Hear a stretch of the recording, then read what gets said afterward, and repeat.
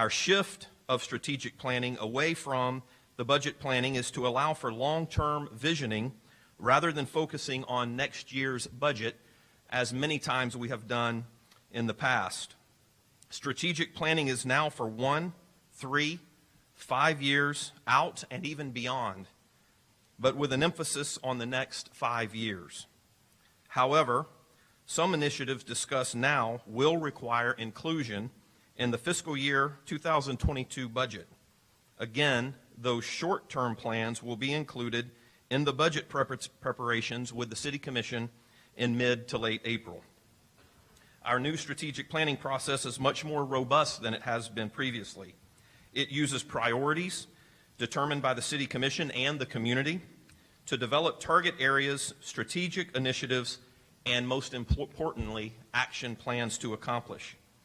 Within the target areas will be specific topics that will surface during our strategic planning discussions. However, to avoid impeding our strategic planning process, workshops are scheduled later this month and in March for more in-depth studies and discussions on certain issues. These include, but are not limited to, scheduled workshops for affordable housing, discussions about the RP Funding Center, and law enforcement body cameras. Again, those are scheduled for later in February and March as workshop items to be discussed. Much has been done in the short 8 months since our last strategic planning retreat. Staff has developed responses to accomplish the action plans that are linked to the strategic initiatives related to each of the target areas that came out of last year's process. Our work, however, continues, as the guiding strategic planning document is intended to evolve over time. And that brings us to today. Just as last year, staff needs to hear from the community through its elected officials, which are you, the City Commission. Staff intends to listen more than speak. We seek your guidance and direction in further developing the City of Lakeland's evolving strategic planning process.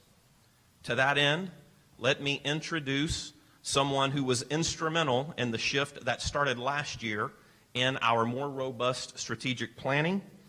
That is our facilitator again for this year, Dr. Craig Collins. Thank you.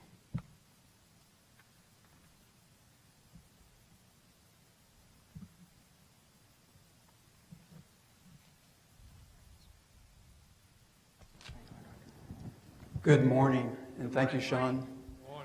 I got one good morning. All right, so we need to stand up and exercise before we begin this morning. You all had a long day yesterday. I did that for Commissioner McCarley there, just for a moment. So here we find ourselves. This one should be off. Thank you. We find ourselves after 9 months going through this process again. And so the city manager spoke to some of that, and I'm going to go in just a little bit more in depth to make sure that we're all in one accord.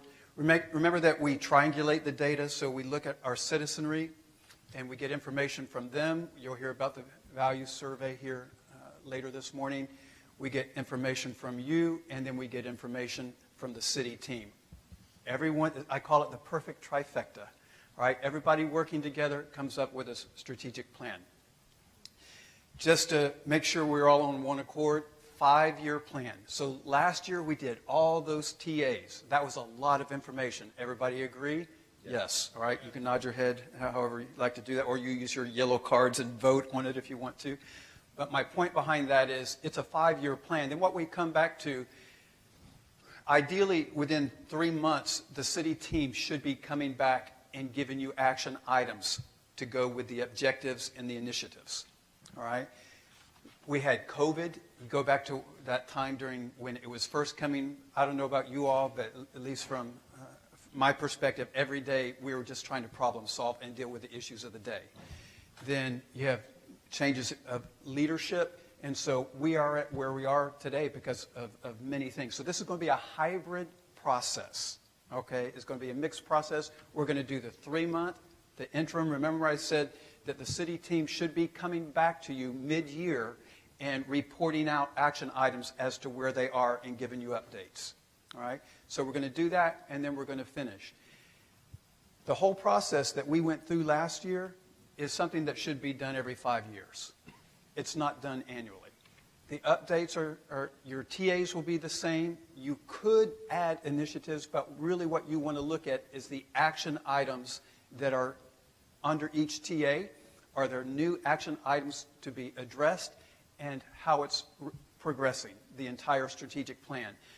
So when we move forward today, you'll be looking and taking notes in part in the guidebook beginning on page 14. I'll talk more about that and how that process goes through tomorrow. But our TAs, last year, remember, in May, you had them all sequential. This year, we're taking the comments, the questions, the topics that you presented during the interviews. The city team has gone back. They've addressed them. You heard the city manager say three of those topics are going to have their own workshops, so they will not be part of this strategic planning because they have dedicated workshops, all right? Some of the topics that you requested to hear more about, you'll hear via presentations, and some of them are going to be naturally embedded within the action items that we report out tomorrow. Once we get through our presenters tomorrow, we will begin looking at the action items for each TA, and we will get the green light from you all, and see if there's any action items that you would like to add to it. Then it gives the city manager the latitude to go on and run with it. All right? Hopefully, that should be a very quick process. I would say again, if you hear things today in discussions and so forth that you know that you want to have addressed under a TA, I would request that you go to the guidebook, look at page 14, beginning on page 14. As we get to the TAs, make your notes there. Let's talk for just a moment about ground rules. You have a folder there on your desk, gray folder or white folder, and I'm just going to cover a couple ground rules very quickly. We want to be data informed. And I'm not going to, you can read these for yourself. One thing I never do is read to you, all right? And, but if we look at 2, then we want to be data informed. But I also say we have to look at the narrative behind the data. Because we can look at numbers and crunch numbers, and then I can come up with a story to tell the numbers, or you could come up with a story. So we want to make sure that we have a unified narrative. Time frames. Time frames for processes. What will happen is I'll give you a time frame up front, and we will honor the time processes so that we move efficiently. If I move close to you, then that means you're 1 minute out. You need to be closing it down. Okay, so please, please, please don't think, I see some people smiling. You know what I'm talking about, okay? Please don't think if I cut you off, it's because of being curt, not liking you or anything like. It's about the collective we. It's about the collective we. And so I always talk about strategic communication. You hear me say that time and time again, strategic thought, strategic communication. We are working on the strategic preparation today and tomorrow, and then ending up with a strategic plan. We're going to focus, as you all do so well, focusing on issues rather than people.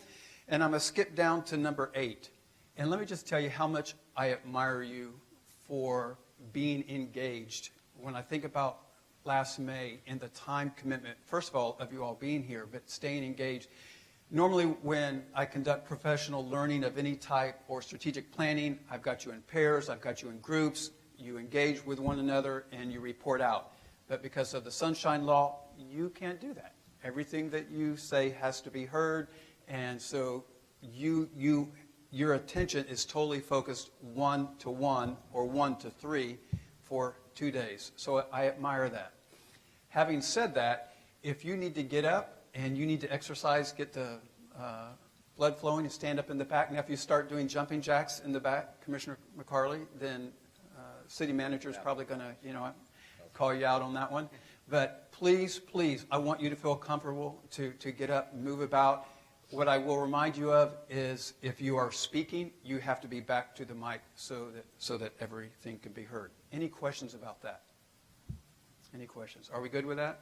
All right, we'll have breaks, and Mayor and city manager, I'll ask if you say, hey, if we're taxed out and we need a break, then just raise your hand and tell me, and we will do that. Otherwise, we'll follow the breaks that are there. So I sent you an email, and the email gave some directives. The first, and you were very, very emphatic about, hey, we want to hear from each other. We just don't get enough time to hear from each other. So you're going to get that time today. But what's going to happen, I ask you to look at your top 2 initiatives. So if you look at your agenda, the question is there, what is not in play today that you can advocate for regarding either budgetary needs or the culture of the Lakeland community? Look at that question. It was in the email. It's also on your agenda item. And then I'm going to ask our Assistant City Manager, Emily Cologne, to come up and help chart for us. I know that you have all thought about that, yes. And so this is not one where you need to spend a lot of time talking, but give us a thorough explanation. Emily, I'm going to ask that you chart up here, and what we're going to look for here, we're going to look for keywords. All right?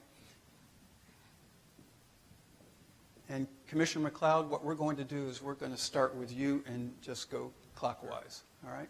Thank you, Dr. Collins. Thank you, everyone, for putting this together. I know we're excited to be back here and have the opportunity to zoom out and talk big picture and vision and strategy for many years to come for our city. And I love this question that we're starting off with. It's challenging to narrow it down to 2, and depending on the day, I had different pairs of initiatives. But as I've thought about this, there were 2 things that stand out to me right now. We've had a lot of discussion recently about innovation, technology, smart cities throughout our enterprises, our city. And I wonder if we would benefit from some sort of innovation and tech council. We have a lot of expertise in our city and the community of people who are involved in technology, in innovation.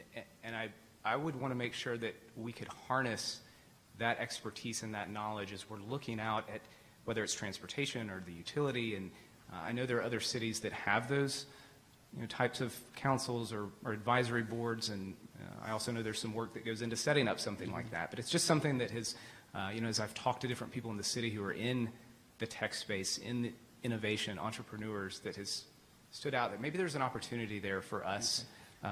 So we're going to capture tech council. Very good. And so if that's explored and that's something that you all want to talk about, then with a volunteer base, what you have to look at is when you're talking about an advisory capacity, what happens when that advice comes? Sure. It's strictly advice. Right. But as we're talking about action items here today, what does it look like when they give you something? How's Sure. that reporting? Yeah. All right. So very good. Number 2. So and the second thing is one that is part of our initiatives and our plans, and it's but I think a renewed push and focus on downtown redevelopment. I had somebody recently ask me, what happened with the High Line? What are the ideas for that? And it caused me to stop and say, that's a good question. I mean, we talked about it a year ago, and even before that. And so I think there is a renaissance of sorts that has taken place around Lake Mirror and other areas, and just the opportunity for us as a legislative body to kind of come back and refocus on that.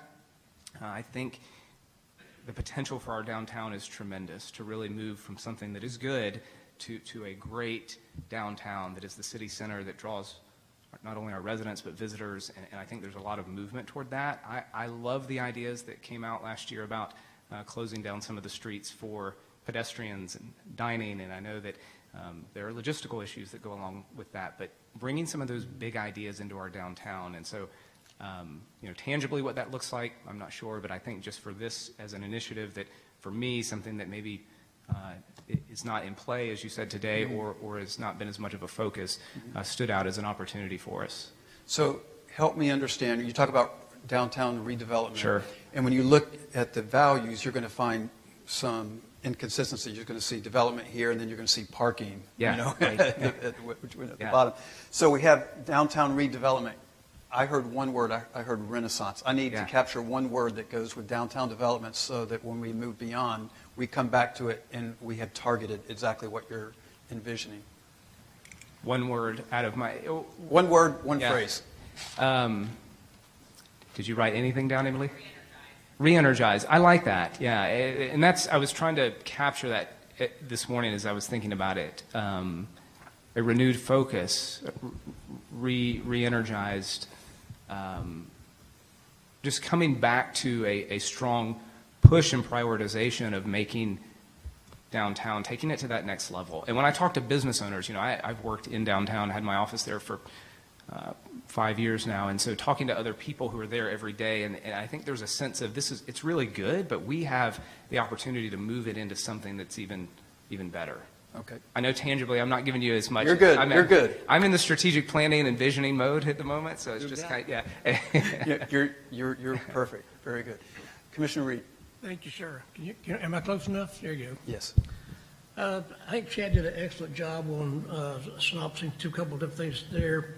Two areas that I'm concerned with, obviously, retention of our college graduates, finding stuff for them to, how we can keep them in place. And then, obviously, in relationship to downtown as well as our other areas is traffic, our road networks or type thing. And then last, if I was going to have a third one, it would probably be some. You get two. You get two. Those are my top two. Okay. Retention of college students and then traffic. Okay, beautiful. All right. Commissioner Madden. Thank you, Craig. And, Chad was, I love all yours. This one, like gold stars, and it's so good. You kind of wonder what your colleagues will say, and then you can, narrow yours down. But I kept with my two that I picked for today. One is in line with Lift Lakeland being so new and really getting traction among the community, I think, is something that we can work on.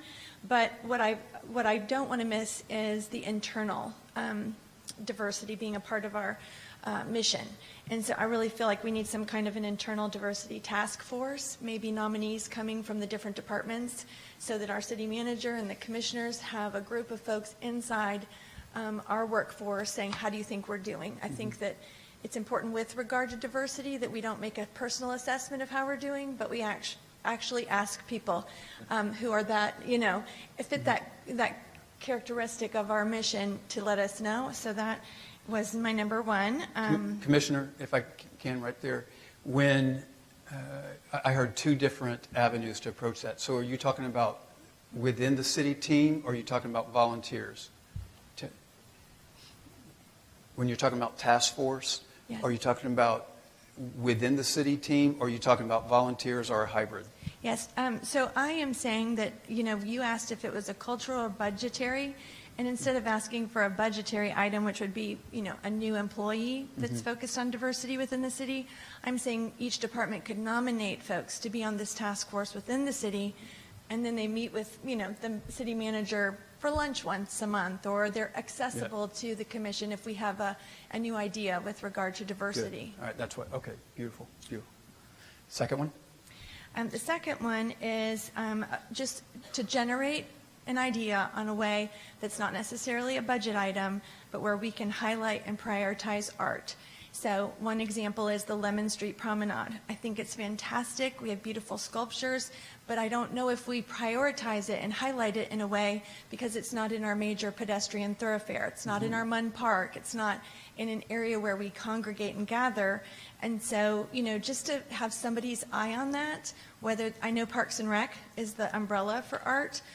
We have the Mayor's Art Council, which is really giving funds to our art groups in the city. But I think that, we've just gone through COVID, so my immediate concern is not necessarily a budgetary allocation, but it's a highlight and prioritization. That we prioritize art. We think that city plus the creatives is what gives us our quality of life. We have the Lake Mirror, and then we had added the joinery. Those creatives revitalized that area. You have Dixieland and the CRAs adding murals that will revitalize and hopefully make that more pedestrian friendly. So a way to highlight and prioritize art, mixing city plus our creatives. Okay, very good, very good. A couple thoughts on that. And first, when I hear you talk about prioritizing art, it's where is it located, certainly, and also what type of art. Is it juried art? Even the murals, that's a question. Are they juried? Because that brings a whole different caliber. We can put art up around town, but if it's not juried art, you better love what you got because you're going to have it, all right? And so we want to talk about processes as well as placement, to your point. Then the second thing is the Mayor's Council on the Arts. They are positioned not about the allocation that's coming from the city. They are positioned for influence. Influence builds endorsement, so we want the endorsement of the arts, and we want working through the Arts Council and through Parks and Rec. That should be a symbiotic relationship there. So, good point. Thank you for that. Mayor? We live in a period when increasing national attention has emphasized division and gaps in opportunities. Unfortunately, these discussions can arouse natural self-defensiveness to justify why we feel this way instead of examining whether or not the claims are valid. Whereas this created significant friction in some communities, in Lakeland it has allowed us to become more sensitive to legitimate needs and do so in a friendly yet profound fashion. I believe we are now more aware of ways to become tangibly more proactive in providing opportunities and seeking uniform justice. So the good news, in my opinion, is that we are now more aware. So what do I want to advocate? Here's my point, Emily, so you don't have to go through this. We must move into a unified engagement that reflects the renewed understanding now gained. The Commission's tool for that active community-wide engagement is our Lift Lakeland initiative, now underway. It first considers what is in place and then searches for the gaps that are missing. It is essential for every organization and every individual who sincerely wish to support this cohesive effort to get themselves involved. Lift Lakeland provides engagement opportunities that will allow them to contribute to the process. It is civic involvement and not governmental solutions or provisions that will sustain increasing success. Lift Lakeland is simply the facilitator, identifying and creating gap reductions by enhancing overall community awareness. Therefore, to enhance our city's overall culture, engagement in Lift Lakeland is a fantastic opportunity to provide hope and change lives, and it is one of the major ways to make the most lasting changes over time. That's item one. Item two is the second front burner emphasis for paradigm shifting opportunity requires the Commission to remain focused on the innovation district surrounding Florida Poly and Suntrax, to be nimbly prepared to seize ripe moments for executing strategic development options as they may occur. We have a combination of globally unique assets already in place that can seize opportunities in a fast-changing technological world where we cannot afford to be numb or complacent. Those research jobs and technology-producing venues can continue a Central Florida momentum beyond our existing imaginations. So what is our role? As a Commission, we must remain expectantly poised for the Innovation District. How? Minimize defensiveness and embrace opportunities, and do so courageously. Rather than protect our silo-based thinking, we must embrace wisely definable opportunities. This unity takes work and the willingness to seek a greater good rather than caring on who gets the credit. We all win as we work as a city and a county to make this happen. I heard you say embrace opportunities, and sometimes when we embrace opportunities, it means that we have to abandon what we know and step into the unknown. And so there's a little bit of vulnerability that comes with that. The Innovation District, obviously that's a very big topic with you all, and as it was last year, also in your interviews. And so again, today you'll hear from Dr. Avent and then Sean Malott at 2:30. And Sean, as he shared with me on a couple occasions in preparation for today, they've got some challenges, which you will hear from today. When you were talking about your first initiative in utilizing Lift Lakeland, my mind went back to the values survey. And when I was looking at it broken down by ethnicity, I saw some surprises there. And one of the ones being in terms of safety. You know, what subgroup was most concerned about safety was our Asians within Lakeland. And when you think about the climate that we're in right now. And so how do you build culture? You build culture by putting people together where that you can promote understanding where it happens naturally, where they congregate naturally and so forth. And so when you talk about those opportunities in Lift Lakeland and the engagement of how that maybe that's something that we work at capturing there. Commissioner McCarley?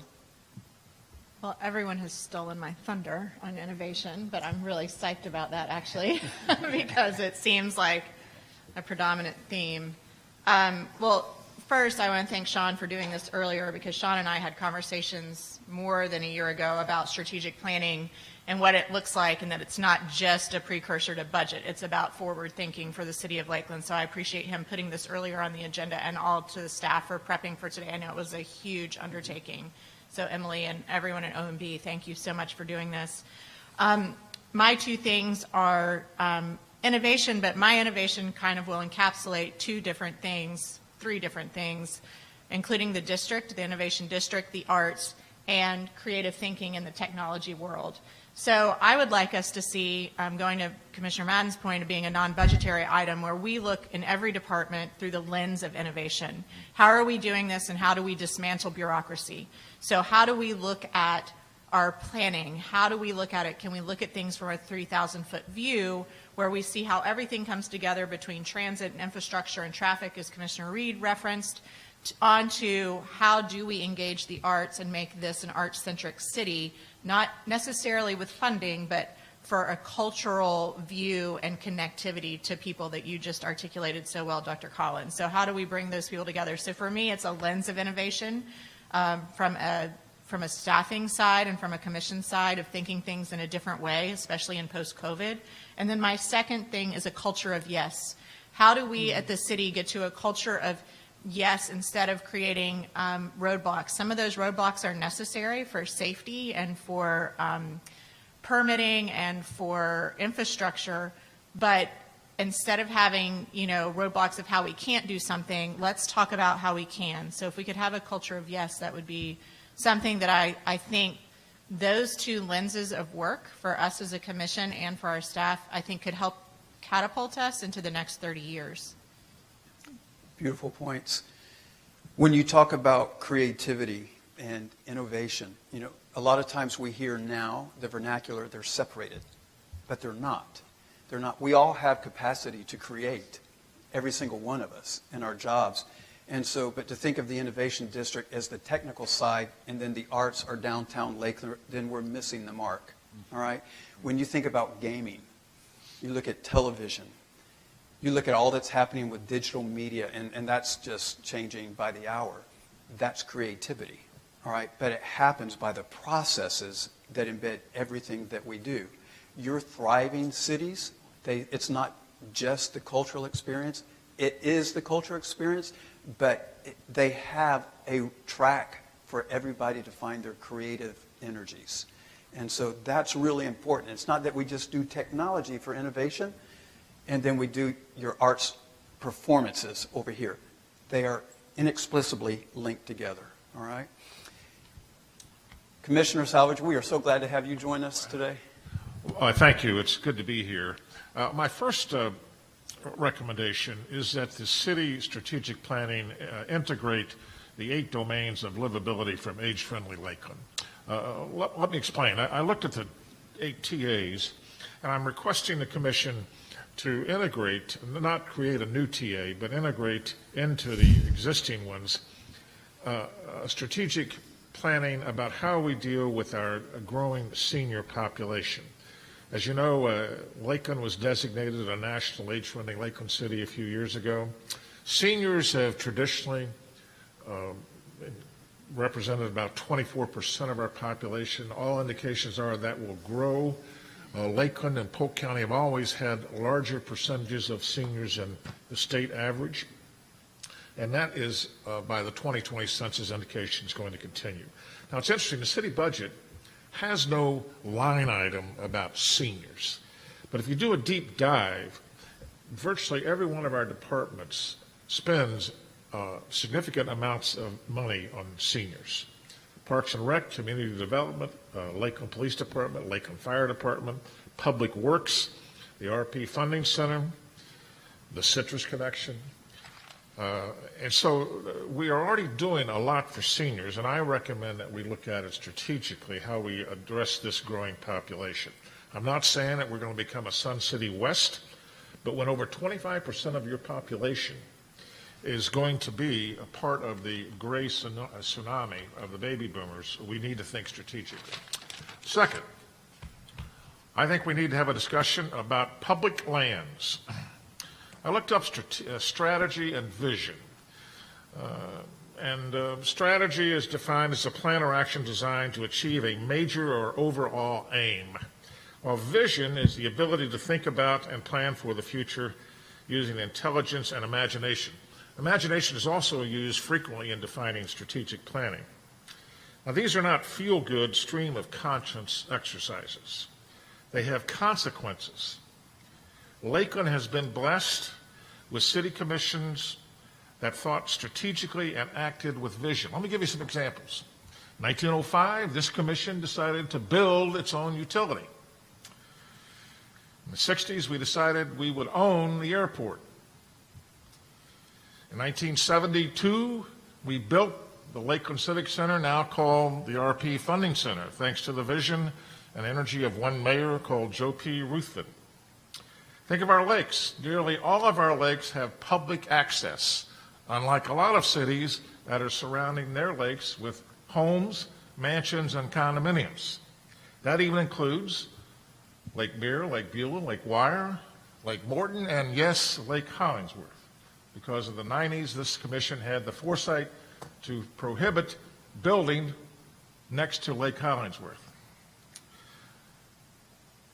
Do you ever wonder why Lemon Street makes the turn there, right at All Saints?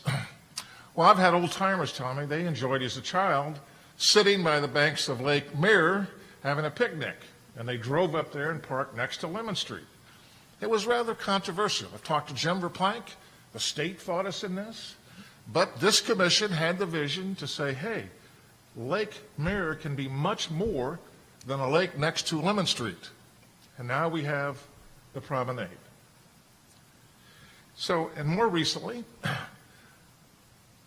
at Cleveland Heights, some years ago we had a strategic plan to rebuild it, but more than that, we decided we needed to make Cleveland Heights more of a center for activity and recreation rather than golf. So now we have a dog park. We have a trail that goes all around it.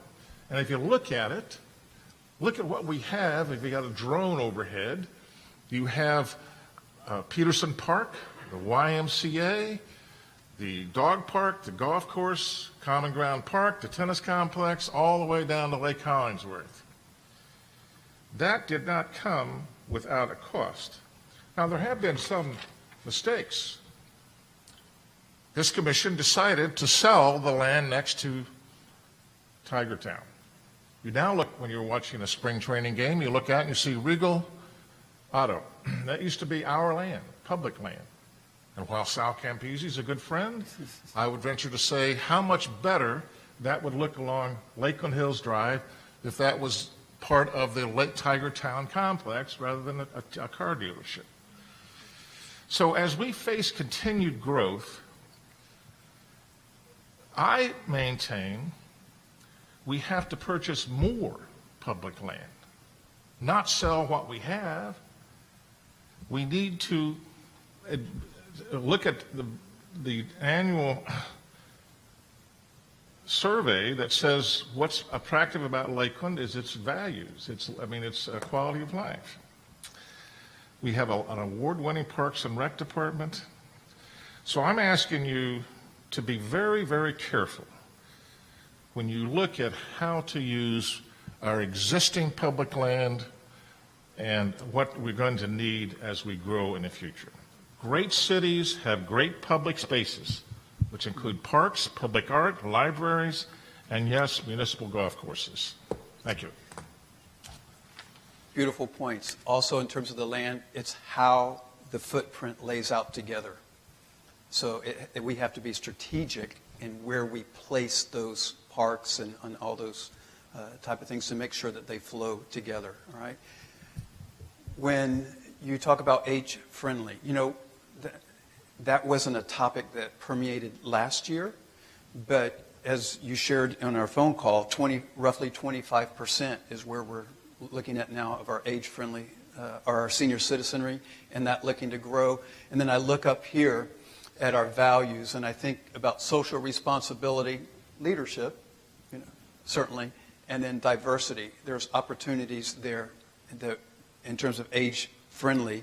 What is it that you do as a commission that gives credence with the city team? So is that something to be investigated? Then when Liz shares with you this afternoon, then that's an opportunity for you to ask and be prepared with those questions right up front. Commissioner Walker. Thank you, Dr. Collins. As I gave thought to what is not in play today that we can advocate for regarding budgetary needs, or if not budgetary needs, the culture of Lakeland. And as I gave thought to how we come from this time last year through COVID-19 pandemic until now, still resonates in my mind all of the stuff that we had to deal with as a country and as a community when it comes to inclusion. And as we embarked upon this Lift Lakeland initiative, as our mayor brought it to our attention after we had a couple of, I guess I'll call meetings with community, I still say that in order for us to have, and everyone that lives here in our city to have what we call a healthy quality of life, we have to do some embracing. And hopefully out of this Lift Lakeland situation, we can see that come about. I'm sorry, I'm going to ask you to repeat one thing. We have to do some embracing. I think about it quite a bit, and maybe I'm not saying my colleagues don't, but because of some of the things I get faced with in my particular world, it gives me pause when I think, well, how can we best make sure each of us that live here in the city can capture a quality of life that we all want to have. So I think we have to think outside the box, how that can make that happen. I know we're going to have we need to have partnerships among different groups of our city to make it happen.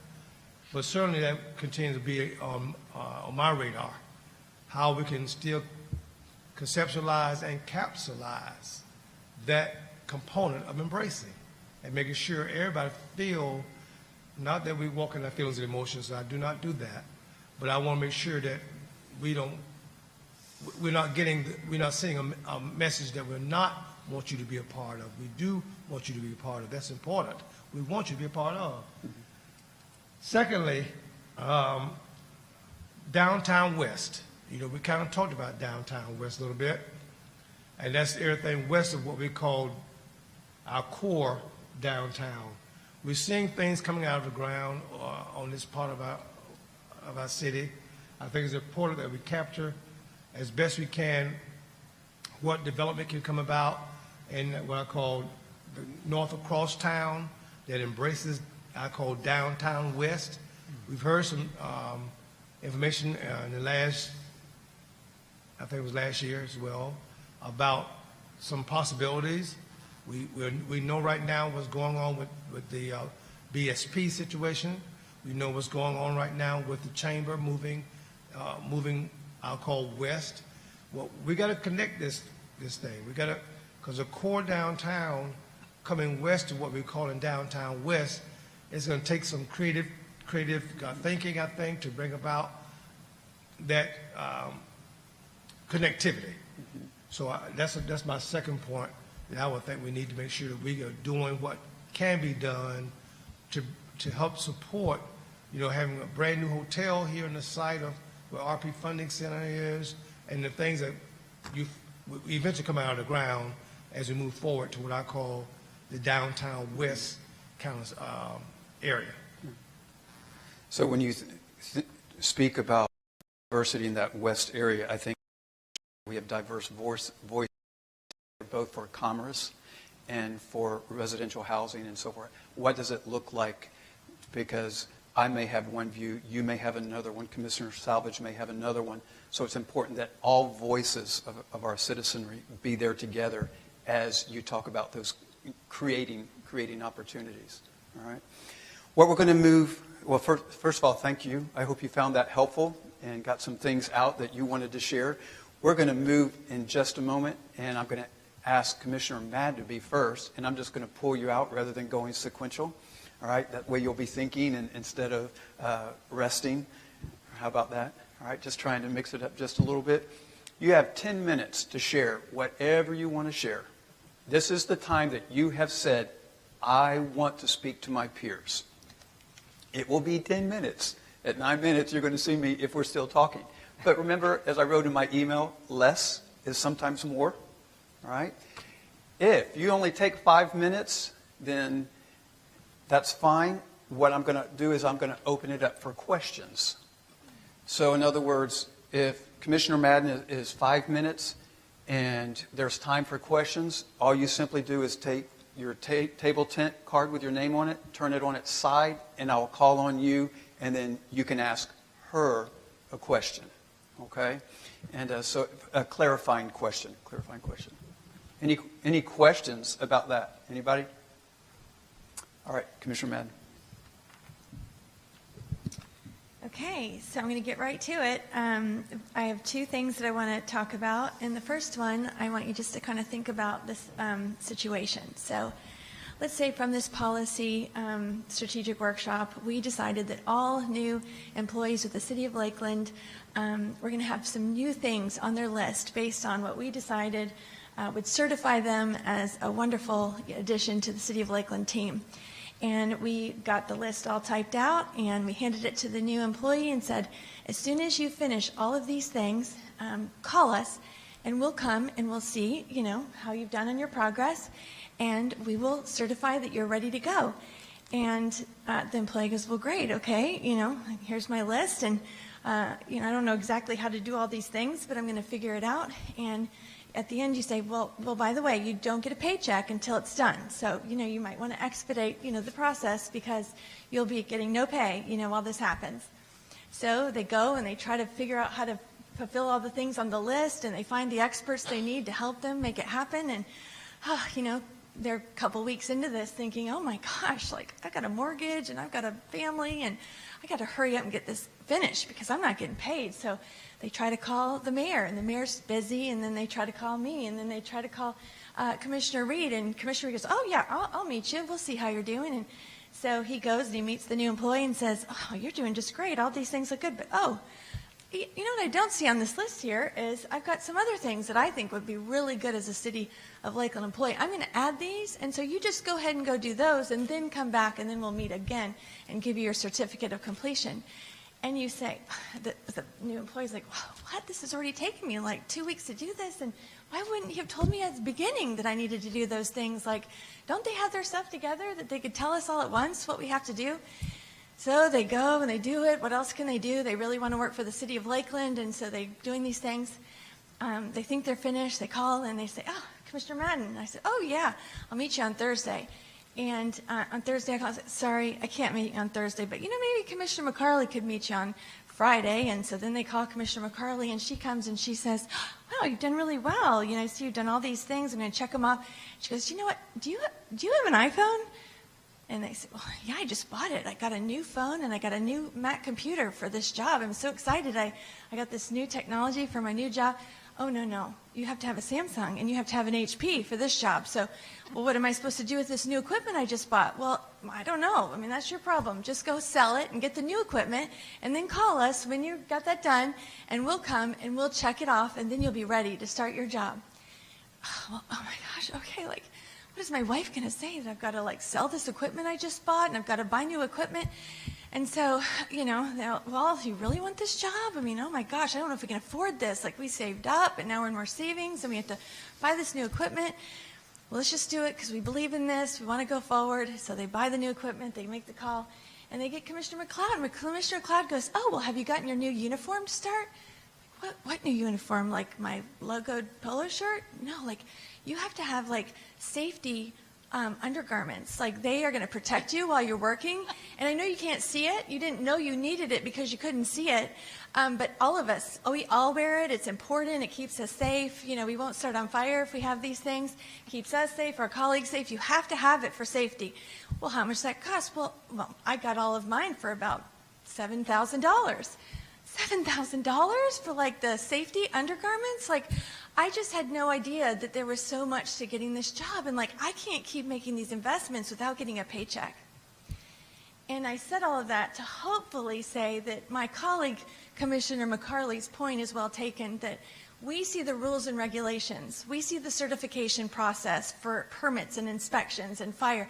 And our fire department wins awards, and our chief is the best fire chief in the state.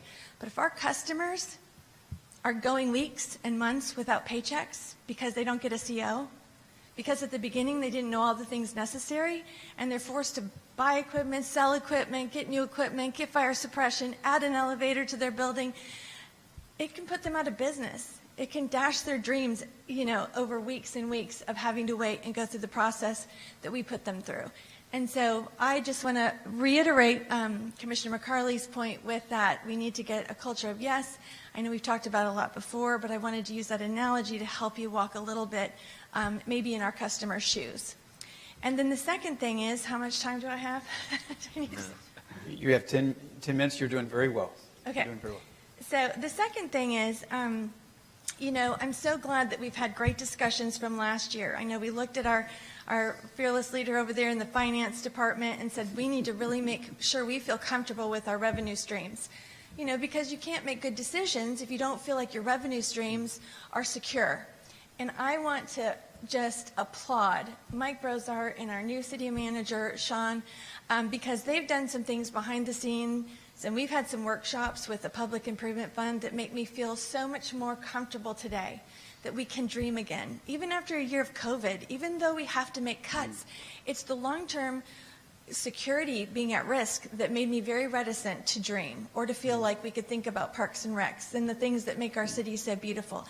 The reason we have to overly scrutinize poor Tony Camarillo over here at the RP Funding Center, because we see that this money is a wonderful luxury, but if it's not going to be there forever, how can we make decisions effectively as a team and as policymakers? So with that, hopefully, behind us and all of that underway, I think that I just wanted to spend the time, with a little dream, and it, of course, is great that my colleagues love the Innovation District, and we'll be talking about it later. But we talk about industry clusters. So quality of life, I talked about the arts and the diversity aspect in my first two comments. I want to move to, the economy and jobs and industry clusters. And I know if you've been around me long enough, you know that I like, I'm not an opponent of warehouse and distribution, but I had been in the Innovation District in particular. And I do worry that if that becomes a hub for us, our only industry cluster is warehouse and distribution, we won't have the kind of jobs and education that we need to go into the next decades. So the Innovation District is really amazing. Last year, I think you remember me saying that I was going to be tweeting Elon Musk and see if he would like to come and build his Tesla factory here because he was disgruntled with the way California was handling their shutdowns, and he could come and watch his rockets launch over at the Space Coast. And since then, lithium ion, although that is what he's betting on, and I hope it still continues to prosper and get better, has been kind of eclipsed this year with hydrogen. So in my mind, I'm just imagine with me in Walt Disney World, I think that the idea of the idea funnel, if y'all have seen it before, it's you have a culture of ideas and they're always going in and they're all colorful and wonderful and they go in this funnel, and then at the end a golden egg comes through. It takes lots of colorful ideas to get the golden egg. But if you never have a chance like now to just talk about these colorful ideas, you never get to the golden egg. So we have SunTrax, we have a STEM school, we have a lot of ground out there that could potentially have a lot of wetlands. And we have OUC, our neighbor, who has floating solar panels. And they've piloted that for a while. And they're going to use their floating solar array. They're getting a new electrolyzer from the Department of Energy. The electrolyzer will be fueled by the solar panels, and it will make hydrogen. Hydrogen will go into the fuel cell. It makes a complete 24/7 perfect link of energy. The one thing that has been difficult for renewable energies is that gap of their intermittency. Whether it's wind, whether it's solar, you can get, and then on the West Coast, they're realizing when they produce more of it, it overwhelms the transmission lines. So are you going to build all new transmission lines? So people are finding out really quickly now that we have a new administration and we have climate goals, that the one thing globally, whether you're in Japan or Australia or Germany or France, they're realizing hydrogen is a real key in filling these gaps. The other thing that makes hydrogen cool and our neighborhood unique is that to get price down, you have to have more demand on anything. Well, we actually have our own utility, and we need to close some gaps if we're going to add more solar. If we're going to get cleaner, hydrogen is now being integrated into natural gas pipelines, natural gas turbines at percentages to get to that 30, 40, 50, 60, 100%. So that's using your infrastructure you already have and integrating clean hydrogen. Then also you have a utility who wants to add solar. Solar could fuel an electrolyzer. Electrolyzer can make the hydrogen not just to go back into the grid to make a complete loop, but go to a fueling station. For all those fleets that we have that were, in my mind, a little bit of a lemon, we could make them into lemonade by creating more demand by having a hydrogen fueling station in our innovation district. You need more land for solar panels. What about the wetlands in the Williams land? Is there a way we could use the wetlands in the Williams land to do the solar panels, to fuel the electrolyzer, to make the hydrogen, to have the hydrogen fueling station, to be able to convert Saddle Creek and Amazon fleets, which is those are the ones they're considering converting to fuel cells. They're going to do batteries in the smaller last mile vehicles. They're doing this in Washington State, California, Germany, France, around the world. Wouldn't it be cool if Lakeland, Florida, and the Innovation District could become a hydrogen hub? Very good. You've given much room for thought. You were not the only commissioner who talked about hydrogen during the interview time, and I'm capturing about the dream. You know, the blueprint for carrying out the dream is the strategic plan, but without dreams, we perish. All right, so very good. Commissioner Walker. Thank you, Dr. Collins. As I give more thought to what I'd like to discuss, want to share with my colleagues, I want to first say thank you to our staff and how they managed and survived all the crises that we dealt with here with the COVID-19 pandemic. You know, to my knowledge, of course, and I know I'm up here, higher up there in at the base of making sure things are taken care of properly. I don't think we had anyone to actually lose their jobs in the sense of pink slips, in the sense of, if I say it like that. We know we went from a proposed almost $10 million loss in revenue to almost, I think, close to $7 million as we got to that point. We still was able to have people still work and work in a safe environment. Those that may have felt that they did not want to come back when we were opening it up, as we start opening up very safely, I think, and strategically, still they were permitted to work from home, even at this point, I believe, in some respect, as I hear the report. And I want to just say, I think it's commendable when I hear about other cities around our state, where I sit, you know, with the League of Cities, and hearing various kinds of stories as to what's going on in their particular city, towns, or villages. I think until we can get outside of our own area and start, you know, being a part of what you hear, we're doing very well here in Lakeland. And people look up to us even for how well we do it. We hear those kind of stories quite a bit, but I wonder sometimes, does it ever resonate with what we're hearing and saying Lakeland is a shining star in some sense. Not that we cannot make improvements, not that we should not make improvements, but I think, you know, when I travel and when I hear different ones saying that, you know, you all got it going on. Even just yesterday with, you know, Mr. Cook and his communication kind of report, and we got larger entities asking Lakeland how you're doing this and how best you do it. So I want to make sure that we don't lose sight of that, because we do have staff, and I know we always applaud different departments for what they do, but let's make sure we understand that we set these policies and they take them forward, but they're doing a job, I think, that's commendable, because from my particular point of view, as sitting here these past almost 11 and a half years, seeing the different changes that have been made to even better, support our citizens and our residents here that live in Lakeland. I would ask my colleagues, because my time is winding up here in a couple of years plus, and we're going to have a new commissioner coming on here in a matter of weeks. We're going to have them, we don't know how change may be in the fall. We don't know. But I know I'll be leaving in the next couple of 2.5 years or so, almost 3 years. And I think it's important that we have those that, I know when I came on the commission, I wanted to get involved as best I can to learn all I could do about city structure, especially when it comes to the form of government we have, which is a council manager form of government. So I did those things, and I think many of my new ones, our colleagues, ones that have been here in these probably 3.5, 4 years now, gone through those classes that Florida League of Cities provide to learn, about city government. And I would ask, well, as I did, I know at the time, Commissioner Wiggs, who became mayor, was kind of the point person for FLC, and I went to him and said, I want to learn this stuff, and again, I did get myself involved.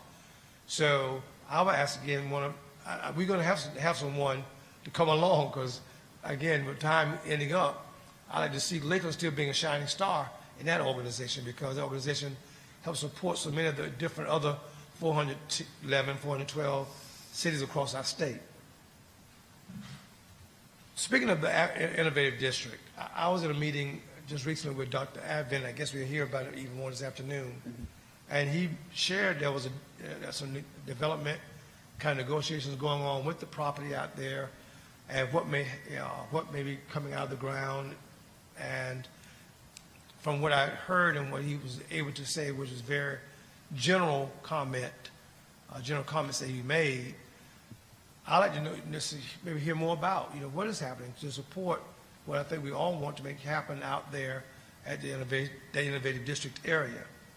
I think it's important because it's, we hub between two major metropolises, and we can make sure that particular area, that particular property, become what we want it to be for our city and for future sake as well.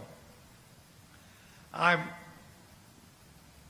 guess I'm at a crossroads somewhat, I believe, to make sure we all understand the importance of embracement. I say it quite a bit, but it's needed, y'all.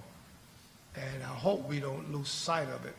And I know our citizens that I hear and talk to want to make sure that we continue to be forthright in how we can make it best, and all of us, as I oftentimes say, can enjoy the excellent quality of life that we all want to experience here in Lakeland. As I growing up here, being here majority of my life, and seeing some changes that have come about, I think things have gone very well in respect to want that to be. Could there be some things we can work on? Sure. And I hope to see those things happen for us as we move along. Lakeland Electric. I'm at that point too, where we're headed, because even though the report's sharing with us, we continue to see our electric bill being one of the lowest in the state among the public held utilities. We're seeing where we get ready to hopefully we call Gen X, the next step. Next gen to what may become. I think it's important, for us as policyholders to make sure we hear how best we can continue to make that particular utility, that particular component that we own, to be what it should be, and those things that may come about to help support us still being, again, the shining star of where we still provide some of the lowest utility bills from residential and commercial. But how can we do it moving forward with the next gen kind of a component? What it's going to look like, what it should be. And of course I know we're in negotiations to make sure things happen as we move forward with Unit 3 being done away with. But I think it's important that we do that as we move along. My 10 minutes up. You have another minute. I got 1 minute. Before the warnings. Go ahead. I got 1 minute. Yeah, go ahead. Okay, I yield. All right, questions. I love it. I love it. Questions for Commissioner?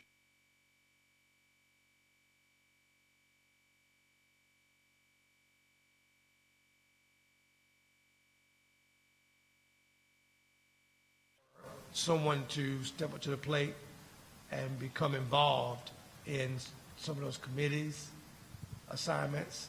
The Legislative Policy Committee is a very important committee for FLC. And if we could get one person, two persons to want to be involved and sit on those committees, then you get to learn all the different components of FLC. And if you want to go in leadership like I did, like even former Mayor Wiggs did, he served on the board. And you could do that. I'll be coming off the board, so we Lakeland need to stay on the board. In other words, we're looking at, and my last comment, Mr. Mayor, and my other colleagues, we're not in the top 10 of what we call major cities in the state, but we're so close to being in the top 10. So I think we'll break that and probably become one of the top 10. And what top 10 cities always have a representative on the board.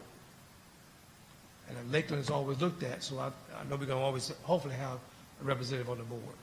All right. Thank you, Commissioner Walker. And I would imagine that our city manager will probably take that as a challenge and say, yes, we will be top 10. All right. Commissioner McCarley. You were going to do that, and I'm not ready. But I have a lot of ideas. Sorry. Thank you, Commissioner Walker and Commissioner Madden. Thank you. I wish I was as eloquent and as good of a storyteller as Commissioner Madden, because I think that analogy really struck me. I knew a few sentences in where she was going, and I really appreciate that, because I think that's something that we take for granted. I think when we sit as policymakers and working with City Hall and working with our staff, who frankly sometimes their hands are tied by bureaucracy, by no intention of their own, but they do have a framework they have to work within, that we are kind of stuck in the middle, and that we hear from our constituents some of those battles, which are very true. I mean, they absolutely happen. So the more information we can provide up front to our constituents, whether they're opening a business or they're trying to get a street closure for a Halloween party or they're trying to use one of our rental properties, I think the more information we can provide up front, the better it would be. But what I want to talk about, too, is our neighborhoods. I think that I brought this up before pre-COVID, the Childhood Opportunity Index, where Lakeland was fledgling back then, and then I think with COVID we're going to see that even further, just because of the educational barriers that we found with the digital divide and having children learning at home. And I know that's not completely under our purview, but neighborhoods are under our purview as a community. The way our community table looks, it's comprised of a lot of different people, a lot of different neighborhoods, and are we inviting everyone to that table of city government?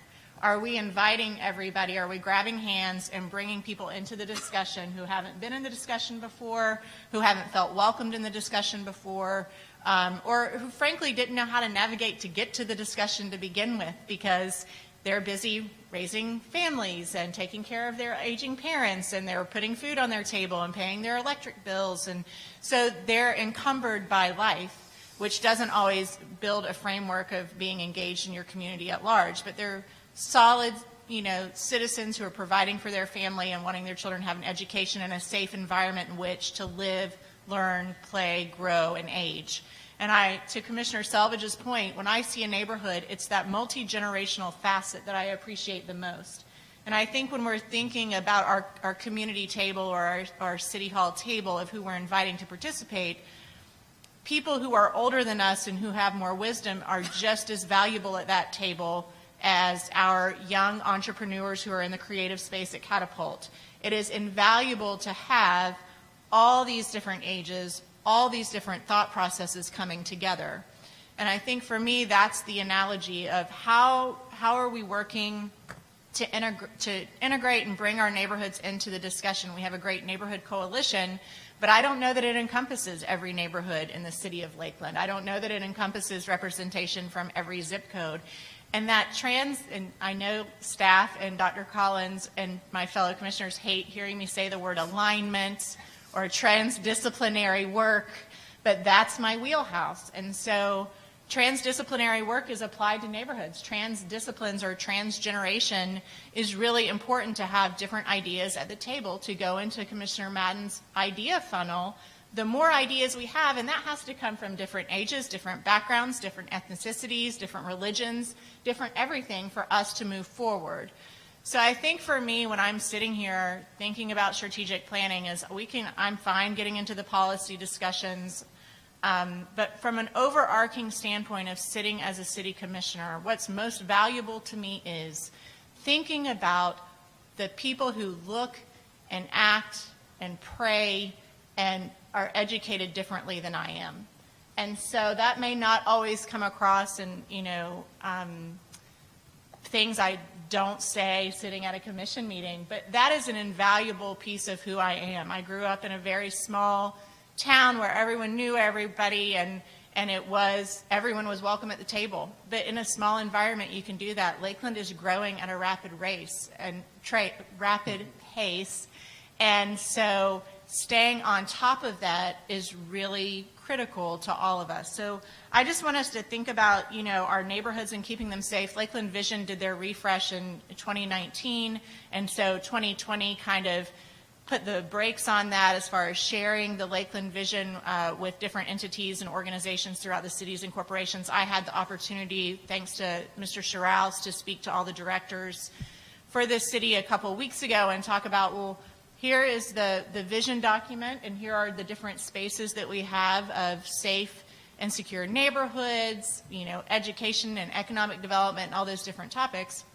And it's always nice to hear from the directors, hey, we already do that, or this is a priority for us, and then tying that all in together. Because I do think that as the city manager and assistant city manager lead our staff, that transdisciplinary work of bringing everybody to the table, finding out that the water manager or director is just as important in talking about internships or talking about how to build an academy to support our schools is just as important as our community development team is in economic development, because we know education is the backbone of economic development. So all of that kind of works together, and that's just something that, and I kind of went on a sidebar tirade, but the neighborhood piece is, I think if we drill down and we look at what our neighborhoods are doing and how they've supported each other through COVID, we could learn a lot, and that we're making sure that the invitations to our table as a city commissioner are always open.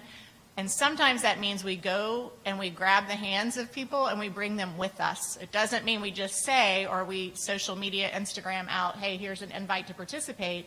It's that we physically pick up a phone or go to someone's home and say, I think you'd be really good at this. Why don't you come sit at the table with us? Whether it's a board or in committee, whether it's Lift Lakeland, whether it's a diversity task force, whatever it may be. Sometimes that's on us, and I think we all get too busy and we miss some people who could bring such a wealth and a wisdom to the conversation, whether they're 15 or 105.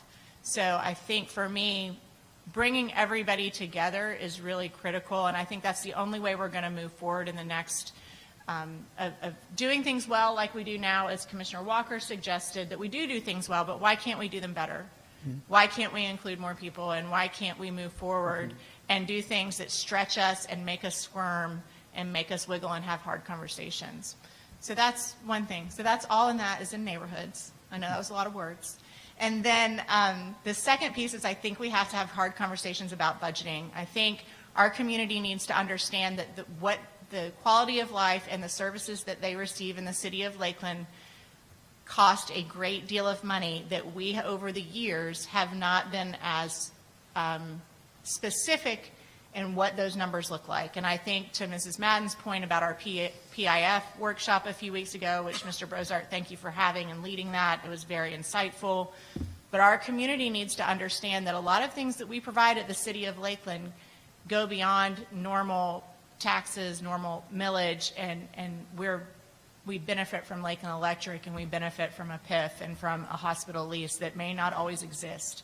So I think we need to have that kind of hard conversation too from a budget standpoint. And we need to be made aware of that. The citizens need to be, because when, I look at and they talk about governance and being fiscally responsible and so forth, they're going to respond to the information that's been given to them, all right? And so I will say I'm very good with alignment, so you can use that anytime, and I know the city management is as well, so we're good there. The transdisciplinary, I love it, but you all are saying many of the same things. Even as you were talking about transdisciplinary, others were talking about not being in the same silo, or working outside the silos. You're capturing different areas, but I'm going to go back to Commissioner Walker's, because he talked about inclusion and embracing. Well, there's two parts to that. The inclusion, having all the voices at the table, but it doesn't mean I'm listening, and it doesn't mean I'm embracing what is being shared with me. All right? And so we are a product of our environment. We are a product of our upbringing. And when, correct me if I'm wrong, but I think you said something like, well, we've already done that, hearing that kind of comment, no matter where it comes from. All right? But the point is, we're looking at it from our perspective, from our background, and our experiences may be shaped different from other citizens. And so we can think we're doing all of the right things, but if we don't have all the voices at the table and understand their experiences, then we haven't engaged them. All right? Make sense? Commissioner Reed. Oh, my goodness. Okay, thank you. I want to address quality of growth. I'm sorry, say again. Quality of growth. Yes, pull the mic as close as... A little better? Yes, sir. It reminds me when I was a young man, when I grew up in Polk County and born in Tampa. There was Highway 98, Highway 27, 60, 50, A1A, and US 1, the primary roads coming through the state of Florida, a couple east and west, several north and south. Subsequently, our leaders of the time had good vision. Like Don mentioned, we got advantage of our lakes. We didn't have development around our lakes. The Interstates Commission came to the city of Lakeland and asked, we want to come right down Memorial Boulevard, and our city father said no. We don't want to be Tampa. At that time, Orlando was substantially smaller than Lakeland, and it went right through the middle of Orlando. Our fathers picked for us to go to the north of Lakeland. We became a little sleepier town. We got basically isolated ourselves. I don't know if you remember Hill and Skadinsky's gas station up there, the old Leon's Graves, what Ben Hill Griffin owned, where the mall is now, stuff like that. And Tampa, Orlando grew at a tremendous rate because they had the visibility, and the people coming into Florida had the opportunity to see those areas, and it was a stop-off. And we just got passed right by, which from my perspective wasn't necessarily that bad. Again, the areas that we've got water, we need to protect our airport from if we're talking about quality of growth again. We're getting a lot of pushback from our citizens around the residential areas because of the noise. The airport's one of our bigger assets. It's creating a tremendous amount. We're spending tons and tons. We're going to probably have $100 million in that thing before too long.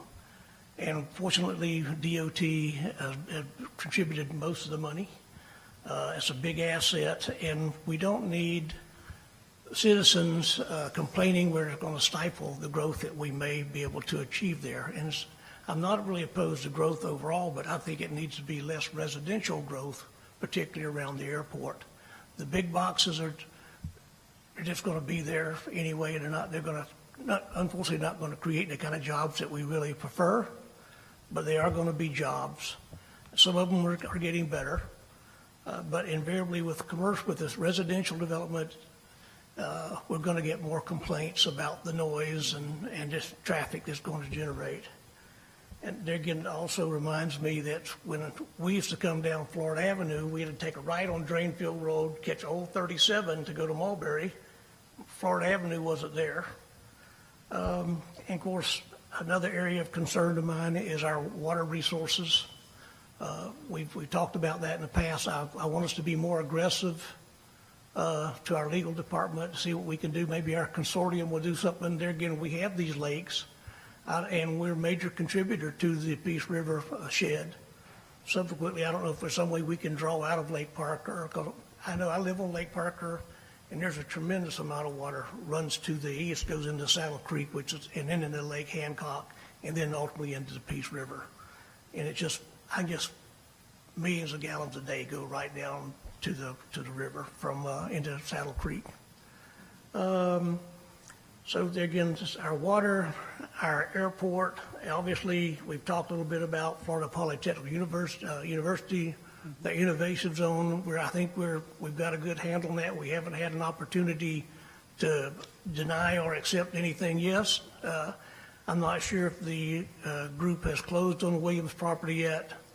Subsequently, when Williams came in, they put a lot of money put like $5 or $6 million into the road network. We have utilities out there that are sufficient for the university, and then if we can do some stuff out there to keep that area in conjunction with Alberdale to make it more innovative, it'd be good.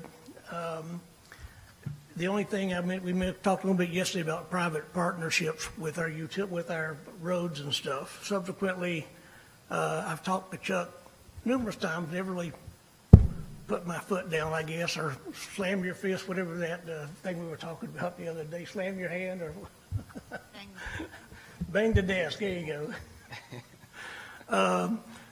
We need to say no sometimes. South Bay area, there's moratoriums in South Tampa. It's not because of roads, it's not because of utilities, it's just they just don't think they can handle the growth in a sufficient way in the South Bay area. That's between Ruskin and Palmetto. Example, I had a little 2-acre piece on a commercial property in Tampa. I wanted to rezone it. They said, sure, you can do it. We want you to pave all the way in front of your road. You're going to pay down to the next public road and then give us right of way to do it too. And you just put that money in a fund and you can have your zoning. Subsequently, it was physically impossible. I could have paid the money, but it would have lost money on everything else. So I know when we used to do DRIs, there was tremendous, you had to do offsets here and there, put in traffic lights, all kind of stuff now that we don't do DRIs anymore. Big PUDs is more popular and seem to be less costly and less restrictive to the developer. But we just need to be able to, I think Chuck does a great job with our traffic. But now we need to kind of look at it a little bit more in depth, and maybe we need to say no or find a different way to put more costs onto the individual that's doing the development, because they're going to be the ones that are ultimately making the profits per se, or getting what they want. I can't think if I've made some notes here. I think if I got them all. I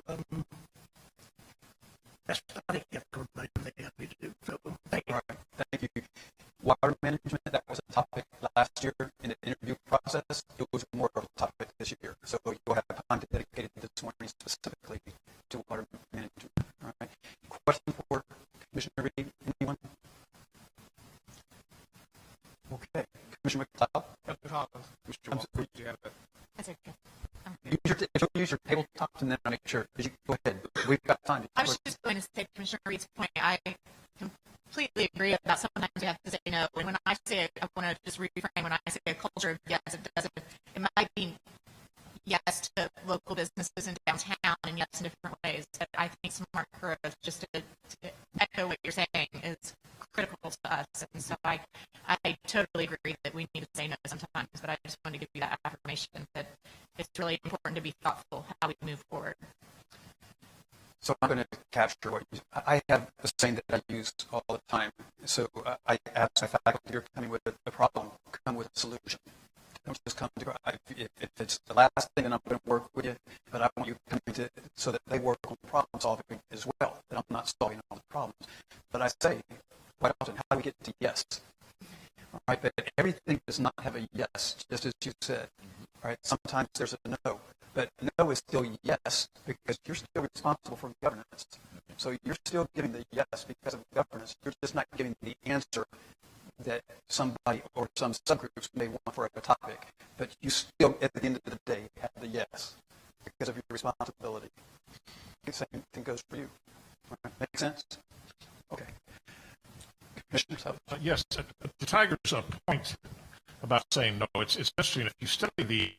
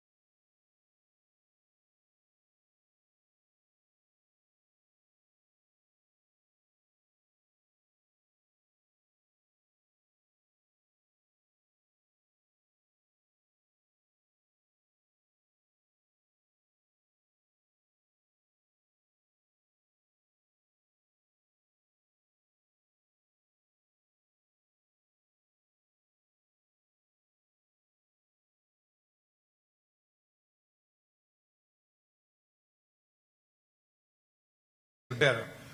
If sometimes in this course in these next few days, we can hear what is not being done. I'd like to know what is not being done to make sure we can get to that yes. Because I know we've changed things, we've done things, we redesigned over the years I've been here. So I want to hear from, what are we not doing to have that culture of yes that I guess maybe is so apparent and to our citizens, to our residents. Thank you. Thank you, Commissioner. Commissioner McLeod. Thank you, Dr. Collins. Thank you, everyone. It's kind of fun to go at the end of the group because you get to hear other thoughts, and then I have thoughts, and I love these discussions. I think these are the types of conversations that we're elected to have, to come in and take a break from the day-to-day of city issues in our meetings. And so it's been interesting to hear everyone share, most everyone. Commissioner Reed, I agree on the question I get a lot is, I'm sure you do as well, is what is the most challenging issue the city's facing right now? That seems to be a common thing for people who, as Commissioner McCarley pointed out, aren't following city issues all the time. They're not. They're raising their families, they're living their lives, and people I meet will say, what's your most difficult issue? And right now, I tell people a lot, growth management is at the top. I mean, we have a number of challenging things, but I see that one as we are sort of in the throes of that. It seems every month on different issues, and it's challenging, and will continue to be so.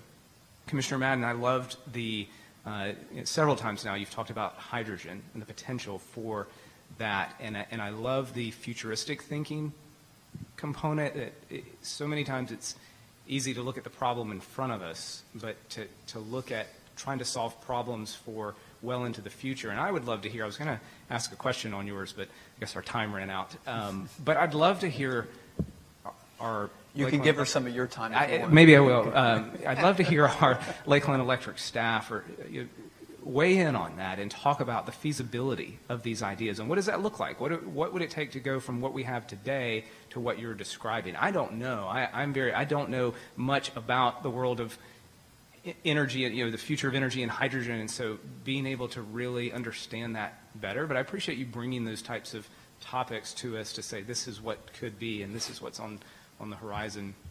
Commissioner McCarley, I never get tired of hearing alignment. I think that's imperative on us to, if you have someone and that's your expertise to spot when things are out of alignment, that serves us so well, and to be able to, as we go through this process. And I'm very much with you on just keeping in mind that most people are not as in tune with what's happening within the city. Certainly there are those who are in their pockets who follow all that we do, but most people are not. And so trying to remember that just our meetings can be so challenging and foreign, and we've seen that with groups who've shown up in residence and they just want their voices heard and they don't understand the process. And so I think that's a challenge for us to always remember that as we lead this commission in the city.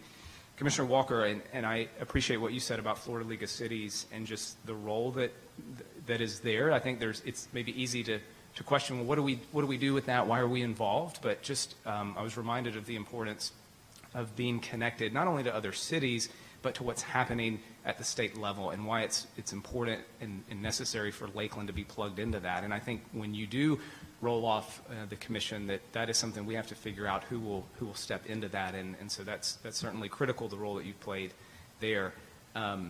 My comments really just sort of following what the mayor said at the end of our meeting yesterday, where you were talking, Mayor, about someone who came to your house recently, works with another commission, and just the division, the strife, the things that they have to deal with that we don't hear, and how fortunate we are. And I really do see that as an advantage and an asset for our commission, the dynamics that we have here, that we don't always agree, we're not always in unison, but at the end, when the vote is taken, we support the decision of the body, and how that puts us in a position to really affect change and achieve many of these big goals and priorities that we're setting in strategic planning.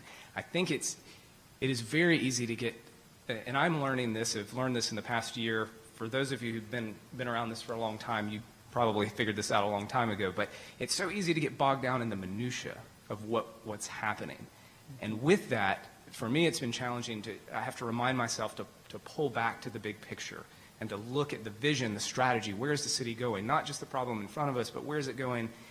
Where will we be in the next 20 to 30 plus years? And I think that's hard sometimes in the specifics and the details of whatever issue we have in front of us. And so I think that's a challenge for us, but we can use the advantage we have, the dynamics of this commission, to be able to work toward some of these big goals that will take consensus and collaboration and creativity and innovation. And so I'm thrilled to hear that there's an effort to report back on the progress of strategic planning and to make this more of an ongoing process, because I think we have to do this and have updates and come together and have these types of discussions, not just annually, but more often. Step away from our normal meeting structures and the things that we typically talk about. And hearing you, Dr. Collins, describe how this process should work, I think there's tremendous potential for us to achieve many of these goals. All right. Thank you. Thank you. Questions? Anybody? Questions? Commissioner Madden. Well, I could give a quick answer. I mean, so I just want to say, just on the City of Lakeland and LE side, certainly, by having Scott Bishop as our new emerging technology, Joel sees that next big investment around that 2030 timeframe is really only like 9 years away. So it's not that far off when you think about planning, but it also is kind of like where the climate goals are kind of at that 2030, 2050 mark. So it's not anything in the next couple of years, but to even see who's thinking about it. OUC is currently in a consortium with University of Central Florida. That's why they got the free electrolyzer from the Department of Energy, because they went ahead and they got together, the people that were, on the hydrogen in the know, and they applied and received the grant. And there's a lot of money for hydrogen-related projects right now, but you kind of have to have that research and development, modeling factor, which we have in Florida Poly. You need, industry partners who might make buy the electrolyzer or have the fueling station, or you need the utility who, needs a new turbine that is, is infused with hydrogen. So Scott Bishop is watching webinars, meeting with the Mitsubishi manufacturers of turbines. So he's doing a lot of that exploratory, research into hydrogen. And then on the Poly side, I've been in conversations with Rahul Razdan, who's with Florida Poly, who's, kind of a genius and really into hydrogen and taking it, commercializing it. Also Sean Malott with the CFDC, Randy Avent, Jake Palumbo, a couple of professors out there. And so, Joel and Sean are aware of this. We're trying to get maybe a talk in April I mean, about 10 people. It'd be the city of Lakeland, it'd be like Sean and Joel and Scott Bishop, and then some folks from Poly and just, Central Florida Development Council, just to say, what is the buzz about hydrogen? What is the APPA that I sit on? They have deed grants for feasibility studies, and so there's a lot of possibilities. It just really, when you're in the ideation stage, it's just having an opportunity to have conversations with the right people. And so that's really happening kind of behind the scenes to at least get the ideas flowing and the information sharing so that they know. I said it's kind of like getting on a dating app and like making a profile of yourself so people know you're interested. Like Ellie's got their, we want hydrogen. Who else wants hydrogen? And kind of bring some people together to see what we could do. Very good. That's good. Thank you. Thank you for that explanation, and thank you. You're so affirming always.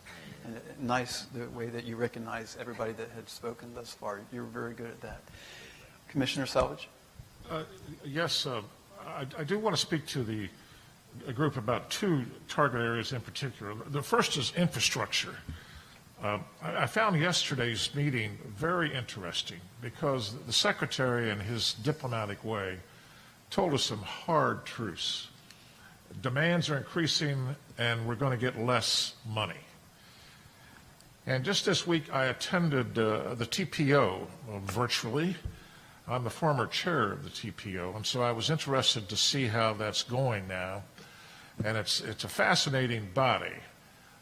Tiger participated, but you have the city commission and a number of cities, of course, in the east. Lakeland has, as I recall, 6 or 7 spots, and there's a reason for that. And I'm here to tell you, you need to listen to Commissioner Walker's comment about engagement. There will come a time when we're going to have to wield our political power. There are some powerful personalities down there. And so in infrastructure, transportation is going to be critical in the next 5 years or more. So I encourage you to watch that TPO. Chuck Barnby does a great job of keeping us apprised, but it comes down to votes. I think there are 17 or 19 people on that, so make sure you use the 6 or so that you have. The second target area I want to talk about is City Hall communications. I think that's what it's called. I was very interested in listening to Kevin yesterday. Fascinating discussion about the evolution of communication. What's not listed in that target area is how we handle crisis planning under sunshine. Let me tell you, some few years ago, we had a crisis of pretty big proportions involving the LPD police chief, and it was fracturing the commission and the public at large. On one hand, we had the city manager, and then we had the mayor and the city commission, all playing different roles. External to that, we had the state's attorney attacking us. We had the media. Now, the media would play a game where they would call each of the 6 commissioners and then the mayor, ask the same question, and then the next day, the paper would have, well, Selvage says this, Walker says this. And so the question, well, what in the world is the city message? Now, if you're in a corporation, you pull everybody into a conference room, shut the door, and say, this is the message, this is what we're trying to do. Now, Selvage, make sure you say that when you go out there. McCarley, you can't do that. And it is terribly difficult. And now you add social media. And so I just want to warn you, and I hope I don't come across as well when I was there, but you will face a crisis. And you're going to have to decide who speaks for the city. Is it the mayor? Is it the police chief? Is it the city manager? How do we formulate a message under the sunshine that's coherent and propels us through the crisis itself? So Kevin's doing a great job, and I just warn you that sooner or later you're going to have a crisis to face, and you're going to have to try to deal with that with the public watching you. Enough said. Commissioner McCarley? I love Commissioner Selvage, that you brought that up, but I too was at this TPO meeting and spoke the other day, but maybe you missed my comments. So I love that organization, and it is imperative that we participate and are engaged with it.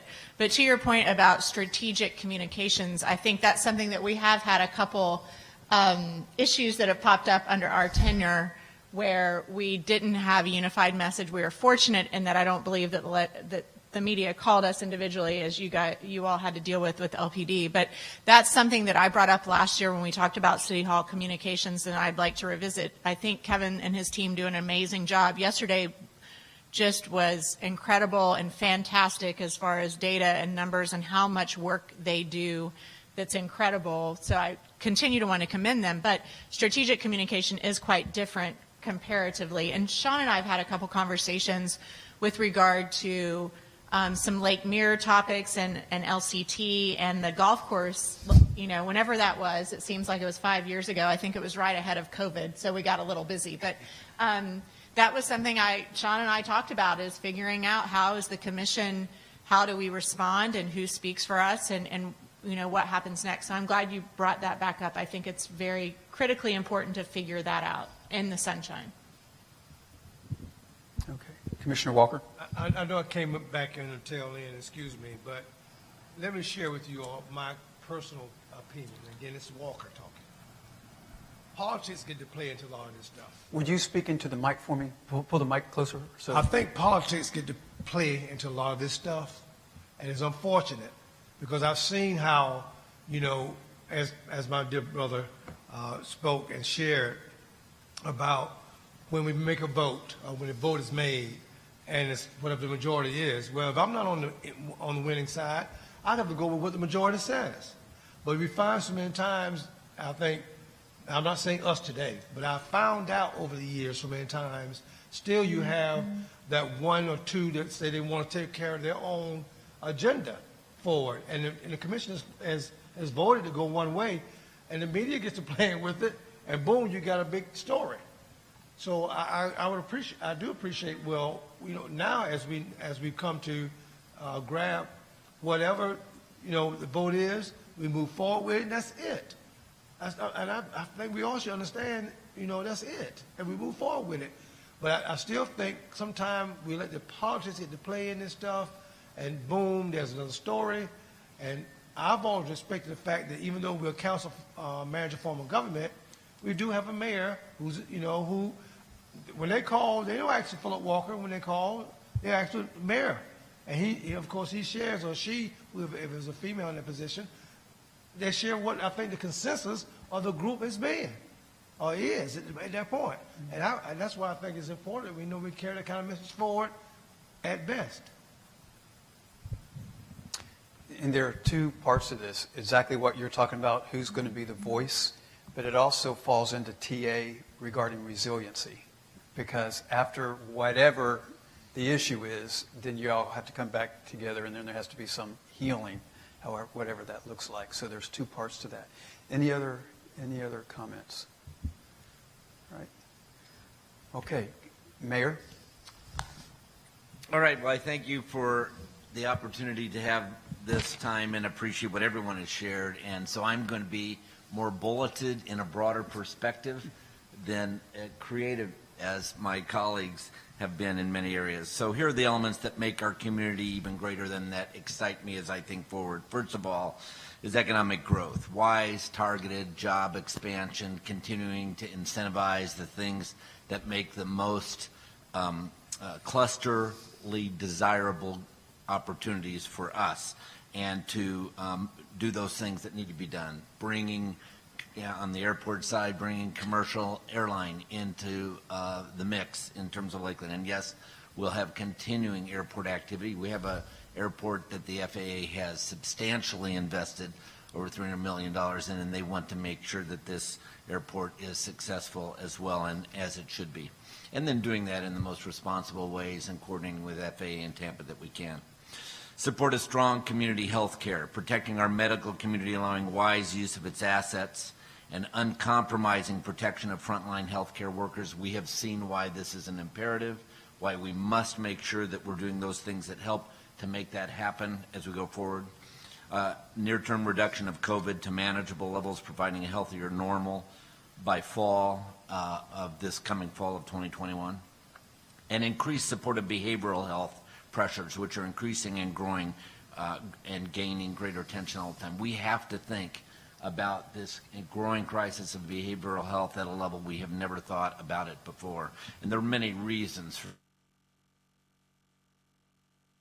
working alongside our school board, work to enhance training opportunities and gaps, providing solutions as we can as required, letting them be in their venue, but what can we be doing to help in the process of some things that may need to be done outside of that, and providing quick response, extensive training for adult industry skills that may be required for new industries in our areas. We see this happen regionally across the country where a new manufacturer may come in. Perhaps we become this hydrogen producer. Training centers that are for temporary periods of time to create some of those initiatives, working alongside universities to support their needs in some of these integrations and engagement with the community. Affordable housing, number 4, incremental growth in funding, considering moving to maybe $750,000, we're at up as we go along, and figuring out how we can do that going forward. Infill housing development, to try and find some ways to attract companies that can help us on infill housing and our local contractors, as we have done at some level, but to try and do those with projects that get done quickly, and consider additional sources of funding in this affordable housing area, and be voracious about Sadowski fund implementation at the state level to remain in affordable housing arena. Number 5, apartment incentives, increase incentives to build within city limits, spread units out throughout the city so that they're in different spots, so they're not over-penetrated in any area, and blend the market pricing units cost effectively so that we have some nice blends in terms of the amenities and affordability. 6, reclaim public spaces for our citizens. Reduce homeless loitering in public spaces. I think we have a responsibility here. We have a responsibility to let taxpayers have taxpayers' spaces and to make them easily available, to provide homeless spaces elsewhere for congregation that we have to work through that, and to maximize opportunities for downtown businesses by minimizing irresponsible messes, which are being incurred all the time. And it is ridiculous that our downtown businesses have to contend with some of these things. 7, connect bike trails across our city and close the connections between other cities to make trails highly used recreational and employee corridors. That's both fun and it's pragmatic. And we're going to see more growth in this regard. And we're going to see the need for trails. So continuing that whole effort. 7, increase downtown living density and amenities. And Commissioner McLeod spoke to this to some degree already. Support the community and economic development vision that they have and make sure that we crystallize that again and revitalize it. Work to move 8,500 people downtown by 2030 as a total community in that area. Moved our community theater into a new and enhanced location. I think that's something we need to think about doing because it frees up some alternatives of what we could also think about downtown. And encourage bringing a downtown Publix by 2030, once we get to that 8,500 person level or plus, and have them help guide us a little bit along the way. But we need some vitality in terms of food downtown as well. Utilize intermodal center effectively for additional parking and bike storage integration, and that's all part of what I mentioned earlier. And E, provide fluid connections between downtown and Bonnet Springs Park, making that a nice corridor to be able to have accessibility. Just having thriving downtown spaces as a result of this that make people want to come and spend time and move between Bonnet Springs Park and downtown. 9, support the ancillary needs of Bonnet Springs Park as intentionally and as affordably as possible where we can do so. So we are so grateful for what the Barnett family is providing through this, but where we can help to make it easy for them to do. And I think we had a great example happen of that yesterday on the Lake Wire project. We didn't get in the way of something that's tangible, and we didn't give up anything from the community development protection standpoint that we already have in place. So if filter exists, we took away an objection. And that's wise, and that's the kind of nimbleness we need to do, and that was demonstrated. 10, provide a park to Southwest Lakeland by 2025. We've got to make that happen. And so what do we do to try and implement that and accelerate that, or sooner? 11, determine optimal structure for preserving use while reducing costs for this RP Funding Center and Cleveland Heights Golf Course. Making sure we're being as strategic as we can. We have a wonderful facility here. We have a wonderful golf course facility that we want to preserve. Just making sure we're doing everything we can to help them along the way to do that as cost effectively as possible. 12, support an incubation center for minority businesses and have that coordinate well with Catapult so that we are working well in the community to develop new jobs and help support the training that comes along. 13, deploy smart city technologies effectively and as affordably as possible, including enhancing the ways we communicate with citizens, and no digital divide, having Summit Broadband project in place and being implemented and speed appropriate to need. 14 is to deploy transportation strategies and improvements to minimize congestion and maximize movement of traffic, including bringing an attraction to Brightline as a place for them to be able to stop on a long-term basis and to have a center, a metro center for them that we can help to create and support so that they would do so as they go across the state. And then 15, maximize quality of life initiatives. Certainly supporting the Polk Regional Water Cooperative efforts, protecting water, working together regionally in that regard, and it's a wonderful opportunity for us to do so. We have to do it cost effectively. Water is going to becoming increasingly expensive. Move our fire station number 3 north as we can and get that job done so that we're protecting those citizens on a quality of life basis. Maintain the effective LPD hiring and training and the equipment that they need to have to support that so that we are maintaining a police department that does an excellent job of community policing and representation. Determine the greatest gaps for age-friendly Lakeland and deploy solutions to provide some of those needs. Maximize our art opportunities within the community, maybe even on a longer-term basis where we have someone who we deploy either within the department to do that, within the city to do that, or that the art community would want to have be raised as a experienced volunteer. So if I think about the community, and there's other things, and many that some that I didn't mention that we would have, those are all elements that make a city a more livable place, a more desirable place to become, and I think that's what we want to accomplish. Thank you, Mayor. Questions? Got a comment. Commissioner Walker? We're supposed to put the tents up, right? Yeah, if you turn it up on the side, you're good. I heard you. All right, if you turn up the side, I'll have a visual and I'll know to call on you. I think, and what I'm hearing the mayor say, and I think one of the things that we can help support, especially so when it comes to how we want to make sure downtown continue to be revitalized, but of course connecting what I consider again downtown west to what we call the core downtown. I think we got to continue to use wording, the words of downtown. So I think this is me now, just think again, when you say downtown, downtown west, so folks can capture and conceptualize, hey, we're talking about all this being part of downtown. And as you know, with all the things that we're talking about with BSP and the things that are coming along on this side, as I shared earlier, use the word downtown, downtown west. Because, some of your major cities got that kind of division in some respect because everything's not in that core. So I think that would help us, even the public to be accepting of the fact that we're moving in downtown is going to be part of all this connectivity here. Thank you. Okay. Anybody else? Commissioner McClellan? Mayor, you talked about the potential for having Publix come into downtown for retail grocery. Did you mention a threshold that they would look for? Or did I hear that there's about 8,500 people downtown is the kind of number that would be encouraging for that. So to me, that's a measurement of not only for them as a grocery store, but what do you have to have a kind of thriving downtown center area that other businesses might be attracted, larger businesses might be attracted to as well. And you have to modify those. You don't want a huge footprint of a Publix, you want a supporting. Right, sure. That makes sense.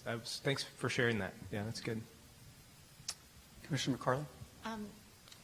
To tie into Commissioner Walker and your idea of LCT, I think RP funding would be a great space to have, the theater and to have some of our arts community be here, to have an arts almost corridor to Bonnet Springs Park where local arts could be, I know we already do arts events here, but that might be a good partnership to utilize and leverage resources since RP is part of part of our folio or inventory of the city of Lakeland. So that could be something that we consider moving down the road. LCT being Lakeland Community Theater. Yeah. And regardless of whether it's art or whatever, the bottom line is you're bringing people to RP Funding Center. Which also encapsulates the, Occupancy. the west downtown development, that if we can bridge it and can have the connectivity, and then you have, events here that are community-driven, community-minded, and then in addition to maybe visitors could see, some of our local talent and local things, and it's a great site. Commissioner Savage? Mayor, I really liked these 15 points. I think they're excellent. The one word that was not used in those 15 was schools and education. Have we asked the school board what cities should do to help improve our schools? Do you see these 15 issues all combining to result in better schools, or does the city have a direct role, whether it's in after-school or at-risk children?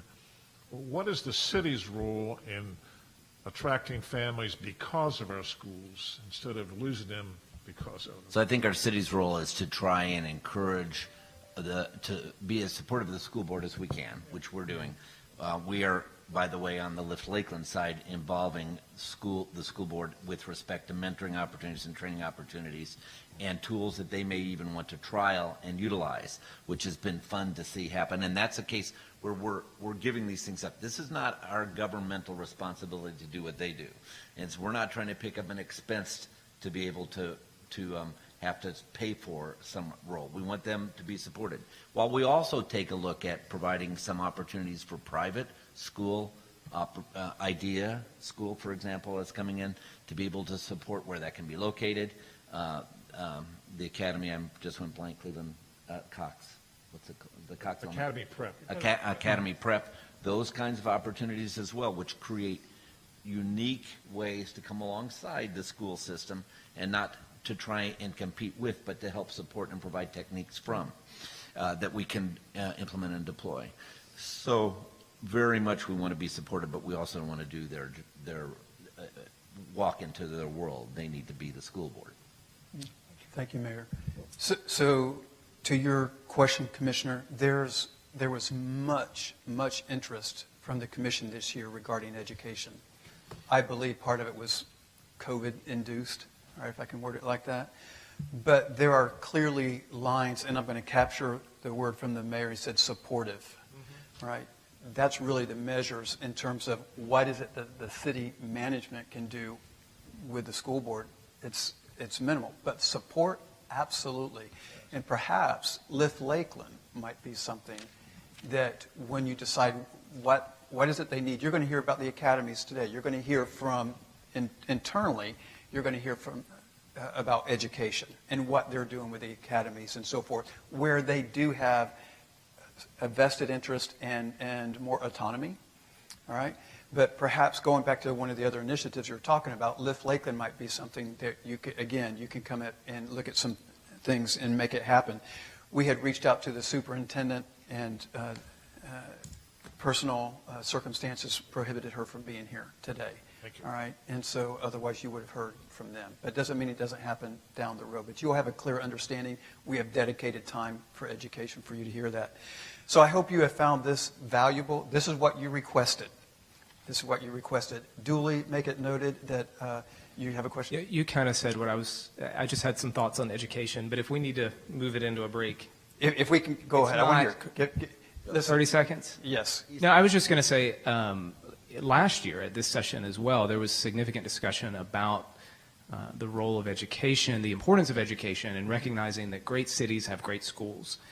We recognize our lane as the city commission. We're not the school board, but you're right, Commissioner Selvage. What can we do to support our school system, public, private, charter, different initiatives, think creatively? And I know, Commissioner McCarley, you talked about that a lot, and that continues to be a priority. So that is, even pre-COVID, that has been something that's definitely on our radar to see how can we be supportive to have great schools here in Lakeland. So people, when they're thinking about coming or relocating, moving from other areas, they're not drawn to surrounding counties and school districts because they think, hey, I can commute into Lakeland, but better schools in these areas, we want them planted here. So, Thank you for mentioning public, private, and charter. All right. Yes. Very good, very good, very important. And so what I was going to say is duly noted, you all took the 10 minutes, just saying, all right? Some of you say, oh, we won't take 10 minutes, we will take minutes. You took the 10 minutes, which means you need to hear from each other. That's a beautiful thing. That's a beautiful thing. I know that you were taking notes. What do you do with the notes? When we get to tomorrow with the action plans, now there's 7 TAs, not 8. And last year you all talked about catalysts being woven under economic development. So when you look starting on page 14 in the guide plan, you're going to see 7 TAs. So if you have something you say, hey, we really need to look at this as an action item. An action item might only be investigation, exploration, and fact-finding. But if there's consensus for something that needs to be added in the action plan of what you just shared today, then that's the opportunity if it's woven into one of those 7 TAs. Questions? All right, so we will reconvene at 10:20. Enjoy your break. Thank you.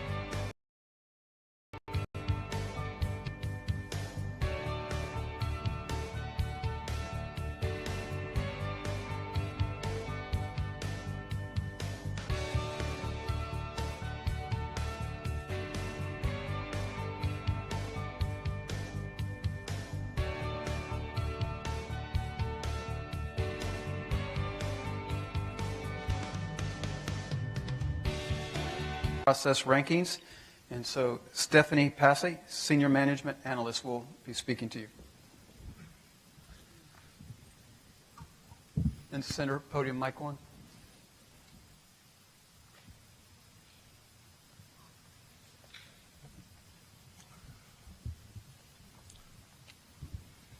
Good morning. Good morning. Every year in January, the city asks you, our commissioners, to make individual ratings regarding the importance of each city goal. All of your individual ratings are then statistically combined and ranked. Here are the results of this year's goal ratings. The differences this year are that governance and quality of life switched order of ranking. The weights between fiscal management and economic opportunity became more evenly distributed, and the weights for governance increased by 5.43 percentage points. Also, every January, the city conducts its annual survey. Can you put that slide back up again? Sorry. Commissioner, also in your binder. Yeah, so that would be the smart thing. Where is that in our binder? It's on page PowerPoint. Over there. It's the front of the third page of Perfect. the PowerPoint. Thank you. Sorry. No, that's fine.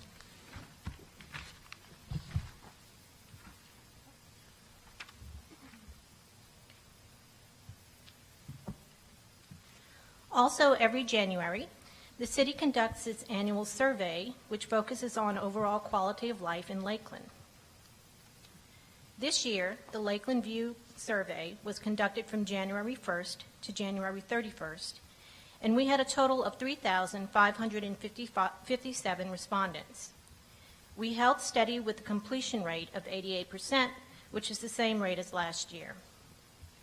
OMB would like to thank Eric Vaughn of our IT department, who prepares the online administration of the survey, and Liz Hollida of Communications, who sends email blasts, posts on the city's social media pages and city website, and includes a written article in the Lakeland Electric utility bill insert to advertise the survey.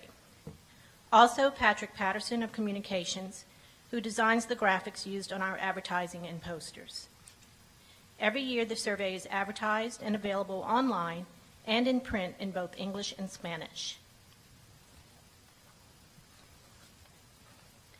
Here is a historical trend of total respondents we've had to our survey since 2014. On average, we've had a little over 4,000 respondents participate. This year, we fell just short of that average, but there are some important considerations that could have impacted our numbers. We did not offer prizes as incentives this year due to the impact of COVID-19. Also, we cut back on some of our advertising this year due to the COVID-19 pandemic. And the survey was conducted for only 1 month instead of 2 due to the earlier dates of today's strategic planning retreat. Before reviewing the survey results, I should point out an important limitation, and that is we use a convenience sample or opt-in method. And because of this, we can't generalize our results beyond our survey respondent population. Demographically, our survey population this year looks very much the same as it has in previous years. The majority of respondents are year-round residents, and when compared with census data for our area, women are overrepresented by nearly 6%, 18 to 24-year-olds are undersampled by nearly 7%, respondents 80 or older are undersampled approximately 2%, 25 to 54-year-olds are oversampled by about 7%, 55 to 64-year-olds are oversampled by about 10%, and 65 to 79-year-olds are oversampled by almost 14%.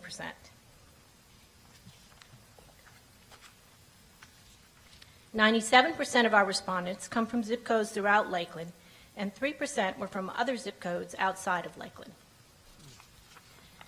White respondents are oversampled by 21.3%, and respondents of 2 or more races are oversampled by 0.2%. Asian respondents are undersampled by 1.2%, Black respondents are undersampled by 16.5%, Hispanic respondents are undersampled by 9.4%, and Native Americans are undersampled by 0.3%. The first question on our survey asked respondents to rate Lakeland on 23 aspects that contribute to overall quality of life. Respondents who rated Lakeland at the top of the rating scale as excellent or good. In other words, 81.99% of respondents rated Lakeland as excellent or good on overall cleanliness. Also included in the top 5 are quality of life, public places and spaces, shopping, dining, and entertainment options, and overall feeling of safety. Toward the bottom of the list are planning and managing for growth, ease of bicycling, availability of affordable housing, ease of driving, and ease of parking downtown. This is a new chart included this year for those who were interested to see how respondents rated us using the entire scale. You'll see the percentage listed for each point on the scale. In the far right column, you'll see the mean or average score. The mean score corresponds to the rating scale. In other words, a mean score of 5 or more is excellent, 4 or more is good, 3 or more fair, and 2 or more poor. The different aspects have been ranked according to their mean scores from highest to lowest. You can see that, according to the mean score, respondents rated Lakeland as good on 3 aspects: public places and spaces, overall quality of life, and overall cleanliness. You can also see that respondents, on average, rated Lakeland as fair on all other 20 aspects. When these results were examined by age, we found that 18 to 24-year-olds rated Lakeland poor on the availability of affordable housing, and 25 to 54-year-olds rated Lakeland only fair across the board on all aspects. Conversely, respondents in older age groups tended to give Lakeland higher ratings. For example, in addition to the top 3 aspects, 65 to 79-year-olds rated Lakeland good on shopping, dining, and entertainment options, and those 80 years old or older rated Lakeland good on a total of 6 aspects, including the top 3, shopping, dining, and entertainment options, the downtown commercial area, and overall feeling of safety. We also examined the results by gender, but found no differences in ratings from the top 3 overall results. When the results were analyzed by ethnicity, we found that Asian respondents gave poor ratings on planning for and managing growth, and only fair ratings for all other aspects. Black African American respondents and respondents of 2 or more races gave Lakeland poor ratings on the availability of affordable housing, and only fair ratings on all other aspects. Native American respondents gave fair ratings across the board on all aspects. Respondents of other races gave the lowest ratings, rating us poor on 5 aspects: ease of driving, ease of parking downtown, acting in the best interest of the community, overall confidence in city government, and planning and managing growth. And they rated Lakeland fair on all other aspects. Hispanic Latino respondents gave the highest ratings, rating Lakeland good on 5 aspects: overall cleanliness, public places and spaces, the downtown commercial area, the overall feeling of safety, and overall quality of life. Hispanic Latino respondents rated Lakeland fair on all other aspects. We also examined the results by zip code and found that respondents in zip codes of 33801, 33805, 33809, and 33812 tended to give lower ratings, only giving Lakeland 1 or 2 good ratings and fair on all other aspects, while respondents in the zip codes of 33803, 33815, and those from zip codes outside of Lakeland tended to give us higher ratings, rating Lakeland as good on additional aspects other than the top 3.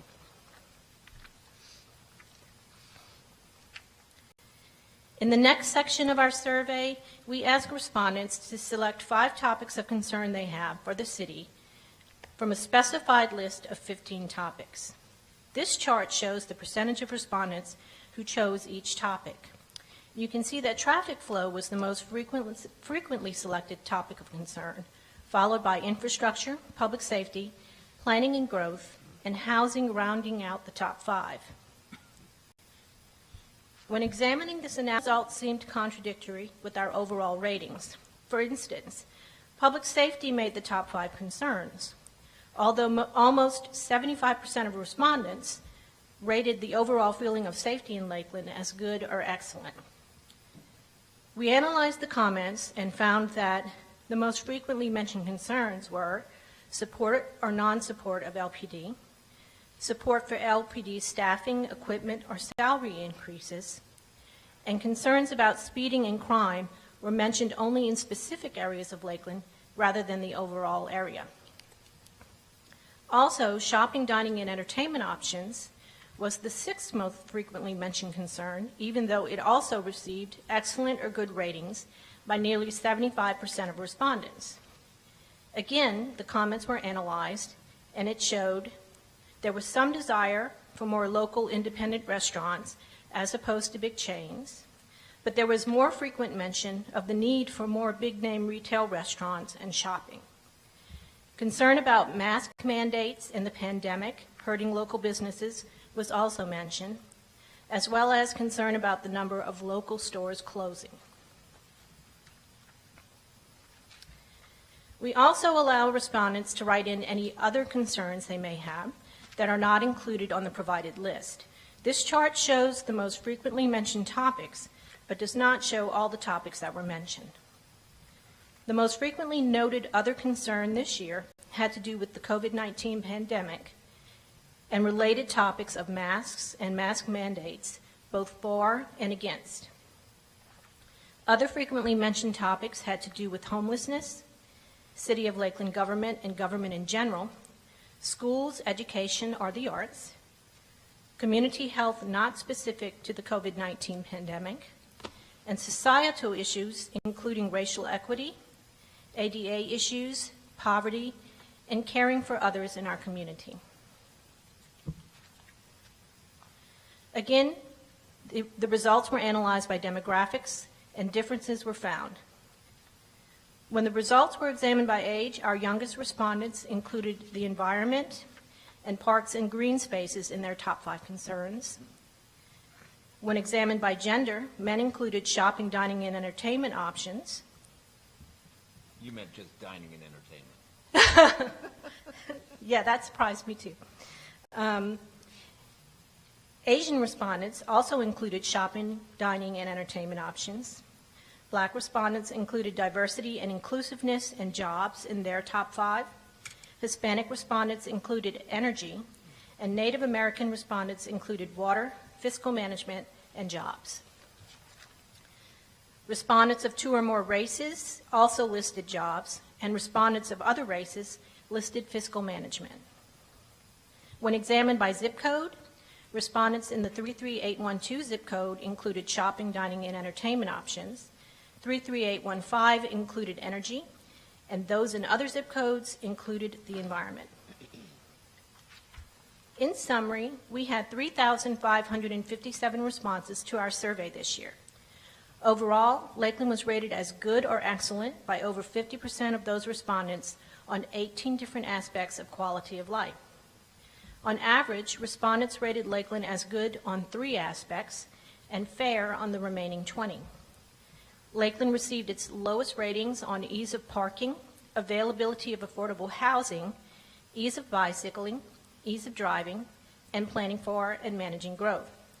The most frequently mentioned top 5 concerns were traffic flow, infrastructure, public safety, planning and growth, and housing. COVID-19 was the most frequently mentioned other concern. And when the results were examined by demographics, some groups also mentioned additional concerns.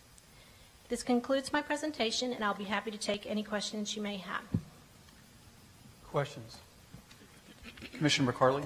Thank you for that. I appreciate all the work that you all do. I have a couple questions. Number one, do we utilize the Lakeland Vision research and tie that together with this Lakeland View? In the past, we have not, but that's something we can certainly look into doing. It seems to happen about the same time, I know they only do it every couple of years, but when they did it in 19, it was at the exact same time as Lakeland View, so that just is what made me think about it. But Laura Rodriguez is their executive director. My other two questions are, is there a matrix that shows us, so if we look at all that great work that Kevin's department does in communications through Instagram and Facebook, is there a cross-reference to see how maybe affordable housing bumps up because more information is being pushed out from City Hall? Is there any, can you quantify or look at, oh, one of these things popped up because we've been talking about it more at City Hall publicly? Do you see that as a correlation at all? We haven't correlated our information with Kevin's department as far as the advertisements, and we have looked at bumps, and we do know that when we send email blasts, we get an increased response to the survey. But as far as the topics being covered on Facebook and correlating it to the responses, that's something we could consider and look at with Kevin's group. I think it might be interesting to look at, just because from when you're surveying a population that's so diverse, you want to make sure you have a scientific tool for quantifying that, and I'm not sure if we're leading the witnesses per se when we ask some of these questions about quality of life or public safety, like how are we framing it to them in the survey? What does that look like? And do you all have other eyes that look at it from, you know, and historically, people have used graduate programs to help build the survey tool. So I think for me as a commissioner, knowing how that survey is, and not right now, but we could talk about it offline, like how that survey is built, the scientific components of it that go into it, and to be sure that we joke in our family when my daughter says something to my son, I'm like, you're leading the witness. Like, we don't want to lead the witness, right? We want it to be as pure as possible. So if we're hearing from 18 to 24-year-olds, it's green space, that's really, really important. And the more we can vet that topic out, I think the better it is for us as policymakers. But overall, I think it's great work. It's not a criticism. It's just thinking about this analytically. No, absolutely, and I appreciate your comments and your interest in the development of the survey. I have 2 points for you, and one of them is that... Can we do this? Because what we have our outside legal counsel waiting on us. So Okay. I'm going to get to these two questions, and then what we're going to come is back before lunch, we're going to come back and Okay. invite you back. Sorry. No, Okay? that's fine. Commissioner Walker? Thank you, sir, and thank you. Yes, I think, you know, the survey, as I look forward to seeing what the results are each year, you know, surprisingly, sometimes you see things that, and those are two questions I have, because differences according to zip code, when you look at those zip codes, 01, 5, 9, and 12, 3 of those zip codes pretty much is our core area of our city, and to have lower ratings, you know, in my mind, I'm thinking, why? Why would they be, or what would present the challenge for there to be lower ratings and overall rankings of the actual survey when that comprises pretty much of our core area of our city? Not knowing, of course, I asked that question, why? You know, 01, 05, and I think, now, of course, 9 is further north, but still 1 and 5 are almost right there in the core area of our city. And 12, where's, now 12 is south, I think, right? 12 south? It's in your supplement. Okay, I think it is, okay. But anyway, that raises a question for me. Why those zip codes, 2 or 3 of those in the core area of our city, ratings, of course, when ratings are lower? And then you mentioned a comment about acting in the best interest of our community being low. Could you speak to that again for me, because I want to make sure I heard that correct? It was one group that mentioned that.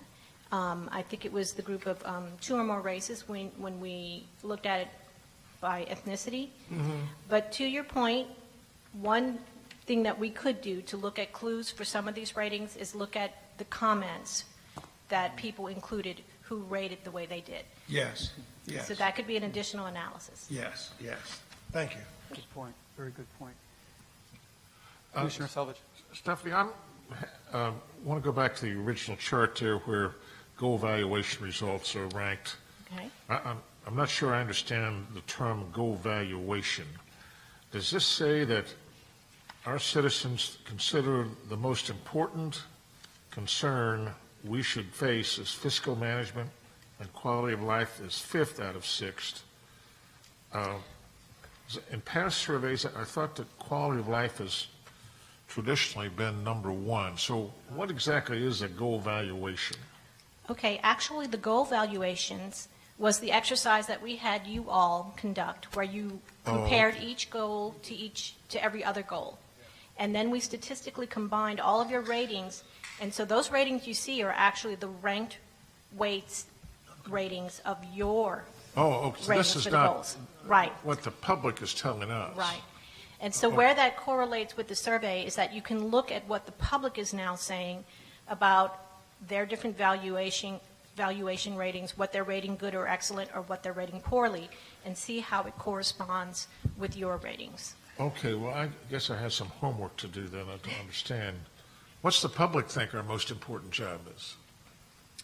Well, their number one concern was traffic flow. Traffic, okay. All right, thank you. You're welcome. Dr. Collins, or Stephen, sorry, did I jump in front of somebody? No. Okay. Really quickly, I'd be curious to know how this compares to years past in terms of the results and rankings. Are we seeing trends in certain areas, things moving up, things moving down? The top five, if my memory is recalling from last year, stayed the same. It's just that I think public safety and housing bumped each other.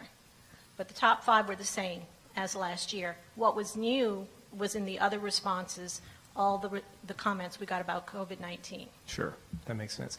And I mentioned this last year. I still think you could incorporate focus groups into this process. I know that's it's another task, it's additional work, but to give some qualitative insights on some of these topics can be valuable as well. Open to all suggestions. Thank you.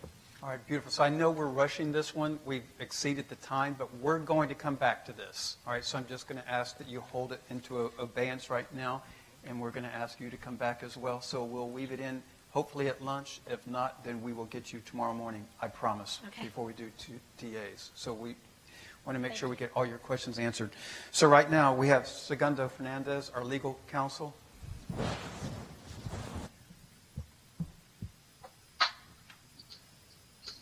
Hi, good morning. Can you Good hear me? morning, Segundo. Can you hear us? Yes, I sure can. Also, I have a PowerPoint presentation up. Can you see that? Yes, we can.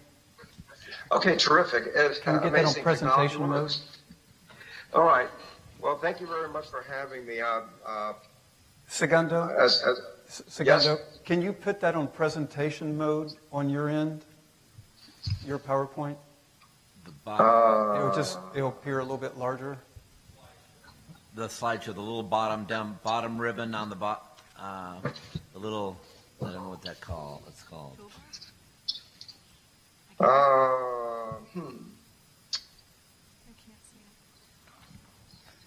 You can do it one of two ways. The other is go up to slideshow.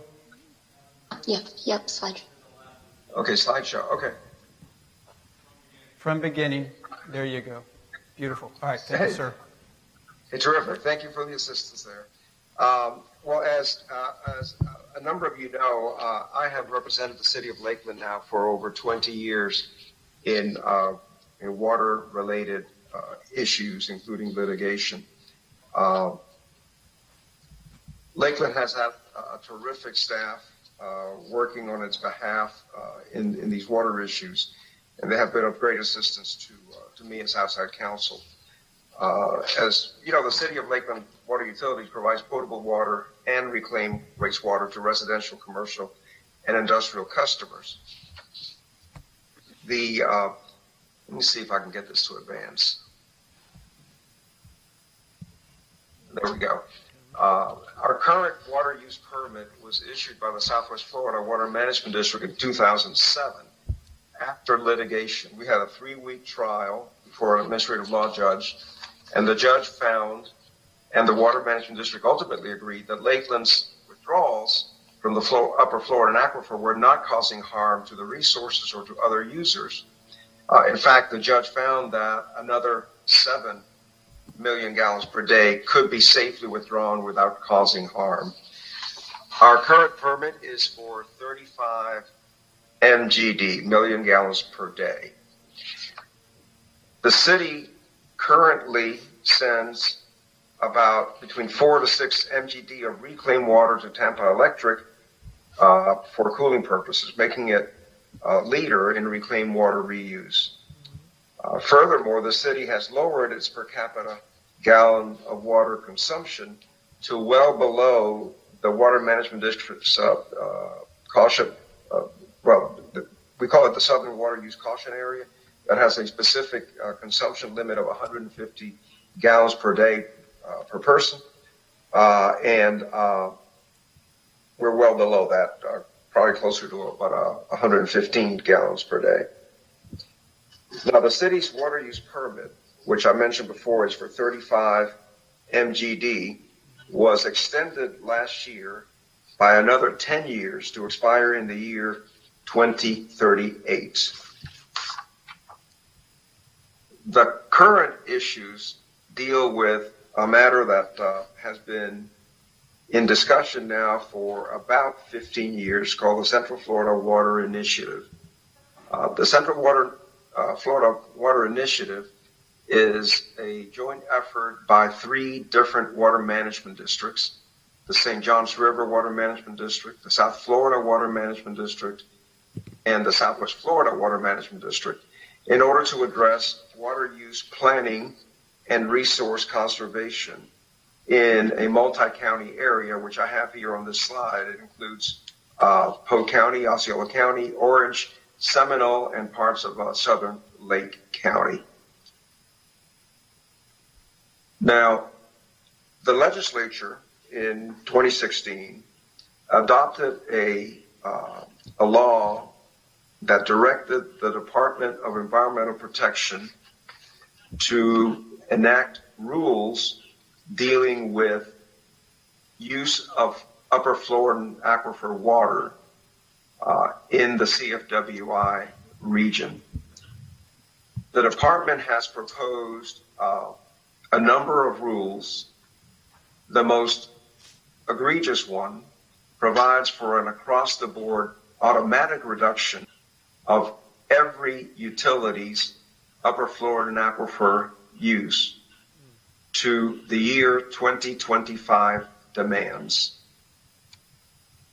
This proposed rule violates the plain language of another section in Chapter 373 Florida statutes that basically specifies that no rule or order shall require any modification of an existing use or disposition of water unless it is first shown that that use or disposition is detrimental to other water resources or to the water resources of the state.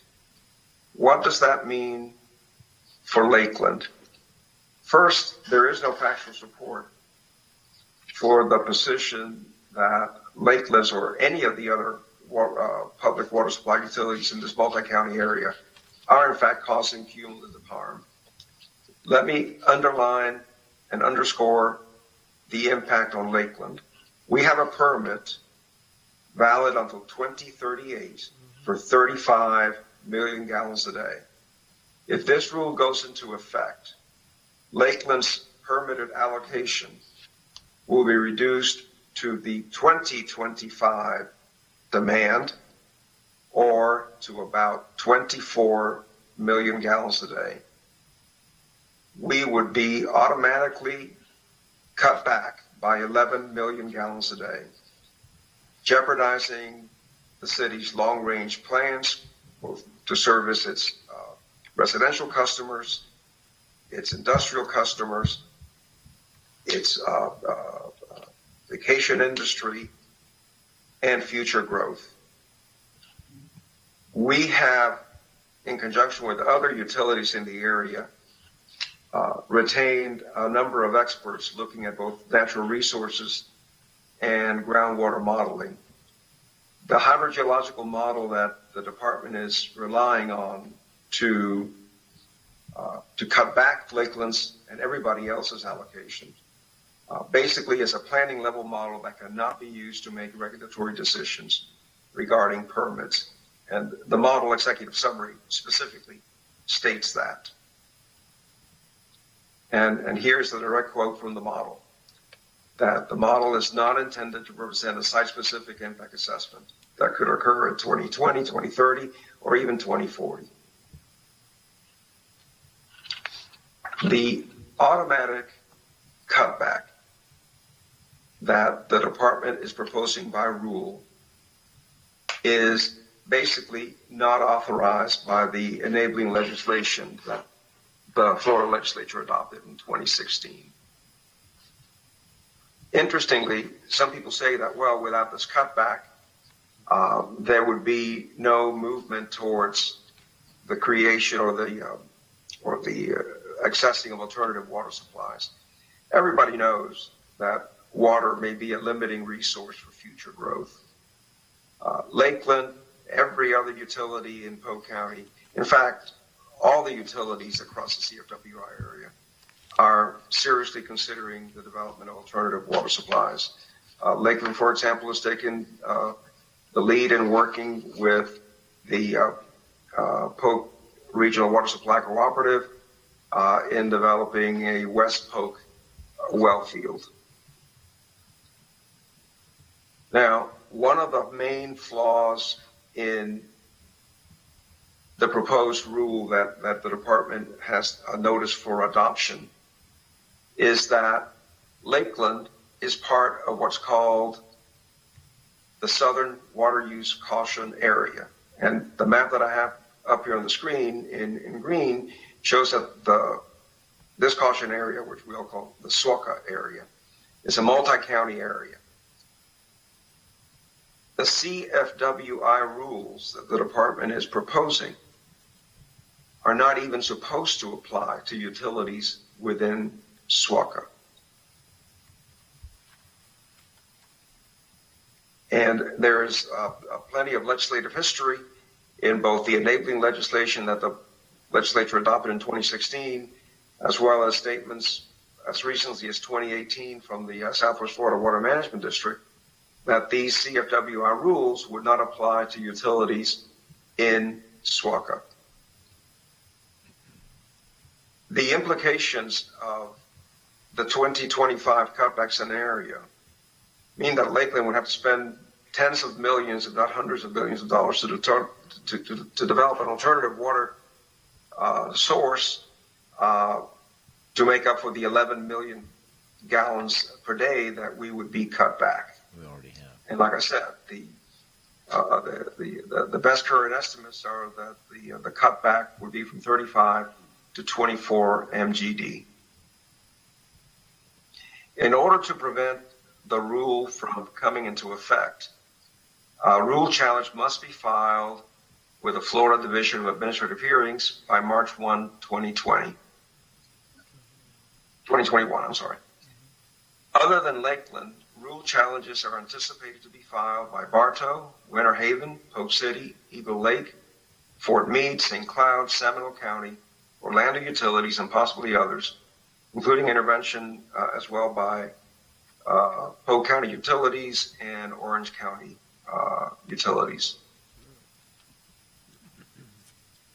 When the rule challenges are filed, they will be assigned to an administrative law judge who will hold a hearing, basically a trial with witnesses and cross-examination, discovery, and everything else that goes along with litigation. And the administrative law judge will have primary original jurisdiction to enter a final order adjudicating the rules to either be valid or invalid. In addition to the anticipated administrative litigation, the proposed rules have significant economic impacts in the millions, if not billions, of dollars. And under Florida law, these rules also must undergo ratification by the Florida legislature in the upcoming legislative session, which starts on March the 2nd. City of Lakeland staff and myself have been working with the city's registered lobbyists and with lobbyists for the other potential challengers to advocate against ratification of these rules by the legislature. You know, Lakeland has had a long history of water conservation, of utilizing the resource, mindful of all the restrictions that are in the law. I can give you an example that when when we permitted the Lakeland's Northeast well field in 2007, the Water Management District originally was saying that withdrawals from that well field were drying up the wetlands. We looked at it very carefully, did the appropriate hydrogeological modeling, determining that the pumping was not affecting the wetlands. In fact, what was affecting the wetlands were relict agricultural drainage ditches and the fact that there were planted pines on the property that were sucking up the water and depriving the wetlands of the needed hydro period. We prevailed in that litigation. The judge agreed with Lakeland's position.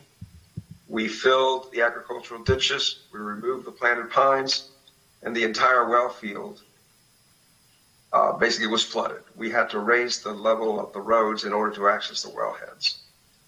And so we're very confident that we have a sound factual and policy position for the upcoming rule challenge and the legislative fight. I will add that we have entered into a common interest or joint defense agreement with Bartow, with Winter Haven, with Post City, Fort Meade, and Eagle Lake, as well as with the other utilities in Seminole and Orange County. We are using each other's experts. As a matter of fact, the Polk County utilities that are within the Southern Water Use Caution Area are helping to cost share the cost for the expert witnesses, as well as a private developer within the city of Mulberry that is also challenging. And the private Mulberry, the private development, the Landstar development in Mulberry, has agreed to cost share both the city's attorney's fees and the cost of experts. So everybody is working together to basically stop these very onerous rules from coming into effect. And we expect to file a rule challenge on March the 1st. Working very closely with Bill Anderson, your Water Utilities Director, and with Palmer Davis, your city attorney. Do you have any questions? Thank you, Segundo. Questions? Palmer, would you mind weighing in first on this, just from your view, to be a summary statement? I don't have a whole lot to add to what Segundo said. I think he hit on all the points. The end game seems to be to reduce local jurisdictions' water use permits in order to force us all into these more expensive alternative water supply projects, which is going to drive up the cost of water to our customers. So I think the only thing I would add is what Segundo said is the economic impact is not only should not only be looked at in an aggregate way, but there's also going to be an impact on our lower income citizens from making water more expensive through these alternative water supply projects. Okay. Commissioner Salvage? Thank you, Segundo. Thank you for your long service for the city. And your presentation woke me up as to what we're facing. But what I don't get from your professional presentation is how big a crisis is this? Do we need to do more? What's your outlook? Is it cautiously optimistic or dire? I firmly believe that the city and all of these aligned utilities are doing a good job in protecting the resource. I believe the points of objection that we have raised against these rules are eminently correct, and everybody that we are working with is optimistic that we will prevail in this litigation. The consequences of these rules going into effect are dire. We, along with the other utilities, hired Dr. Hank Fishkind, who was probably the preeminent economist, natural resource economist in the state of Florida. Dr. Fishkind has had a long history of involved in both litigation and rulemaking and representing local governments. The city actually proposed to DEP something which is allowed by the statutes. We proposed 2 lower cost alternatives to the department that would still conform with the intent of the legislation, but basically would exempt those utilities in the Southern Water Use Caution Area from these rules. Because after all, when the legislature adopted the CFWI statute, it basically said that they had to incorporate existing recovery strategies such as the SWCA recovery strategy. The department, instead of incorporating the SWCA recovery strategy within the CFWI rules, in fact, added to that recovery strategy by imposing the 2025 cutback. It also superseded the SWCA recovery strategy. I mentioned that strategy adopted by rule by the Southwest Florida Water Management District says limits per capita daily consumption to 150 gallons. The department is proposing to impose on Lakeland and everybody else in SWCA a limit of 100 gallons per day. That is in direct contravention to the statute. But will this... If the lower cost, basically, if the lower cost alternatives were adopted, the city would save more than $325 million, according to Dr. Fishkind, over the period of implementation. And regional output over the area, the service area of the city, would be nearly $650 million higher if the rules go into effect. And Dr. Fish has also estimated that approximately 8,000 jobs would be saved. Conversely, the economy of our area would suffer something in the nature of 8,000 jobs lost. Well, so you make a compelling argument in litigation in front of the court, but will this decisions be decided in the courts or in the legislature?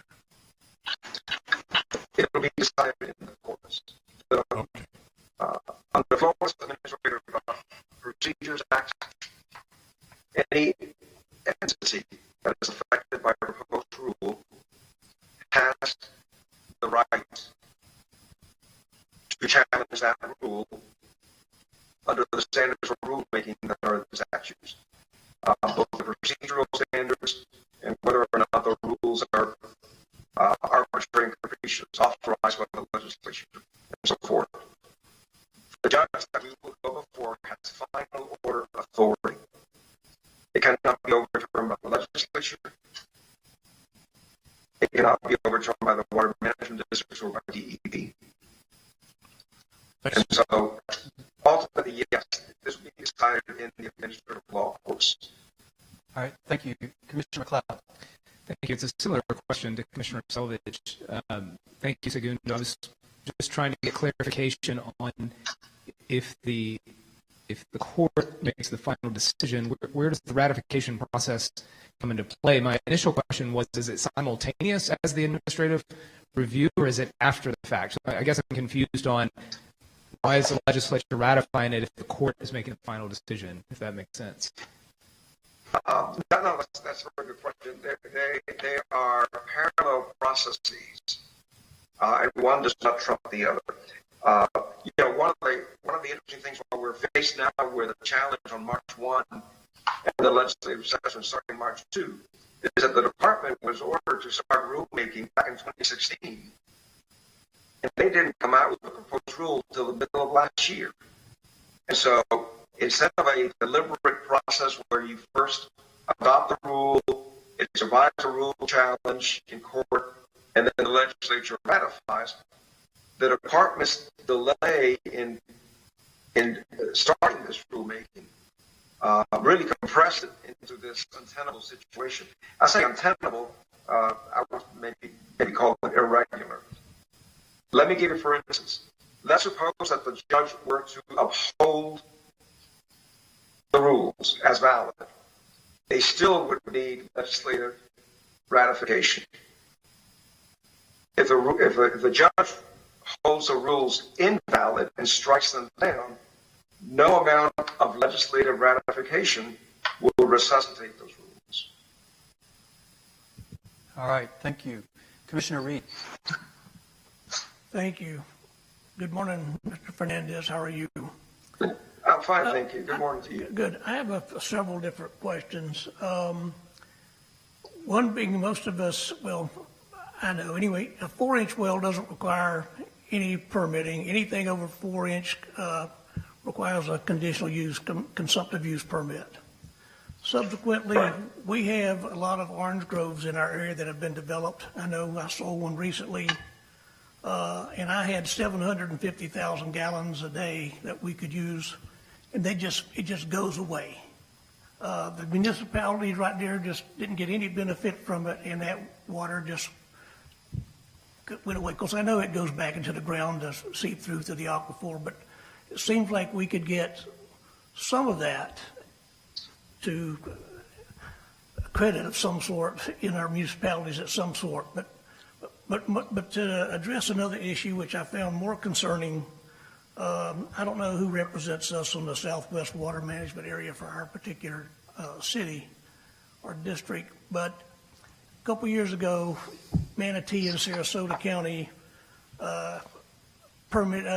made an application to take 258 million gallons a day off the Peace River. And they were almost successful until we found out at the last minute. Sarasota had bought the Rutland Ranch a couple years prior for about 8,500 acres, had a 400-acre lake on it, which they used for their big holding pond, and want to build another one to siphon off this water. It really surprised me that Hardee and DeSoto County didn't find out much about it till I had mentioned some of the farmers down there that have some friends of mine. But what did we gain? I know we did some litigation, but how can they justify taking all 258 million gallons a day from the Peace River when they've got the ocean they can totally desalinate from and have billions and trillions and zillions of gallons, whereas we're restricted up here, and the water's basically coming from the Green Swamp and from Lake Parker, Saddle Creek, Hancock, and the Peace River, going down to where they can just siphon off all of it at the end. Good question, and I'm glad you brought up the litigation of 2-3 years ago, because one of the reasons, under Florida law, anybody can propose a permit to withdraw water. Okay, there's no coordination between regions as to who gets there first. Whoever applies for it first has the right to have its proposed use evaluated to see whether it meets the standards or not. The Peace River Authority proposed to take, I believe, the 258 million gallons from the Peace River, which would have taken up all of the available water from the Peace River, leaving nothing for Polk County to utilize as an alternative water supply. The city of Lakeland filed a petition and challenged that permit, and because of the city's challenge, which we ultimately settled with the Peace River Authority, the Peace River Authority gave up 50 million gallons out of that proposed withdrawal to make it available to Polk County utilities as an alternative water supply. And I believe the agreement was that we had 10 years to utilize that. I know that Winter Haven, the city of Winter Haven, with whom we're closely working on these issues, is looking at developing surface water utilization to meet some of Polk County's and the city's needs itself. So I hope that answers your question. Under the law, it's first come, first serve if you meet the standards. Is that Okay. 50 million gallons included in our 35 million gallons, or is that going to be part of it? No, that is a bird in the bush, not in the hand yet. Okay? Say again? I say it's a bird in the, it's going to be available to Polk County utilities to use to meet some of our future demands. So when I said that, we don't need this cutback from 35 to 24. We don't need that cutback to prompt us into using or developing alternative water supplies. The city, as I mentioned before, has been a leader in reclaimed water use. I mean, that 6 million we're shipping to TECO every day would have just been dumped in the wetlands and the river with no reasonable beneficial use for that reclaimed water. We're sending it to TECO for cooling. That is a valuable conservation measure. The 50 million gallons that Peace River gave up is the bird in the bush that will be available for Polk County utilities to utilize in the future to enhance its water supplies. Thank you, And that sir. came directly out of Lakeland's litigation against Peace River. Thank you. Commissioner, thank you for those questions, and I think those echo some of the concerns that you also had, Commissioner Savage. So thank you. Grateful for your time. Segundo, grateful for your expertise in representing us. And so we're going to move on. I see no other questions, so we're going to move on to our next session. Thank you once again. All right. Thank you very much for having me. Thank you. All right, so moving on, again, if we reflect back upon our time where you all were reporting out, some of the things that we heard was data collection, smart city initiatives. So we have Angelo Rao, Manager of Traffic Operations, Chuck Barnby, which you all requested him as well, Business Development and Transportation Manager. And so, gentlemen, as you all come up, you all have 7 minutes each. 7 minutes each. And so if I step close, that's telling you time's up. And then we want to make sure that we have time for questions for both of you. While they're coming up, Commissioners, also the presentation that you saw from Segundo is not included in your PowerPoint packet, but we will get that for you, and we'll provide that to you at a later time. Good morning, Commissioners. Good morning, everyone. We'll start real quick since we have just a few minutes. We'll go right through the presentation. Of course, everybody knows Chuck, myself, Angelo Rao, dealing with infrastructure and smart city initiatives. So just in front of you, you have a list of the kinds of things that are included in what we call smart initiatives. Here's the good news. We have a fabulous fiber optics backbone support system with a 5 to 10 year plan, 5G technologies and the evolution thereof, cybersecurities, and so on and so on. I wanted to just show you this in terms of the kinds of infrastructure that's already in place, and almost just on the edge of saying, remember the term shovel-ready? It's kind of like that. It's almost shovel-ready, so that's very encouraging in terms of our partners at LE and IT and working together with us. ACES. I think folks have been hearing that term more and more as time goes on in our day-to-day activities.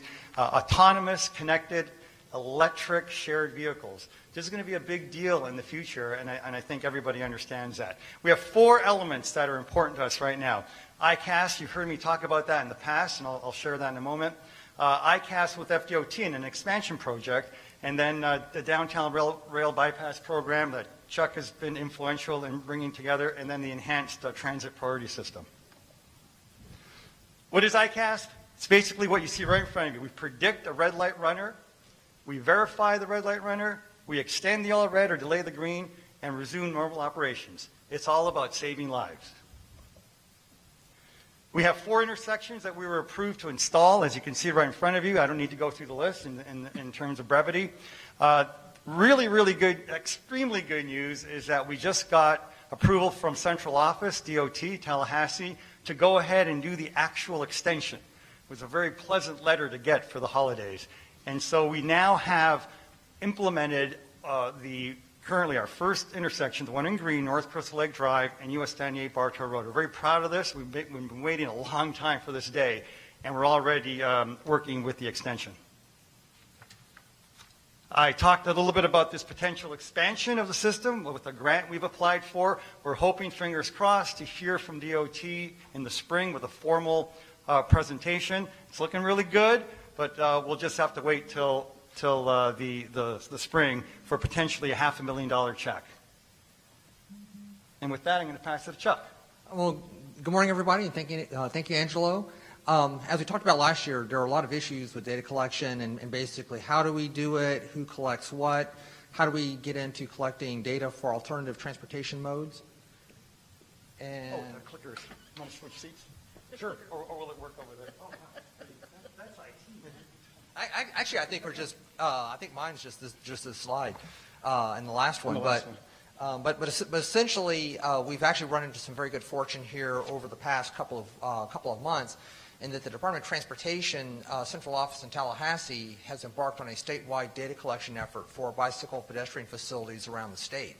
So when we were contacted by our District 1 contact at Bartow, essentially what we asked them to do was to focus in on a couple of locations around the city that we knew either had a lot of changes or additional higher pedestrian traffic than maybe what one would expect, but also to put ourselves in a position for state and federal funding for these projects going forward. And so, kind of building on the system that's been developed in terms of the Lake Hollingsworth and Three Parks Trail eco counters, DOT has installed a eco counter on the city's Fort Fraser Trail down in Highland City, and also on a very temporary basis installed counters on Ingram Avenue and the Westlake Parker Trail.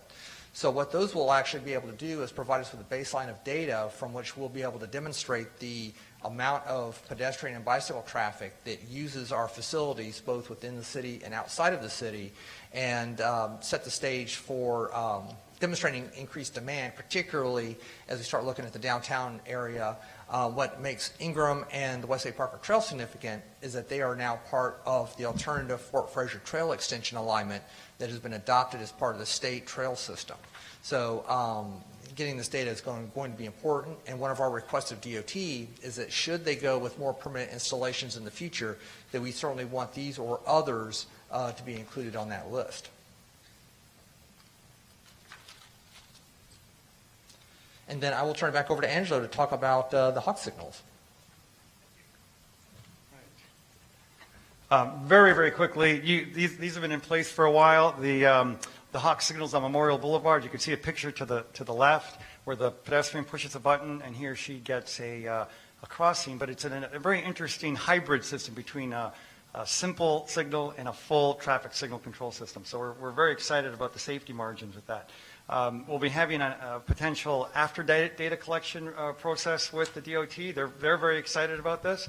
And of course, they conduct the annual counts, the TPO, which is, and then Chuck has a lot to do with that. So we're very, very happy to do that. And of course, then the permanent counting stations that are around the county and of course the city that help us get data. It's all about data, data rules, and I think it's an important factor to make some informed, sound decisions. And I think that's the last slide, Chuck. So all right. Well, I'll just kind of, one of our ongoing issues, not only for implementation of our transportation system, but also for the data collection efforts themselves, is funding. And so, as we talked about yesterday in regards to Southeast Lakeland and going forward, we really are going to need to start looking at alternative funding sources to be able to address our transportation needs. The gas tax, for those that have seen its declining purchasing power over the past 25 years or so, with the COVID crisis, we basically just went off the cliff, and that's why we're seeing so much of a drastic reduction in the projects included in the DOT 5-year work program and even our own CIP. We'll be starting to look at updates to our impact fees, both the city and the county transportation impact fees in the fairly near future, probably the next couple of years. So we need to take a look at those levels and really try to tie it back to ongoing construction costs. We've received bids back on a couple of projects here recently that were far in excess of the cost estimates. And so what we're seeing, at least here locally, is that even during the COVID pandemic, construction costs are much higher than what we once anticipated. And this is something that we're seeing across really kind of the state at this point. So that's something we need to address with the next impact fee update. And of course, we continue to work with DOT and the Transportation Planning Organization on our key priorities, including Exit 38, trying to look at different options to be able to get that project jump-started. Yesterday, we also talked about some creative funding options for the US 98 Bartow Road corridor. That's going to be something where I think in terms of working with our partners with the Citrus Connection, Federal Highway Administration, Federal Transit Administration, we've got some options there that we may not have in other parts of the city. And in terms of prioritization, we continue to kind of sharpen our pencils, look at those projects that are absolute mobility needs, not only locally in the CIP, but through the TPO, the Transportation Planning Organization. How are our priorities being addressed at the state level, and what adjustments need to be made to at least maybe not think as much in terms of the large mega projects, the major 4 or 6 lane improvements, but maybe as Secretary Nandum discussed yesterday, operational improvements can at least buy some time until the funding for the larger capacity projects are available down the road. So there's a lot that's going on there. You'll be hearing more about on the transit side of things related to the US 98 Premium Transit Study, which is underway right now by DOT. Kind of as an outgrowth of the Lakeland Area Alternatives Analysis, DOT is studying premium transit between downtown Lakeland, the Future Intermodal Center, and I-4. And so that's something that DOT will be wrapping up over the next month. There'll be a public outreach effort in March, and so we'll be sending out invitations for that here in the near future, but funding is a part of that discussion as well. So I think we kept everything under 7 minutes each. Beautiful, beautiful, gentlemen. All right, let's begin with the mayor. You raised several questions or several points about funding, and Commissioner McCarley mentioned that earlier, that we have got to be more drastic about how we're going to do this. And I think I recall at our last impact meeting that if we were just bringing our roads up to A and B, that maybe we would be $18 million in need or some number like that. So this becomes a very, very important aspect of what we're going to have to think about in terms of accelerating our transportation funding.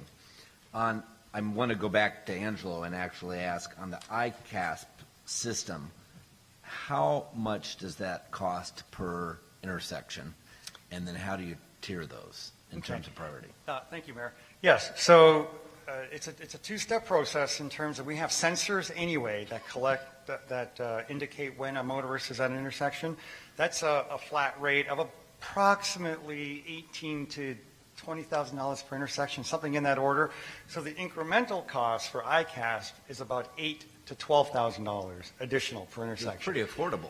So it's extremely affordable, particularly if you just save one life or one major incapacitating injury. My gosh, you've paid for it for 100 years. So not to mention the trauma relief. So yes, the incremental cost is relatively minimal. We're looking at that expansion grant from DOT of $500,000 or both fingers across. We're hoping that that will come through for us, and that'll help to expand the process even more. Then the last question I have is for Mr. Barmby.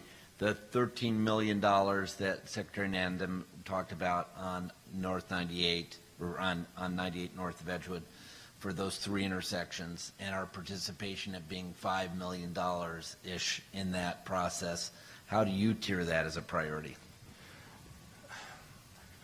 I think if in terms of looking at what's been in the hopper right now and what is construction ready, I think one of the issues is going to be trying to make up some of the funding shortfalls we're seeing on projects that have already gone out to bid for construction.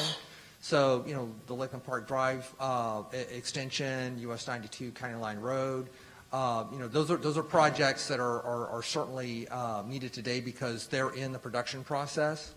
I would say 98 is we deal with those. Exit 38 is probably the next tier, and I would almost put the responsibility back on DOT to address that because it involves the interstate highway system, and something where I think DOT can help play a stronger role in that effort, which leaves US 98 is the next one down from that. And so, DOT, and this has been a kind of a standing request that the TPO has had in working with the city over probably close to 10 years now, is that there's right-of-way funding that's programmed in the DOT work program that I don't believe fully funds the full right-of-way acquisition that's needed for the 98 corridor. But if we were able to take and get a better accounting from DOT of how much it would take to chip away at maybe not all three of the intersections that Secretary Nandum discussed yesterday, but one at a time, then maybe we can take and flex some of those right-of-way dollars into construction and take care of some of the most critical sections one at a time. And it kind of really gets back to kind of more of a closing thought from yesterday's discussion is making a formal request of DOT to work with us on just that plan. Because to me, having right-of-way dollars that we just continue to move forward year after year after year does no good for the public if ultimately we can't spend those, those dollars. So if the DOT is not able to get an easement from CSX for the portion, a portion of the corridor, let's figure out something else that we can do and get that money put into the ground. The other thing, too, is that, in terms of our other roadway priorities, we've got State Road 33, which is certainly a key corridor, 98, but also New Tampa Highway. And New Tampa Highway is in the process of being designed by DOT, and they seem to be allocating more right-of-way dollars towards that corridor at this point in time. And so I guess a question is, with our stakeholders in all of these key corridors, 33, 92, and US 98, what are our priorities, our collective community's priorities, and can we ask DOT to maybe shift some monies, for example, off of New Tampa Highway towards 98? And is there even opportunity to put together a funding package for South Wabash? South Wabash is something that has been on our list for a long time as a locally funded project. It's been studied. It's federally ready. I mean, it's gone through all the appropriate federal processes, but the city doesn't have the ability to generate $20 million for construction. But if it's federal aid eligible, then there's some other options that I think are available that DOT, in working with the Transportation Planning Organization, can do to shift those dollars around. I think nothing is more frustrating from my standpoint than seeing the same projects on the same priority list year after year after year, and we get no momentum on them because the mindset is it's just strictly a 4 to 6 lane project or a 2 to 4 lane, and the operational improvements can buy us 5 or 10 years. And maybe that's something that we look at. Okay, thank you. Commissioner McCarley.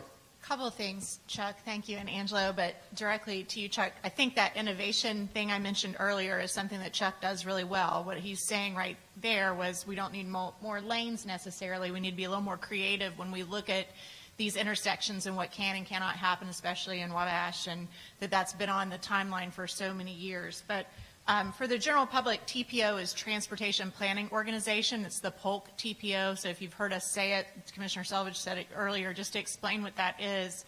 And sitting on that meeting the other day, I think it was Commissioner Lindsay from the county who directly asked the Undersecretary for Florida District of Transportation, number one, how can we as a TPO board help reprioritize if we're looking at State Road 33 and I-4, which is the last, correct me if I'm wrong, intersection on Interstate 4 that has been brought up to speed, no pun intended, in the last 50-something years. It hasn't been touched since I-4 was built. So that's something that we talk about constantly at TPO. But really quick, Chuck, just correct me if I'm wrong, but DOT is federally funded, state managed, and then locally implemented, correct?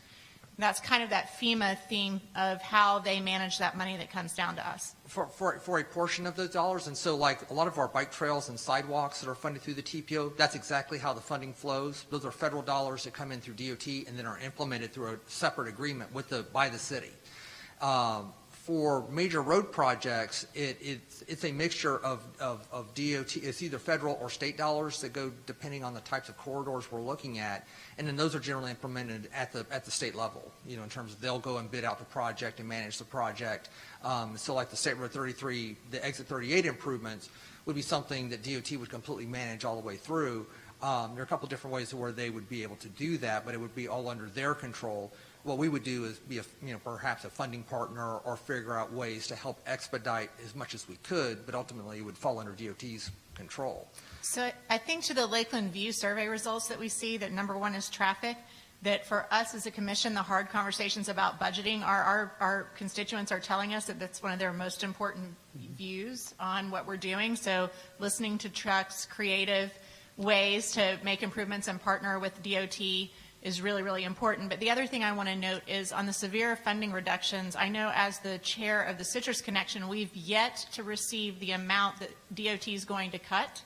Have we at the city heard what the cuts are actually going to be? And have they formulated that into a letter? Because even as a chair, I have reached out to staff, and now I've also gone to the Secretary of DOT to figure out what the cuts look like, and we haven't had any clarification yet. Are we struggling with that in your department as well? In terms of the actual impacts to Lakeland, it's really not much different than what the TPO has heard. I think our general projects are in good shape, the ones that are being implemented locally through the local agency program agreement process. I think we're in good shape there. It's the bigger projects that there are great unknowns, and generally what we're seeing, like US 98, is that the right-of-way phase, the funding had been reduced and then shifted back in the work program. And there's some differences that I've seen in terms of what those dollar amounts are and actually the years of those phases being funded. So there's a lot of clarification that needs to occur, and my guess is that each time I've seen major reductions in the work program, we saw it in 2000, we saw it in 2005, and we're seeing it now, is that it takes a while for the dust to settle, after the multiple revenue estimating conferences, and, depends on if folks are feeling more positive about the recovery post-COVID, then what they'll do is they'll say, the next 1 or 2 years are going to be tough, but looking 3, 4, and 5 years out will be better, and we can start to, add projects back in. So I think that's where DOT is at this point, and really we won't know the specific details in terms of how it affects us finally until probably legislative session. It's going to be right about that time that we'll have the best available data, the most recent data, and they'll have to run with that in terms of adopting the next work program. And so that'll happen starting in a couple of weeks in that point forward. Thank you. Thank you, Chuck. Chuck, if I just real quick, I just want a clarification on, Chuck, is it at exit 38, is it only the construction that hasn't been programmed into the work plan? At this point, that's what we've seen, is that construction, the right-of-way is funded, and the right-of-way is primarily at the interchange. The gas transmission line relocation is funded. That for a long time was a holdup because that was a huge cost, and in fact, DOT went back and modified the design to avoid the impacts to that. And so right now, construction is the only thing that we're missing from the puzzle. A couple of years ago, we were very disappointed in that the dollar amounts didn't change, but the timing of the right-of-way acquisition got moved back a couple of years. And what that did is that meant that the interchange wasn't construction ready, which for the next stimulus program or the next big move, that's made at the federal level, we want the projects that are ready to go immediately, and that's what helped University Boulevard. That project was done in record time because it was construction ready.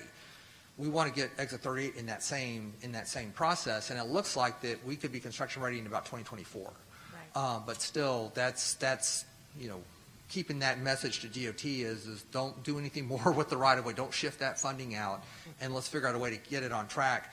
2028 is what we're hearing in terms of the construction timeline, which means construction doesn't begin until 2028. Construction could be a 3-year process, and so we're looking at a solid decade of problems. And I'll kind of step back and say that Angelo's group is working with DOT on a temporary ramp signalization, which should be coming up here soon, which will definitely help the immediate safety issues, but it doesn't address the larger capacity issues that we need to address certainly before the next 10 years. And so that, to Commissioner McCarley's point, is that it's the only interchange on I-4 that is not in a programmed plan for construction. Exactly. And so that's when we talk to our legislators, that's the point that we want to strongly make. It hasn't been significantly improved since 1964. Right. Commissioner Selvage? Well, you two make an effective Mutt and Jeff team. I appreciate it. I was sort of hoping for levity's sake you'd follow Abbott and Costello more than Mutt and Jeff, but thank you. I have a low-tech question for Angelo. On Tennessee Avenue near Nobe, we started the diagonal parking. How's that worked, and do you see that being integrated into our overall parking plan downtown? Yes, so it's been implemented for well over 2 years, and it's reverse angle parking to boot. It's not just angle parking, it's reverse angle parking. And to the best of my knowledge, not a single incident has occurred. relative to that. Everyone seems to understand what to do. We have signs indicating the opportunity to go forward, signal, back in. And then, of course, remember we talked about the issue of backing in being latent gratification, so that when you do all the hard work to back in, it's easy to go out, and it's Right. much safer from a traffic operations perspective. So we're very proud of that installation. I think we only issued one citation. I think it was a warning when someone did not do that in about 2 years. I would, if the right-of-way permits, angle parking is a great way of increasing the inventory of parking, because you get about a 70% bonus with angle parking compared to parallel parking. And there's a bit of a benefit in terms of traffic calming, that folks tend to slow down a little bit more when they experience an angled parking condition. I would strongly recommend that if we do go towards angled parking, that we consider reverse angle parking for the reasons I just mentioned. Thank you. Commissioner Walker. Thank you, and thank you for the report thus far. But Ms. Angelo, looking at the feasibility study that was done through Lakeland Area Alternatives, kind of study that was done, if you recall, and it encompassed that West Memorial area where we had the hawk signals Yes. implemented and all. Yes, sir. And for safety reasons, that particular segment of our city that's why it was done. How effective is that being, used? Because I see still in that corridor where we have the traffic as it is, we put those particular signalizations there. I don't see people using them. They still walk across. Right. So I'm trying to understand, the dynamics of what we did to help support the Yes, safety precautions for that particular area, but how well are they being used? Excellent question. So we do have a partnership with DOT. They designed and funded and installed them for us, which we're very appreciative of. There are 4 altogether. And what we're noticing is that, and we've asked DOT to do a different kind of study. We know that not everyone's going to do exactly what we think we'd like them to do. That is, approach the curb, look both ways, push the button, wait, and then cross. Heck, I don't think I even do it. And I've been in the business 41 years. I don't think I do it all the time. I'm mea culpa. I'm guilty. But here's what's interesting. We created a zone. We've created a zone of 13 elements altogether on that corridor. And what we're asking DOT to help us with is to understand, is it okay to have these 13 elements combined as sort of like a chain of pearls and use that system as a safety measure? So, for example, even if you don't push the button and you find a gap, is the pedestrian going to achieve more safety just because of that one element and the median that's been provided to them? So we're looking at a study. Is it okay to say it's not just about the button, it's about the system? And so DOT is seriously looking at a study to help us see if we can put some data to that. Anecdotally, and I can only speak anecdotally, I don't have hard data. Anecdotally, because we see it through our cameras, I think the picture I showed, in fact, is off of one of our cameras, in fact. Anecdotally speaking, we notice that folks are, shall we say, changing their behavior in terms of how they cross the street in a more positive way. I'd love to see the data. I can't wait to see the data. I think it's going to show a reduction in injuries at the very least, is my hope. I don't know that yet, sir. Thank you. Very, very meaningful question. All right, Mayor? Is it premature to start receiving as a commission, this is not part of your presentation, but the Dixieland Road realignment accident data to see what we are incurring? The last report we really have is that 13% increase in rear-end collisions, but we'd like to maybe see that aggregated overall. And what are your thoughts with respect to the progress on that? So dealing with the crash statistics first, we are doing an unofficial run of crash analysis. The DOT conducts what are called certified crash reports. We don't have enough time in the period to have a certified crash report. So the DOT will be working on that. In fact, we're meeting Thursday, this coming Thursday, in fact, to talk about the post-analysis of South Florida Avenue, State Road 37. So what we're noticing, again, I'm cautioning us anecdotally. because we're looking at very, very raw preliminary data, it appears that because of COVID, we had, that's not appears, that's fact, of course. It appears that we've stratified the corridor in 3 segments. The actual element in the middle, and then the north and the south. And the reason why we did that is because we wanted to have a variable out that COVID was applied to all of the corridor. And what we found was that it appears, anecdotally, please don't hold me to this, that it appears that injury crashes in the core are somewhat reduced relative to the north part and the south part approaches so far. We're hoping that those numbers resume themselves in the future. We're very hopeful of that. Time will tell when DOT does their certified crash report, and they'll look at that in terms of operations. I will say in terms of time travel, which is, of course, one of the biggest elements, other than safety, of course, safety number one, we looked at it in 2 corridors. We looked at the Dixieland corridor, which is 1 mile between Lime and Ariana Streets. That's the actual Dixieland corridor. But given that 85 to 90% of traffic emanates either north of George Jenkins and or south of Edgewood Drive, 85 or 90% of traffic, we also looked at that corridor. And what we're finding from a travel time perspective, and this is not anecdotal, this is off our Bluetooth sensors, that travel time is actually slightly lower from George Jenkins to Edgewood Drive and about a minute longer in the Dixieland corridor. So interestingly enough, what we think is happening is that that time delay that normally was occurring at George Jenkins at the top and Edgewood Drive at the bottom, that delay that most folks were experiencing has now been smoothened out.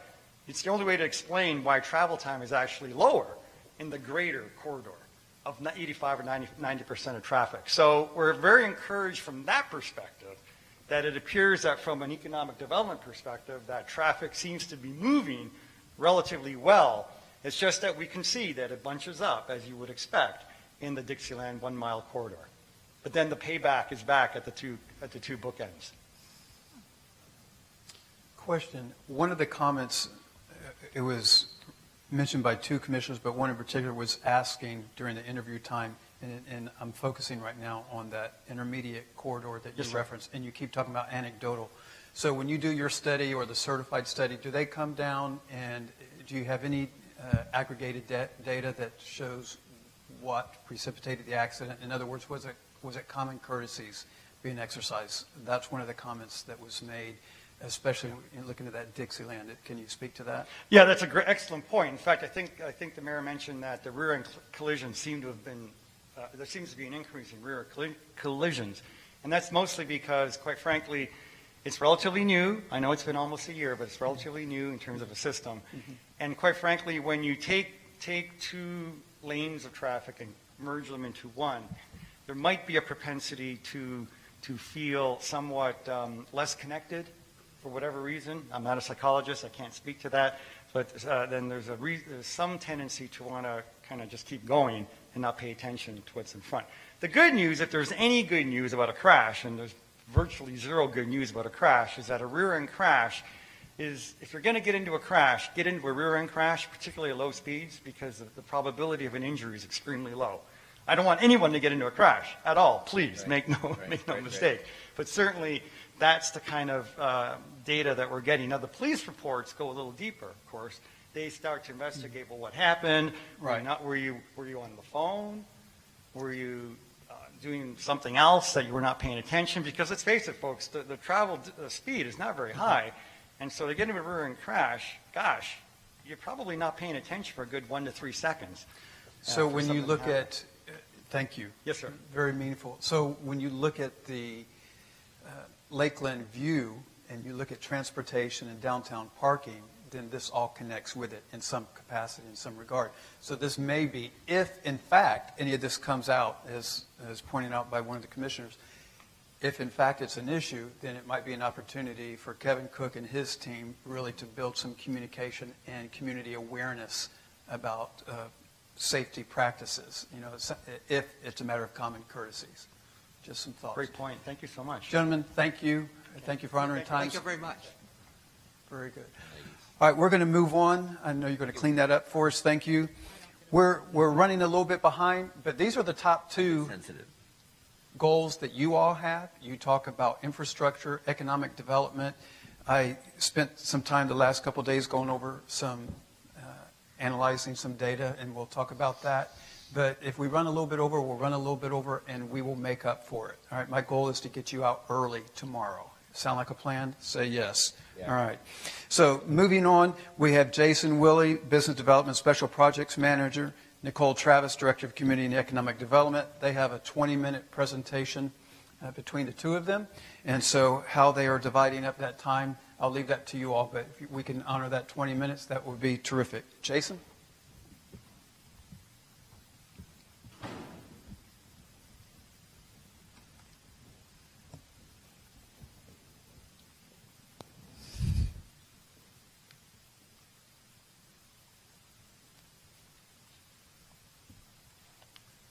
Morning.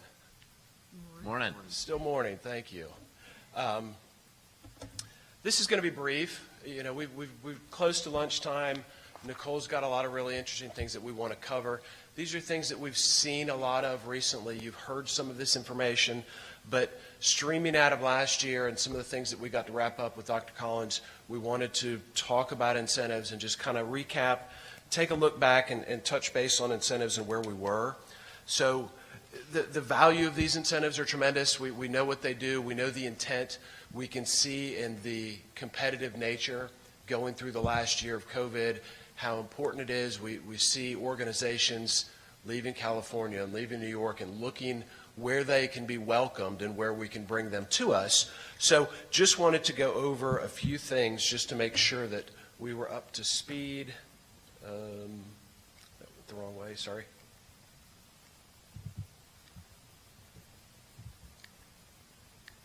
Sorry. So the small print picture that you can probably not read, but it's on there for a visual. This is something that's from Community Economic Development's website.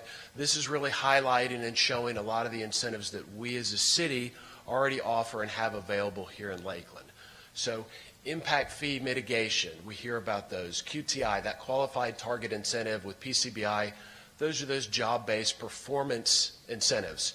You know, from the power side, Lakeland Electric, we've got an economic development rider that we target high demand users that bring in certain quantities of jobs. We've got a incentive that relates to impact fee financing for water and wastewater. Again, targeting certain organizations that are bringing in high users. We know the CRA and all the great things that they are doing. So two things that I wanted to really go through that have happened over the last 12 months. I think the first, not as positive, this QTI incentive that we show up here is a state incentive that we have participated in for a number of years. That's been in place since 1994. It sunsetted in June. So June of 2020, QTI is gone.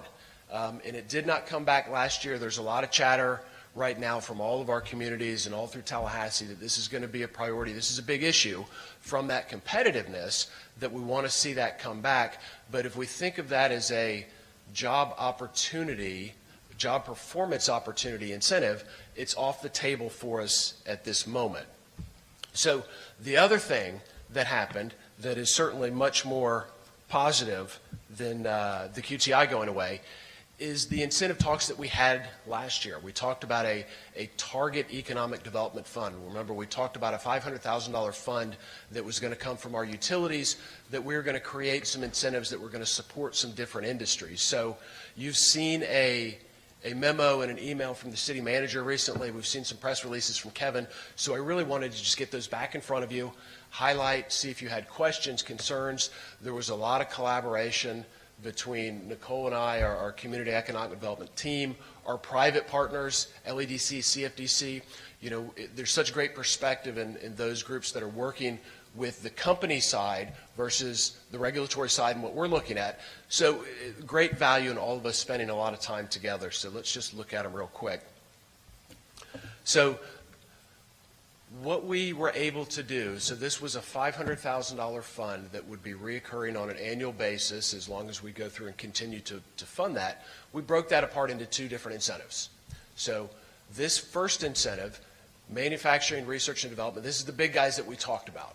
So we talked about the opportunity to provide infrastructure assistance to manufacturing companies that were coming in. Remember, we talked a lot about return on investment, some of those other things that we mentioned through that process. So we're in the utility business. You know, it's good for us to sell water and power and wastewater and do all these things. But then on the manufacturing side, the value of these organizations using a lot of equipment, a lot of technology, there's tangible dollars in that, and there's a lot of tax base that goes into that. So the first incentive is geared towards those manufacturers and research companies, and this is $400,000 of that 5 would be allocated on an annual basis to this incentive. So looking at eligibility, you know, how is that determined? Who are we going through? We were able to look at a little bit of history with our private partners and look at the last 5 or 6, 7 larger manufacturers that came to town, and think of the Brew Hub, and think of Matheson, and think of Mission Foods. Some of these other organizations, what did they come in? Who did they hire? What did they pay? What did they create with regards to capital investment? So we came up with 3 criteria that we're asking available applicants to really just meet one of these 3. So the first one being on a wage base was at least 25 jobs at that 125% AMI threshold. The second one, 50 jobs at 100%. And then the third one would be based on capital investment, so a $10 million capital investment. So meeting those criteria kind of gets you in the door to start that process, that application process. That process, similar to all financial incentives, economic development incentives that we would do. So there's an application, there's a description of the project, there's a talk about cost, there's an understanding for needs, and what that ask from an infrastructure relationship would look like. One thing that is included in that application is also a letter of support. So we're getting a letter of support from the LEDC in this case for this incentive. And that's something that we've done, our economic development mitigation incentive that's been in place for over 10 years. We've had that relationship the same way. And I think it balances out the cooperation and the collaboration of what we're doing, again, from the public-private side. This isn't something that I'm just going out and reaching out to a company, or we're not just getting someone else that's pushing that to us. So there's a lot of collaboration there. So there's value in that communication. I think it works really well. So what type of improvements are we talking about? We've gone through infrastructure. So think about maybe impact fees for water and wastewater. So maybe a water line extension or wastewater line extension, or maybe, you know, dual lines for a specific power use or a transformer. So all of those things, you heard things from Chuck, transportation can fall into that. You know, those are things that might have more of a global improvement for a physical location of a traffic signal or an additional turn lane. So these monies are really intended to be those type of benefits. From funding and distribution, it's $400,000. This is not necessarily tied to one specific project. We talked a lot about that. You know, we at the city, we're used to doing less with more, so it's like we want to help a whole lot of people. But when Elon Musk emails us back, you know, about our project, we want to make sure that we've got all the resources that are available. And so we left that open. So this is a reoccurring balance. This would reset at the end of the year, and that 400 would come back to us. The complementing, so the other part of this incentive, so the second piece is the 100,000 that was left out of that 500. And so this is encouraging development, growth, and expansion. You know, it's got a really catchy little buzz. But this was going back to capture some of our smaller manufacturing, but also some of our food-related and some of our service industries. When we had this conversation in the past, and really what we came to with how to utilize this money, you know, we continue to look at the success that the CRA has had, and whether that's in Midtown or Dixieland or downtown. You know, we heard culture a lot this morning, and so we think of entrepreneurs, we think of people that are filling space, the cultural improvements that they're making and bringing in that vitality and different spirit. So this is a $10,000 matching grant. It's infrastructure based. So again, we're not dealing with, I like this idea for a company, so we should fund them. You know, I think what we've learned with funding infrastructure improvements are a business idea or plan can be wonderful, or the operator can be the right person at the right time, but not all businesses succeed. So our money might be better spent putting it into the right facility. So as we get entrepreneurs, as we get new people, now we've got more spaces that are able to move into. So eligibility, that key is something that we're doing all the right things already with the CRA. So from an eligibility standpoint, these are in those gap areas. So these are areas that would be outside of the CRA, again, targeting those specific uses. The application would work the same way as the other one: projects, description, cost, assistance, needs. We get into a little bit more specifics on this because we are dealing with smaller businesses. When we get into food, we get into state regulations. We get into a lot of things that we got to make sure are in place before we partner up with an incentive. But again, I think following the CRA's lead on a lot of those is going to be beneficial to us. What kind of improvements are eligible? The same ones that y'all probably get emails on a lot of them, and we're talking about grease traps and fire suppression and monitoring manholes and other fixes, vents, hoods. This is not intended to be equipment that can leave a space with an owner. These are things that are going to be affixed to a property, affixed to a building. It's not furniture. It's not design fees. There's nothing like that. This is really hard, just real infrastructure. And so similar with the funding, $10,000 matching grant, so these owners have skin in the game. We will go through a process. That number is first come, first serve. So when 10 of those users come through in 1 year, that $100,000 is gone. We wait till the next year until that funding is recouped. And I think the last point with that would be the eligible reimbursement would come back to these businesses once they get a CO. So once that work is done and we've finished all the paperwork, we can go through that process. Trying to give Nicole plenty of the rest of the time, but this is something I came across the other day, and it's related to incentives. You'll probably hear Ashley maybe touch on a little bit of things, but as we talk about that, it really goes back to wages. And so it's a little off topic, but this is an Enterprise Florida document that we got that's effective as of January 1, 2021. And I've got this as a 2-page PDF. I'll email all of y'all today so you can see it and just have it in your pocket if there's an interest. The point of it was, so wages are changing in Florida. We're growing. The state of Florida over the last 5 years has picked up about 16%. We're right behind them, 13%. So we're still seeing that gap in between us grow just a little bit.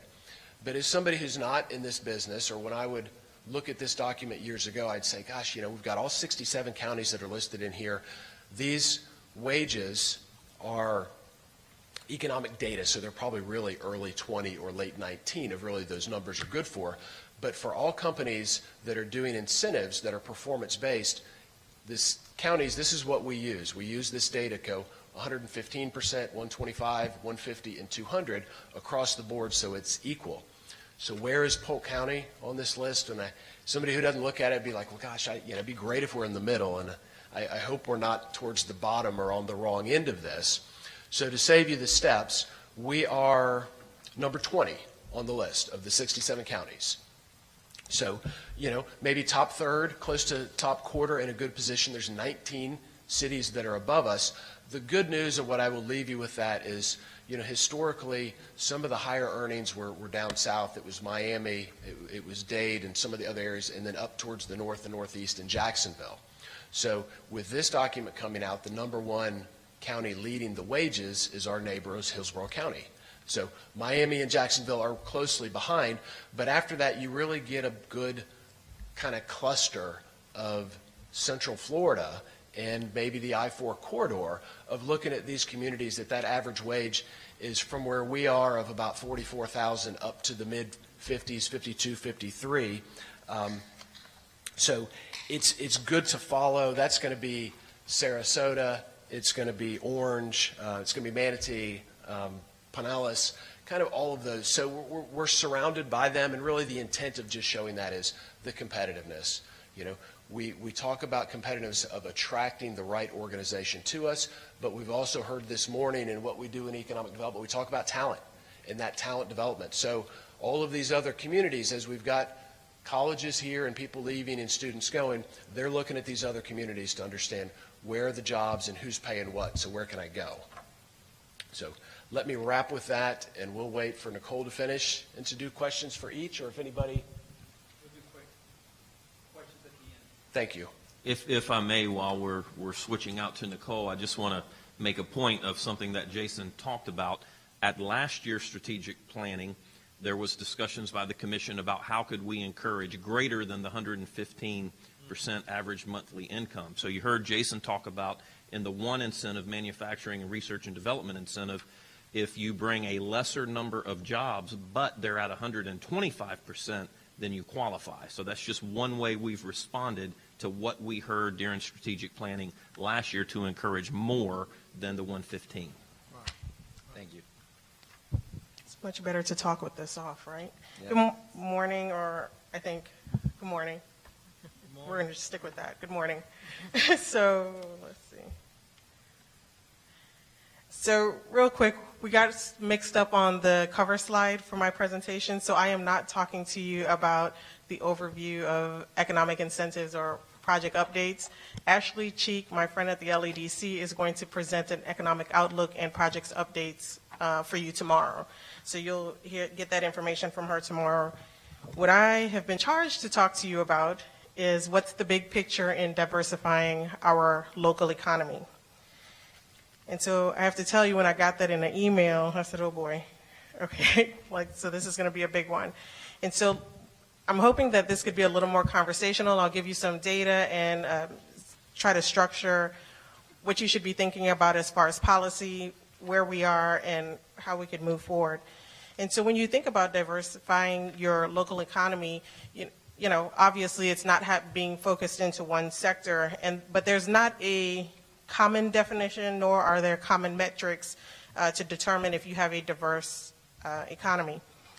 But it could mean looking at construction activity, employment levels, logistics and transport, affordability, consumer spending, and manufacturing. And so ultimately, when we talk about the big picture of diversifying the economy, it really comes down to the seven of you and what policy and what's your vision for a diverse economy. There are no shortage of examples in when policies have failed on diversifying the economy, and I think that we've done a good job as a community in being fiscally responsible. But where you start to go off the deep end or make these large mistakes is when you put a lot of stake into one particular industry, or incentivize too much in one particular industry, or only on select projects. And so I think that we've done a good job, and going through the presentation, I think you'll understand that.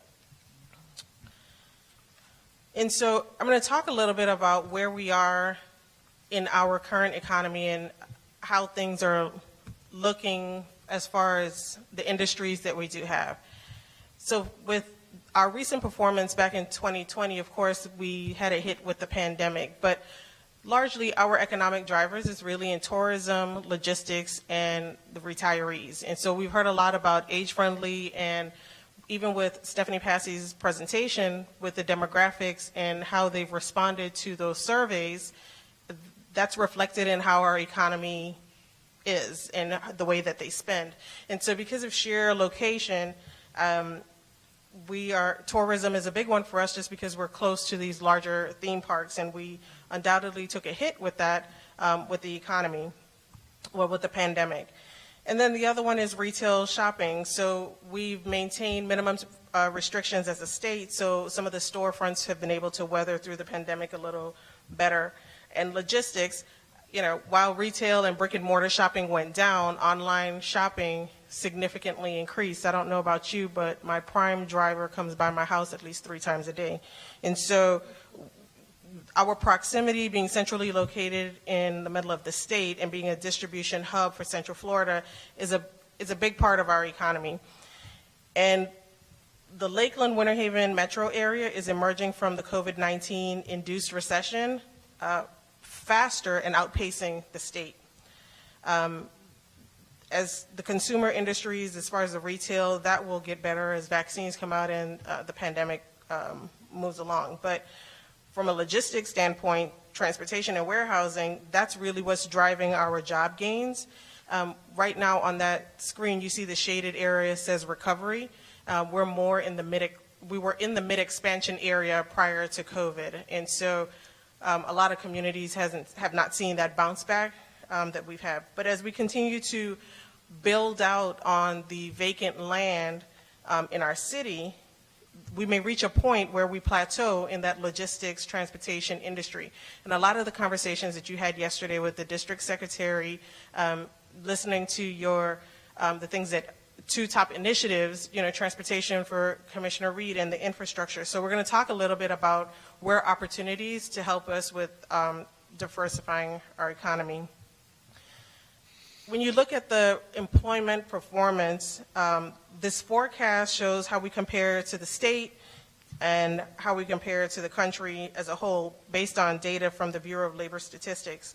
And so when we talk about employment performance, Lakeland, much like a lot of our peer cities in the state of Florida, we depend a lot more on employment as a sector of our economy. So we're more than average dependent on that employment, and a larger part of that employment is for the logistics and transportation area. And so when our economy, when the pandemic hit and there was a dip in certain industries, the reason why Lakeland was able to bounce back and not take such a hit is because a large part of our employment is on the logistics transportation side. So we just need to be able to pay attention to what happens when we're built out and how that may affect us. When you look at the business cycle index, that's meant to gauge the current trend and the underlying economic activity. So employment, again, housing starts, which is our permits, industrial production, so that's our manufacturing and construction, and then housing prices. So here's the thing. So when you look at all of that data and you look at all the industries that we have, you would say that we're doing a really good job from an diversified economic perspective. But if you start to look at the other data, and these are things that anecdotally we understand, is that the mismatch between our skills, educational attainment, and where we need to focus and concentrate moving forward. So a lack of talent will constrict high-wage job growth in our area. And so mismatched skills is determined based on really on two components: the distribution of educational attainment for a population and the educational characteristics associated with the jobs in the area. And if you see that little blue line or little blue triangle at the top where Lakeland, we're not balanced. The U.S. is the green triangle at the bottom, and that balance is in the middle. So we're a little underbalanced for the types of jobs that we have in the area and our educational attainment. Secondly, looking at a diverse economy, you have to look at the economic disenfranchisement, that's hard to say, and then also per capita income. So the economic disenfranchisement indicators measure the degree to which income inequality plagues certain economies. So this is really small text, but the Gini coefficient measures income concentration with 0 representing perfectly equal and 1 representing the economy which the wealth is held in by one individual, or that 1%. And so the Gini coefficient is showing that we're kind of halfway. So we're not at 0 and we're not quite at 1. The Palmer ratio is a newer measure of income inequality. It examines the total income held by earners in the top 10% and then divides it against the aggregate of the bottom 40. So really what it's showing is if the larger share of the wealth is concentrated in the wealthiest households in our economy. And so again, you see where Lakeland falls in that particular range. Let's switch over to per capita income. So per capita income really helps determine the standard of living of your population. And our per capita income is $36,649, whereas the state's per capita income is $52,426. And so per capita income is a metric that has some limitations. It doesn't necessarily include inflation or income disparities, poverty or wealth. It's just pretty much what is your discretionary income and how you use that money. So looking at both charts, the two are related. Lakeland's per capita income is 43% lower than the state's per capita income and 54% lower than the country. And our poverty ranking is 117, where 1 is the lower number and 403 is the higher, more equal number. So when we look at per capita just over the last 10 years, if you look at this chart, looking at Lakeland compared to Florida, our per capita income over the last 10 years has grown by 11.5%, whereas the state grew by 36%. So when you talk about diversifying your economy, it's really about taking a holistic look. It's how you're doing with jobs and gains, but also what's the balance on the poverty in the community and how you balance that. And that's come through in a lot of your strategic planning from last year and some of the comments again this morning. These are things to think about. And so what I've put on the screen for you is there's a role for everyone in diversifying the economy. There's a role for the residents, there's a role for businesses, and there's a role for you as policymakers. And so with the residents, we're supporting local, participating training opportunities and sharing ideas with your elected officials and with your city government.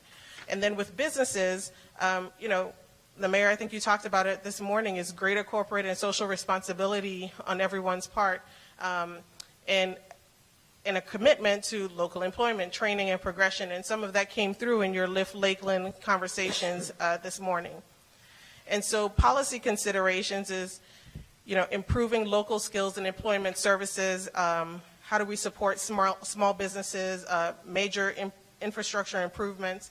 And so how are we as Lakeland going to measure our success and whether we have a diverse economy or not? And so what I've tried to do in the following slides is to align policies and initiatives that you as a commission have tasked us with as staff, what recommendations we may have, and what areas are not necessarily covered. So under businesses, we talk about greater commitment to local employment, training, and progression. As an organization, the city organization, which is a business, the city just recently implemented Ban the Box.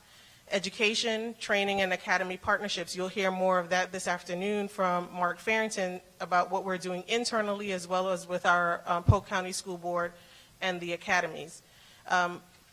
We've aligned our incentives with the increased average annual wage that you just heard from Jason, that we moved it from 115% to 125%, and that was based on direction that you gave us last year. And so through the course of putting together those incentives last year with Jason and then Deputy City Manager Sean Sherrouse, one of the things that we've talked about is, should we be incentivizing some of these businesses to hire local people from the local community? Of course, if they, you have to be able to be qualified for the job, but having job fairs and maybe there's a bonus incentive, $1,000 per job. And so we just, we have a framework for a program laid out on how we may be able to achieve that through an incentive program, but that was something that would have to be funded, and we decided that it did not need to be with the other incentives that we were creating. And so we loosely named that Prosperous. That's as far as my creativity took me with the name. Nice. So secondly, with on the policy side, improving support to small business, encouraging inclusive growth in new and expanding businesses. How can we do that? And that's something for you to consider with policies. Provide tailored support to key sectors and industry. You're doing that with the existing impact fee mitigation incentive, and just now with the manufacturing, research and development and EDGE incentives. Improve major infrastructure.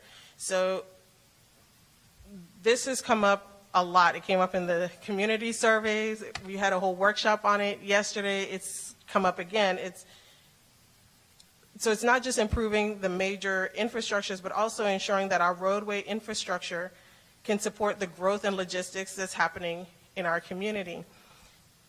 And because my public works friends, we work very closely with them, is maintaining that. It's not just, improving it to handle the capacity, but also to have the funding to be able to maintain it, because the gas tax is how we fund that, right? And so, and then aligning growth objective with funding to support the infrastructure. Policy, this morning you talked about, should we be saying no to growth and no to some projects?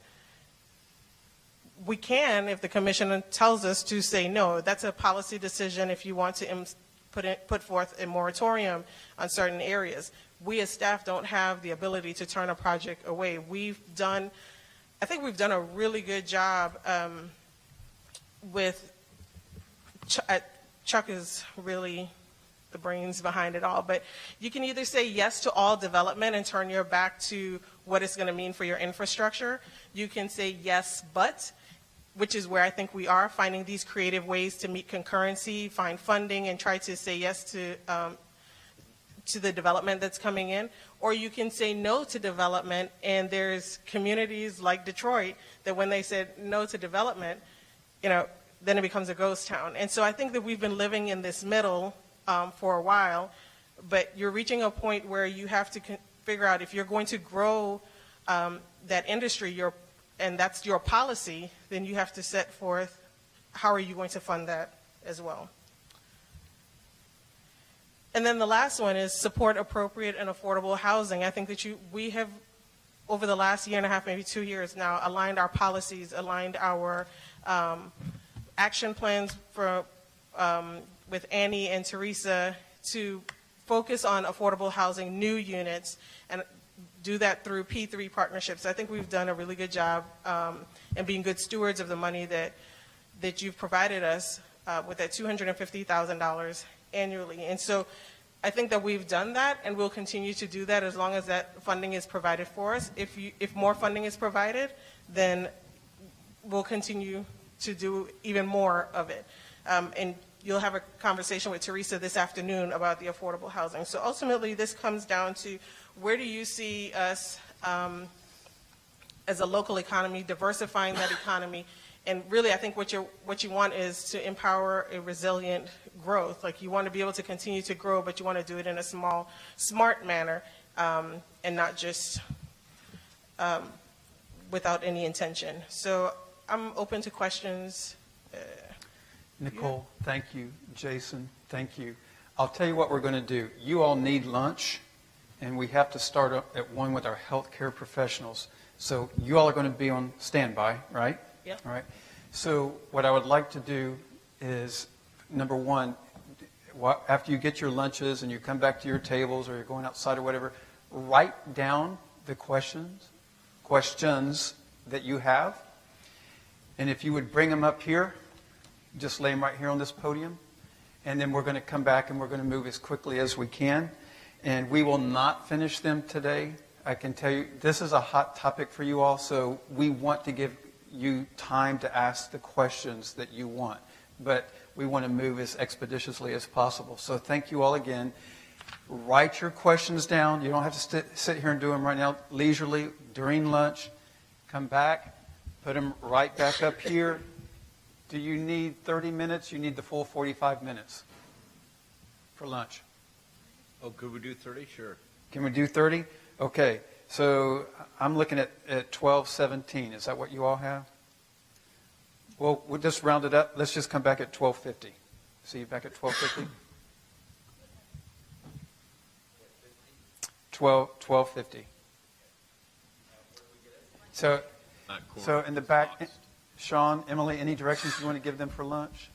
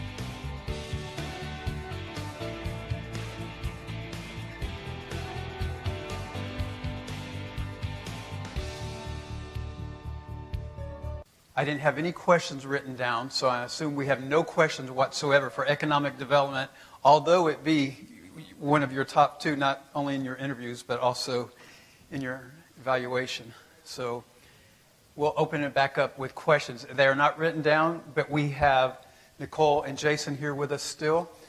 And we will pick up with some of your questions, and then what we will do is we'll come back to it again tomorrow morning. We also have Ashley Cheek coming from LADC, and she'll be sharing with us tomorrow, so I'm looking forward to hearing that as well. So questions?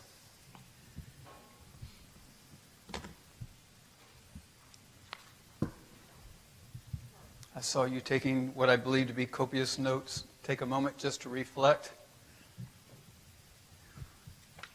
Commissioner Salvage? Nicole and Jason, I noticed in your presentation the term high skill, high wage never came up. Has that initiative made an impact on improving the job forecasts and economically? Has which initiative? The high speed, The high skill, high wage? high wage, high skill. From the LEDC? Yeah. Yeah, I think that it has made an impact because of the manufacturing and the types of jobs that we've got from those manufacturing jobs. I think you start to wonder, is it light industrial manufacturing, and try to figure out where do we want to push that initiative more. But it certainly helps that we have a team of people working on trying to recruit more high-skilled wage jobs. But as a city, don't we have in place incentives for companies that come in with offering high-skill, high-wage jobs? Yeah, the incentives that we have are the ones that Jason reviewed with you earlier. It's the EDIFM incentives. Okay. And so that economic development incentive, they get a reduced impact fee, or they pay less impact fees based on the mitigation. And I think that scale, Jason, correct me if I'm wrong, that scale is based on how many jobs they're creating in those different wage categories. Yeah, that's correct. So from an impact fee standpoint, you would get a reduction if you create 10 jobs. We're going to give you a percentage. If you Right. do 50, you get a better percentage beyond that. But I think that high skill, high wage, that definition, I mean, we on the city side have kind of utilized that from the state defining that in a wage category. That's when we've talked about that 115%. So I think the initiatives, as Nicole said, with LEDC still doing that, they're still there, but maybe that the terminology we just haven't been as straight with.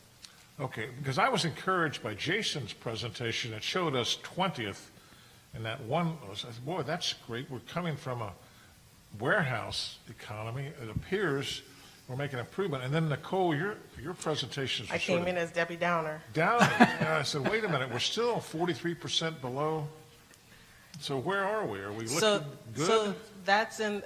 So what you have to take from that information is that is the average annual wage that Jason was talking about. And so if you want to incentivize jobs, that's the number that you should be working on.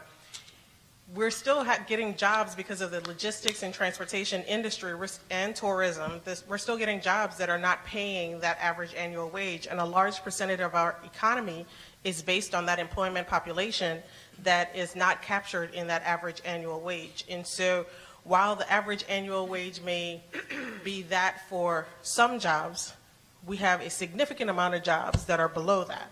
And so I think if you're looking at policy and how you want to make sure that your policies align with your incentives, you need to make sure that you're not incentivizing jobs that are not meeting that threshold. So do we focus on the average or the mean, the median? No, we do the average annual wage because that is consistent. It's different, and I think we had this conversation last strategic planning where we were using the average median income. Yeah. We were using average median income, which is used for housing and as far as eligibility, versus average annual wage is what we use for the incentives and jobs. The reason I'm asking is with median, we would get an idea of how many are growing of high-wage jobs as opposed to an average. We probably can drill down a little more into data. The data is there that I think we are able to do that if we work with the Labor Bureau of Labor and Statistics. We should be able to drill down a little bit on that data. So Nicole, maybe you think about that, how you drill down, and then maybe tomorrow when we come back to it, you can share with us what that might look like. Not the data, but when they're going to get the data. All right. Just kind of give an overview of that. Sure. Commissioner Walker? Thank you, sir. And I guess this question would probably be either one of you could answer. But, during the early, I guess it was last month, last month when the chambers had their particular program to talk about the economic forecast, and we had the economist that spoke, Brian, I think Westbury is his name, gave a good kind of a projection on how Florida was looking as to coming out of dealing with pandemic and coming as we're coming around, hopefully, and this curve, hopefully coming out of the pandemic. But how do you think Lakeland said as far as our market is concerned? Because I hear what both of you are saying. Are we still doing as well? Our jobs still, as you're saying, the job market being on uprise as it would be, even though wages may be a little lower, because his forecast is like, Florida, you're doing the right thing. You're keeping businesses fluid. You're keeping jobs going, that kind of thing. So, what do you think we as a market is doing? So, from an economic forecasting perspective, the charts are trending up. So, from an employment perspective, that's a large part of our economy. We're doing well. We're in the transportation, logistics business. We have a retiree haven, and we also have tourism that's driving our economy. Those are the three big drivers. And so we're doing well as far as jobs. But the question that I was responding to from the interviews that you guys did was, what is the big picture for a diverse economy for Lakeland? And so I think that you have to look beyond the jobs that are serving the drivers that you have now. In a diverse economy, the definition of that, in my opinion, is not just the logistics, transportation, jobs. It's what the rest of, how do you get more residents to participate in the economy? How do you look at investing in people to making sure that that segment of your economy is strengthened? Because the data is showing that we're not strong on that part. So I think we're doing extremely well where it comes to jobs, related to manufacturing, logistics, transportation, warehouse, just sheer location in the central state, in central Florida.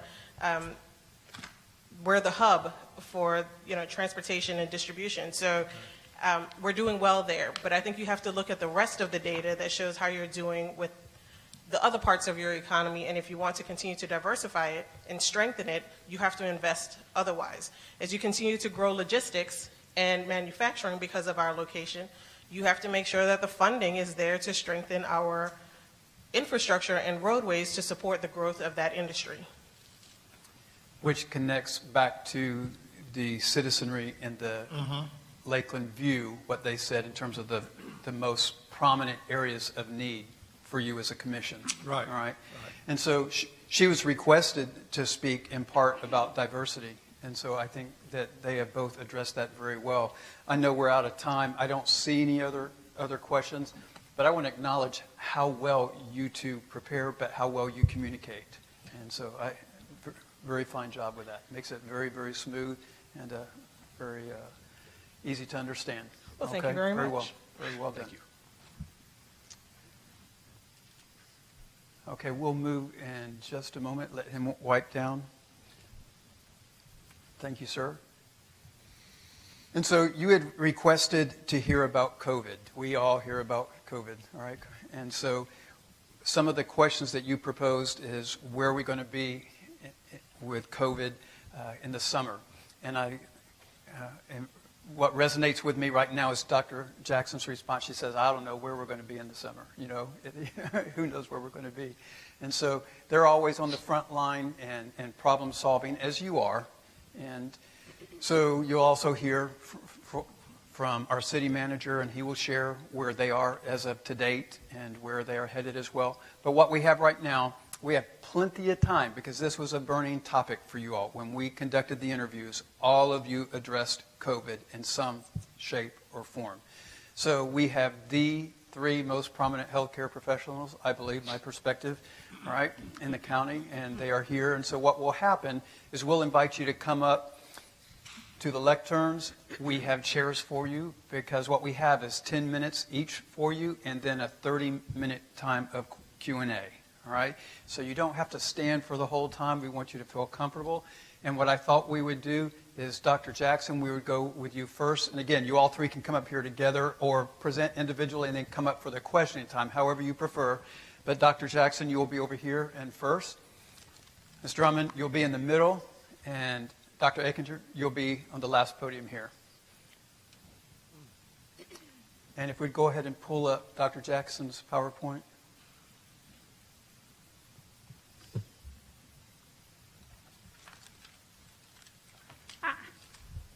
I love wearing 2 masks. One was bad enough. So, good afternoon, everybody. Thanks for the opportunity of coming before you to give a very brief COVID update. Again, we all live this every day, but then talk about where we are in our vaccination across the county and our plans for the future. Next slide. Your clicker's right up there in the middle. If you'll grab it off that middle left turn. Just press in the center. Okay, so as far as an update of where we are in Polk County for COVID, fortunately our community metrics have been improving over the past 5 to 6 weeks. Last week we had 1,886 documented new cases of COVID, which was down significantly from 3,552 the first week of January, and our positivity rate was 9.88%, which was down from 16.45%. So I'd like these numbers are trending down, but we're nowhere out of the woods when it comes to this condition. Our hospitalizations, and I'm assuming that Danielle and Dr. Ackinger will speak about the impact on their organizations, but we still need to continue what we're doing with our wearing of masks, our social distancing, our avoidance of crowds, and our staying home if we're sick or if we're exposed. None of this has changed. The mitigation steps have not changed as we're working toward having more people vaccinated. In a perspective, as of today, there's somewhere around 55,000 people in Polk County who have tested positive for COVID in the past nearly 1 year. I'm sure many more than that have had COVID, but that many people we can sort of prove have had it, that were county residents. So vaccination. The Department of Health received our first allocation of vaccine on December the 30th. And since then, we're on now week 10 of vaccination. We've received allocations for 9 weeks. The past 4 weeks, we've received 7,000 doses per week. Our vaccination goals is that we will give vaccines as soon as possible after receipt. The State Surgeon General really has a mandate that if a county gets vaccine, it needs to be in somebody's arm within 7 days. Vaccines are given by appointment only. Hopefully you've noticed that we have not had issues in Polk County where we've seen in other counties where people are either lined up on a sidewalk or with lines of cars that are miles long. We've been very cognizant of those safety concerns, and all vaccines given in Polk County are by an appointment. That we are vaccinating our current priority groups as identified by the governor's executive order, and that's our individuals that are 65 years of age and older, our long-term care facility residents and staff, and our healthcare workers, and those deemed by hospitals to be extremely vulnerable. Our strategy in Polk, because the health department is not large enough or wide enough across the county to do all the vaccinating ourselves, we've relied very heavily and are very appreciative of our vaccine partners. And I'm going to talk about those individuals and those groups in just a moment. We are prioritizing people who have pre-registered via the county call center and portal. And we do continue to do outreach vaccinations to reach underserved populations. Our vaccine partners, for which we would not be here talking, they receive an allocation of vaccine on a weekly basis, and they receive a comparable list of registrants from the county's portal. Our partners in vaccine locations, Lakeland Regional Health stepped up to the plate, and they were probably our first vaccine partner. They are conducting vaccines at the North YMCA 6 days per week, and that is our west location for the county. Winter Haven Hospital is vaccinating at the Gil Jones site 5 days per week, which is the central location. Also, Watson Clinic is a western side location. They're vaccinating 5 days per week. And then lastly, our CHD County Combined Pod is now vaccinating at Lake Eva and Haines City once per week. In fact, we're there today doing 1,200 vaccines in Haines City. We have a new partner that's coming on board next week with Bond Clinic, and I'm talking to another couple of healthcare providers to assist with vaccinating off the wait list. Additionally, as I stated, we do outreach vaccines with CHD teams, and also we can request incident management teams, which are state assets that we can request from Pasco Emergency Management. We will have 4 or 5 teams here the latter part of this week, again, reaching some of our vulnerable populations. The purpose for outreach is health equity.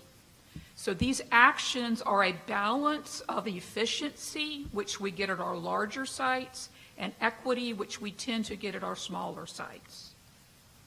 So this is an indication of how many folks have registered either through the call center or the portal. You'll see in the left-hand column registration list, and this was as of, I believe, last Thursday. Over 90,000 individuals have either called or registered online. Of those, 28,000 have been assigned for scheduling. So they've either received vaccine or their names have been given to one of our vaccine partners, and they're in the process. I will tell you that the balance of the list is around 47,300 because we estimate there's 15,000 of those 90,000 that either multiple registered or they've already had a vaccine elsewhere. And as our vaccine partners call people for vaccination, about a third of the time they're finding people have already gotten a vaccine in another county or through another partner, and they'd unfortunately registered multiple times. So I say it's sort of a dirty list because the work it would take to clean the list and call everybody to verify is not worth the squeeze. And unfortunately, our vaccine partners are confirming things as they reach out to individuals. So outcomes, our first dose vaccine allocations received by the County Health Department to date, and they've all been Moderna, 31,000. Doses administered to the registration list of 27,700, and outreach events, so combined about 30,000 vaccines have been given from allocations given through the County Health Department. You probably saw in the ledger today, there's about 12,000 doses we've not received this week because of bad weather up north. So unfortunately, we're having to reschedule some events because we frankly don't have vaccine. So Polk County Vaccine Summary, you can access on the state website a summary report for all of Polk, which shows that as of or through February the 14th, 53,456 Polk residents have received vaccine. Now that's higher than the 30,000 I told you we've given. And again, because this is for any person, any Polk County resident who's gotten vaccine anywhere, any vaccine location for any priority group. So that number is higher, and I watch this every day. And 76% of people that are vaccinated in Polk are ages 65 and older. For those of you who are interested in the racial and ethnic mix of people who are receiving vaccine, as of the date of this report, 70% of people receiving vaccine were white, 5% black, which is significantly less than our overall percentage of our black population, but a large number of people don't give their race or their ethnicity, or they identify as other. So 24% of people either identified as other or unknown. So do I believe there is a disparity? Yes, which is why we're at 2 black churches today, one in Lakeland and one in Lake Wales, because we are trying for equity standpoint to get to our what tends to be an underserved population. Additionally, 5% have recognized themselves as Hispanic, 49% non-Hispanic, 47% unknown. So they didn't declare, which is fine. New vaccine opportunities. I'm delighted personally that now Walmart, Sam's Club, and 23 Publix have vaccine. I about did a backflip in Southgate Publix on Saturday when I was there and saw them vaccinating. This are allocations that are coming straight from the federal government, so it adds to what we've currently gotten, and I believe it should more than double our current allocation of about 7,000 a week. So that's all that I have, and do I answer questions or I turn it over to? Thank you, Dr. Jackson. We're going to get all the questions together. We'll have all three of you up there at one time. Ms. Drummond?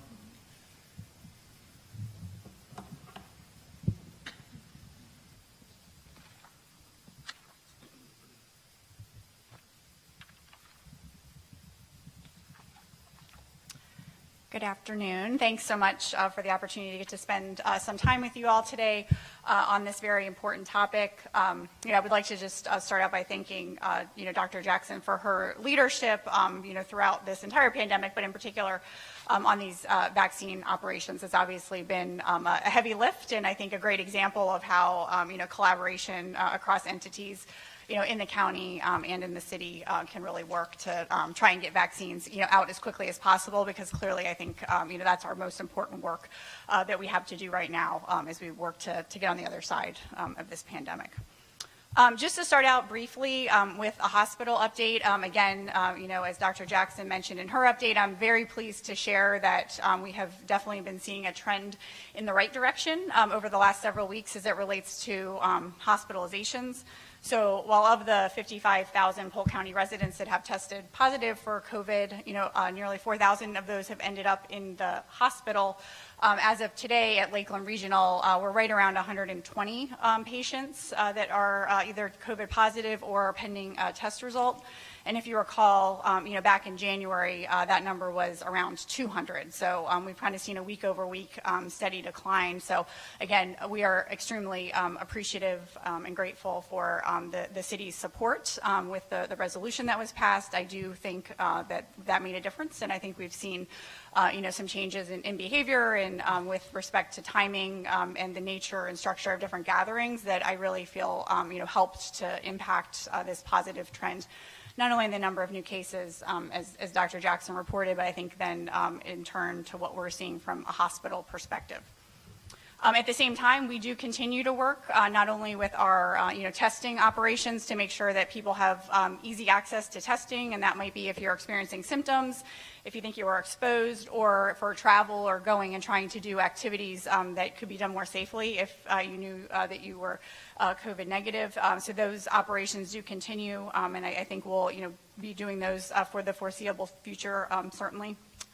And then we do also continue to provide our monoclonal antibody treatment. This is an outpatient service, infusion treatment that is available through our emergency department. And we actually just completed our 1,000th patient getting that administration of infusion, which again, those are 1,000 patients that were very high risk for hospitalization. So, I think we could safely assume that a good percentage of those patients would have been added to that hospitalization number had they not been able to receive that infusion treatment. So, our team continues to work every avenue possible to make sure that we're providing the best possible care as it relates to COVID, and I anticipate that those numbers will continue as we move into the future.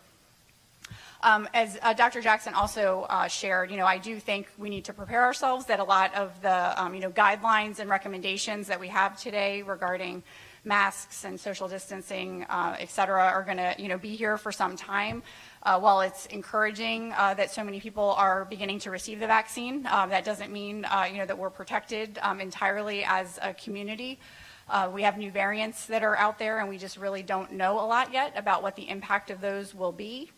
In addition, we just don't know enough yet with respect to those that have been vaccinated. We know that will protect you from becoming sick with COVID, but we don't understand how that impacts transmission. So it's not safe to assume that just because you've been vaccinated that you may not be able to transmit it to someone else. So again, the mask is very important to try and continue to limit the spread, even as we work to get vaccines out more broadly across the community. From a vaccine perspective at Lakeland Regional, I think Dr. Jackson did a great job summarizing all of the great work and collaboration across the county. The site that we have up at the North Y in collaboration with the county is focused on those that are 65 and older. So again, we're taking those that have signed up through the county's website and administering vaccines there. Right now, we're in sort of the cycle of doing both first doses and second doses because that operation has been up and running since early January. So at our peak, we'll actually be administering 5,000 vaccines per week at that site between first doses and second doses.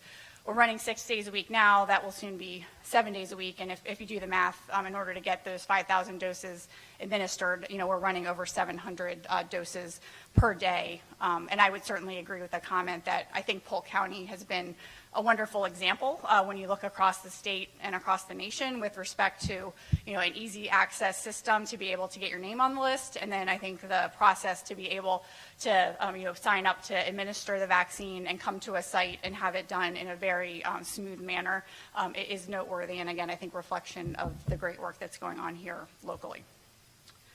In addition, we've been fortunate to continue to receive approximately 1,000 doses a week for the medically vulnerable under the age of 65. So we've been working to try and identify those patients that are in our system and in partners with the community, such as the Watson Clinic and other physician practices, to understand who are the most vulnerable in our community and how can we try and get them in for those vaccines that we are receiving at the hospital. So that operation has been ongoing inside of our Mulaney Auditorium at the new Pavilion for Women and Children. And again, that has been very well received, and we're hopeful to continue to receive that. That shipment has been similarly impacted, unfortunately, by the bad weather that we have up in the north. So we're still remains to be seen when that will arrive here. But again, we have that next batch of 1,000 doses teed up and ready to go. We've been targeting patients with cancer, with chronic kidney disease, sickle cell disease, and others with special needs, such as Down syndrome patients that we know are more prone to do poorly if they do contract COVID along the way.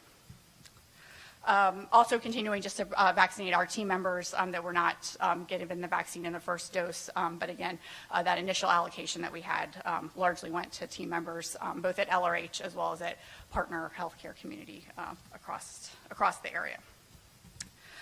So I'd say as we look ahead, I do think the continued work on vaccine distribution and administration is going to be key. Hopefully the supply continues to come through. Then I think that faces a challenge for us to make sure that we're continuing to add additional team members that can do the administration of the vaccine. It is a time-consuming process to schedule and register and bring folks in and administer it in a smooth way. So that will be a top priority for us as we look to the future. And then I think as well looking at physical locations to be able to hold some of these, vaccination operations will be something that will certainly be a focus for us. And I know there's discussions going on across the county as well to make sure that we're well positioned that way. But I do appreciate the support of the city and the county as we've worked through physical space options to make sure that we are able to administer this vaccine as quickly as we receive it. As Dr. Jackson said, I think it's a good expectation to assume that from the time it hits our dock until it's in somebody's arm should be less than a week to make sure we're not sitting on anything. So again, I think as we look to the future, the vaccine administration will be a top priority for us. We'll continue to make sure that we stand ready to provide, all treatment options that are available. I'm hopeful that the numbers will continue on their downward trend, but certainly, if we have concerns as it relates to hospital capacity and volumes, et cetera, we certainly, will reach out and keep you all posted. But again, just want to express the appreciation from both me personally as well as, from our entire team and community for the support from the city that we've had to this point as we've faced our, ups and downs and surges in volumes over the last several months. But I am hopeful that what we're seeing today will continue as we continue to get the vaccines out into our community. Thank you, Ms. Drummond. Dr. Ocker?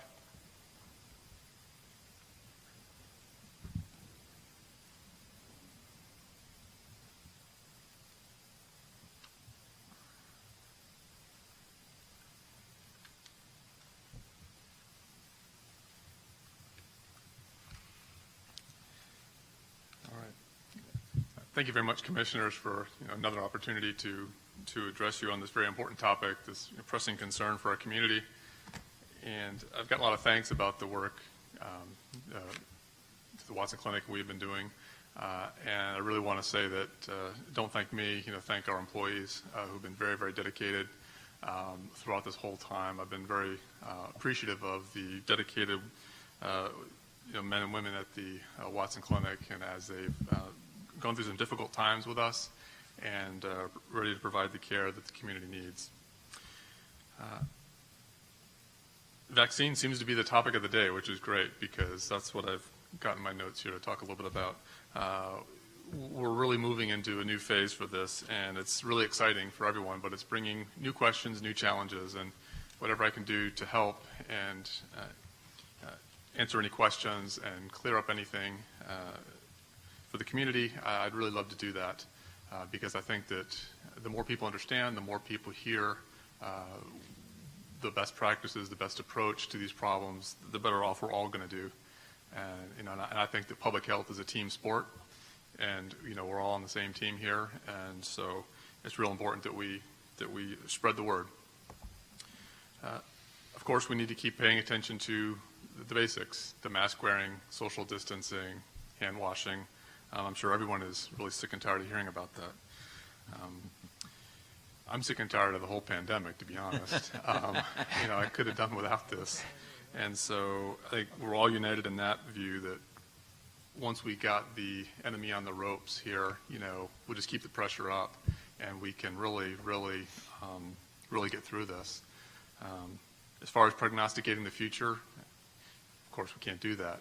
But I think that we see some important trends in the numbers and we have a lot of reasons to be optimistic.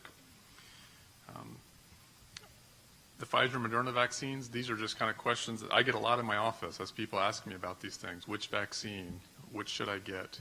I think the bottom line is don't overthink it. Get a vaccine, that has an emergency use authorization, and so you can get some immunity. But a little bit about the various vaccines, because people do have a lot of questions. What is an mRNA vaccine?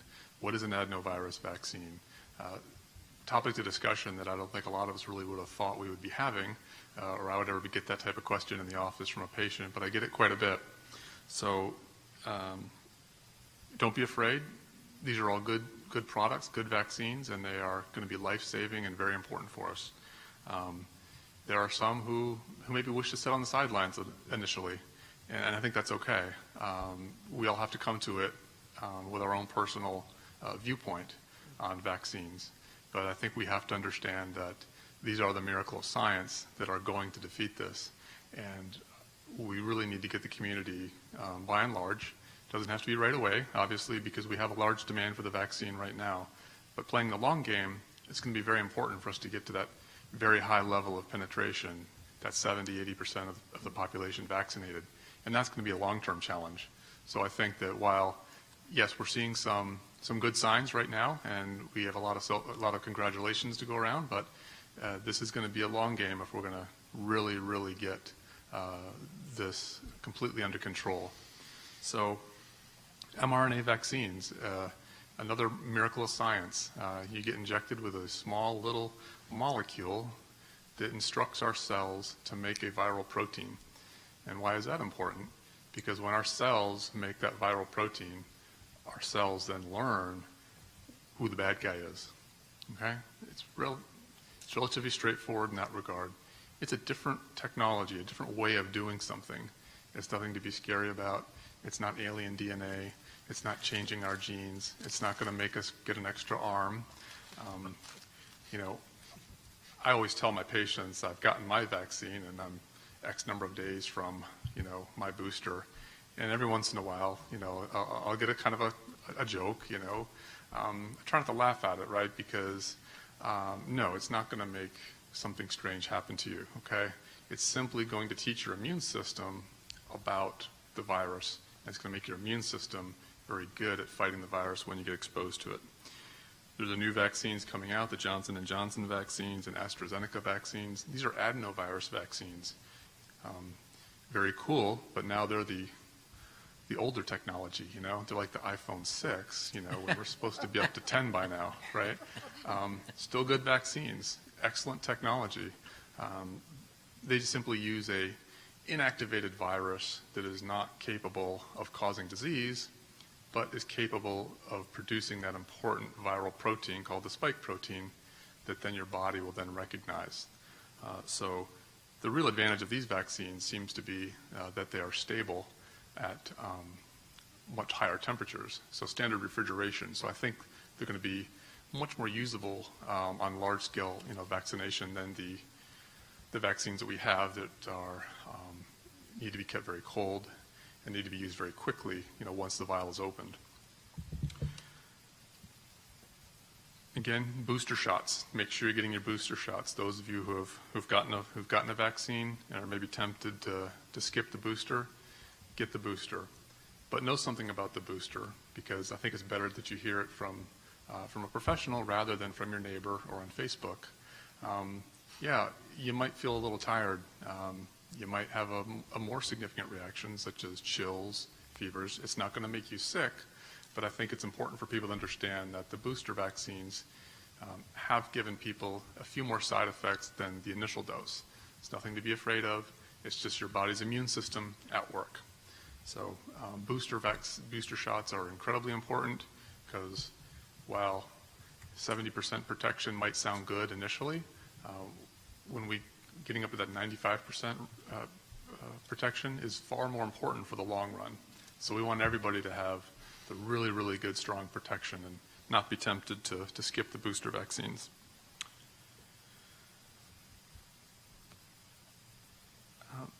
Almost anybody can receive this vaccine. There are very few people who have medical conditions out there that should not receive the vaccine.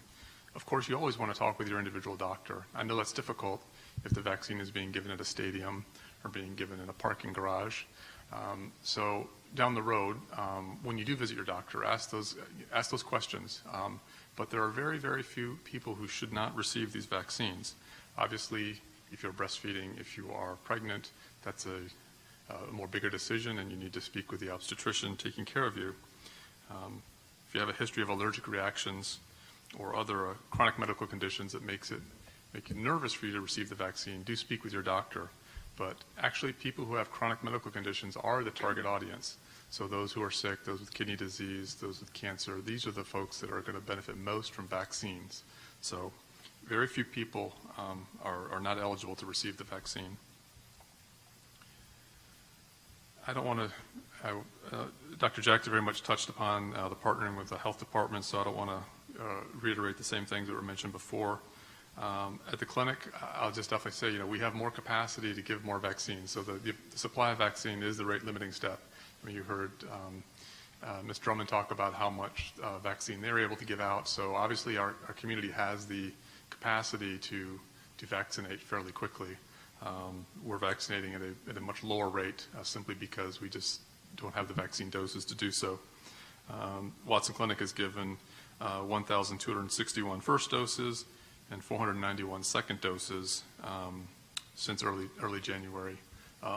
The vast majority of that is our own workforce, and then some working on the list that Dr. Jackson has spoken about on the health department's list, targeting those with medical conditions.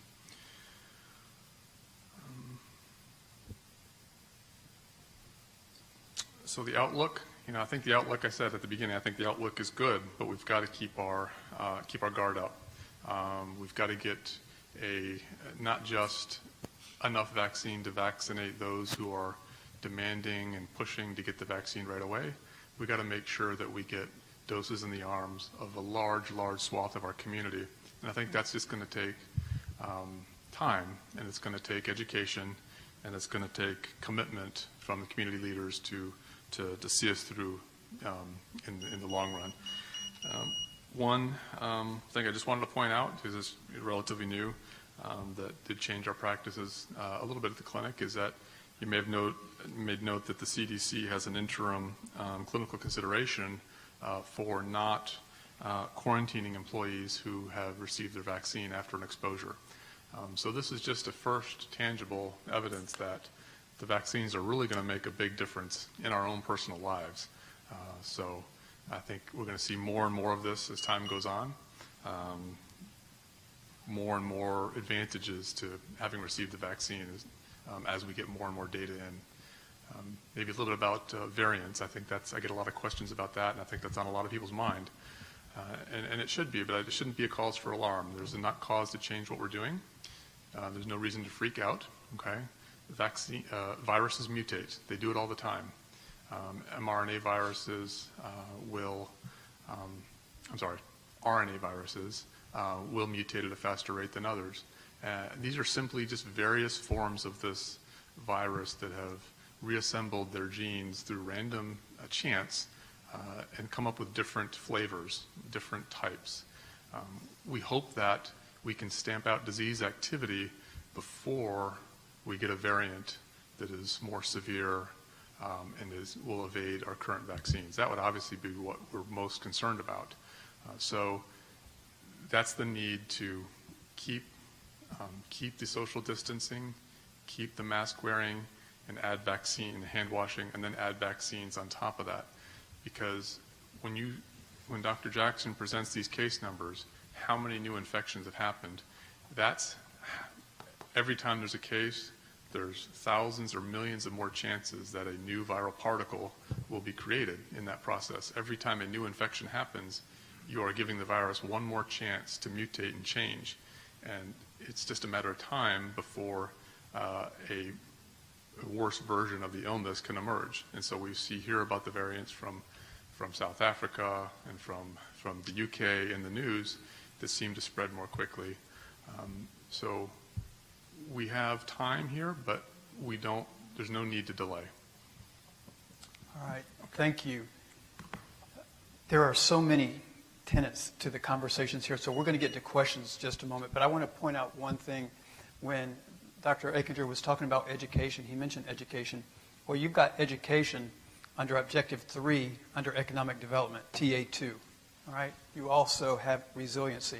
So when you talk about connectivity, is there some ways that you can partner? We talked about non-budgetary ways that you can support education and healthcare specifically, but if children aren't in schools or parents can't get their children to schools, then Houston, we have a problem. Can the communication team work on developing a flyer that can be given to the school board based upon the healthcare professionals that go home and all the backpacks, those type of things, with the most up-to-date information being shared? And can that possibly be done on a repetitive basis? I do want to say, the three of you are leading us through waters we have yet to charter previously. All right, that doesn't really make sense. That's because we haven't been there. All right, but we are in unknown waters, and I'm mindful of the task force that the mayor put together and how you all three participated in that. And I'm mindful of Jocko Willink. I don't know if you've ever read his book, Extreme Ownership. But he says that there's no bad teams, only bad leaders. And you all acknowledge your teams. You acknowledge your teams, how well they're working together, what they're doing. The credit goes to them. You talk about processes that your team's doing in terms of administration. We talk about putting the vaccines out in churches, in our black churches and so forth. And what I'm saying is, I know what the commission is saying. We know what they say collectively and what you even say about your teams. And I'm just saying we appreciate you, and you all are dynamic leaders. And we're just grateful that you are at the helm leading us through COVID. So thank you. All right. What I'd like to do before questions, that could have been an applause moment. I'm just telling you. All right. What I'd like to do. You're right. All right. It's after lunch, and everybody's just kind of, so we're going to have to get up. Yeah. All right. So our city manager, I know he has a couple comments to make in terms of COVID. What I'd like to have you go ahead and share what you had intended to share, and the reason being, because if there's connections to be made here between our healthcare professionals and what you're doing with the city team, I think it would be pertinent to hear from you before questioning. Great, thank you. Yeah, just to kind of cover some of the efforts of the city staff and the city organization. There's several things that are ongoing related to assistance for COVID. First of all, internally to the organization, we have all of our protocols still in place. We're still allowing employees, if they have symptoms or if they have contracted the disease, to utilize whatever leave time that they have available to them, whether that's sick time, vacation time, comp time, and the like, in order to assist and make sure that we're not having employees come to work and risk the spread throughout the organization, though that's been difficult at times, and certainly during the holidays, just like the community, we did see a spike in numbers. So that's just kind of internally within the organization.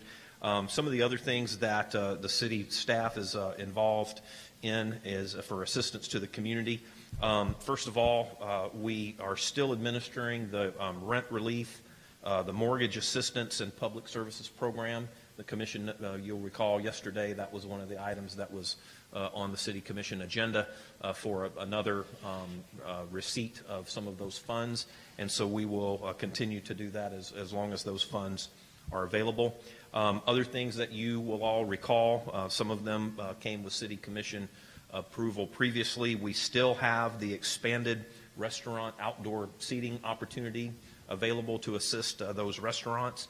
I know just recently Bob Donahue and I were working with Texas Cattle Company with some questions about the ability to expand to some outdoor seating, and so that allowance still continues.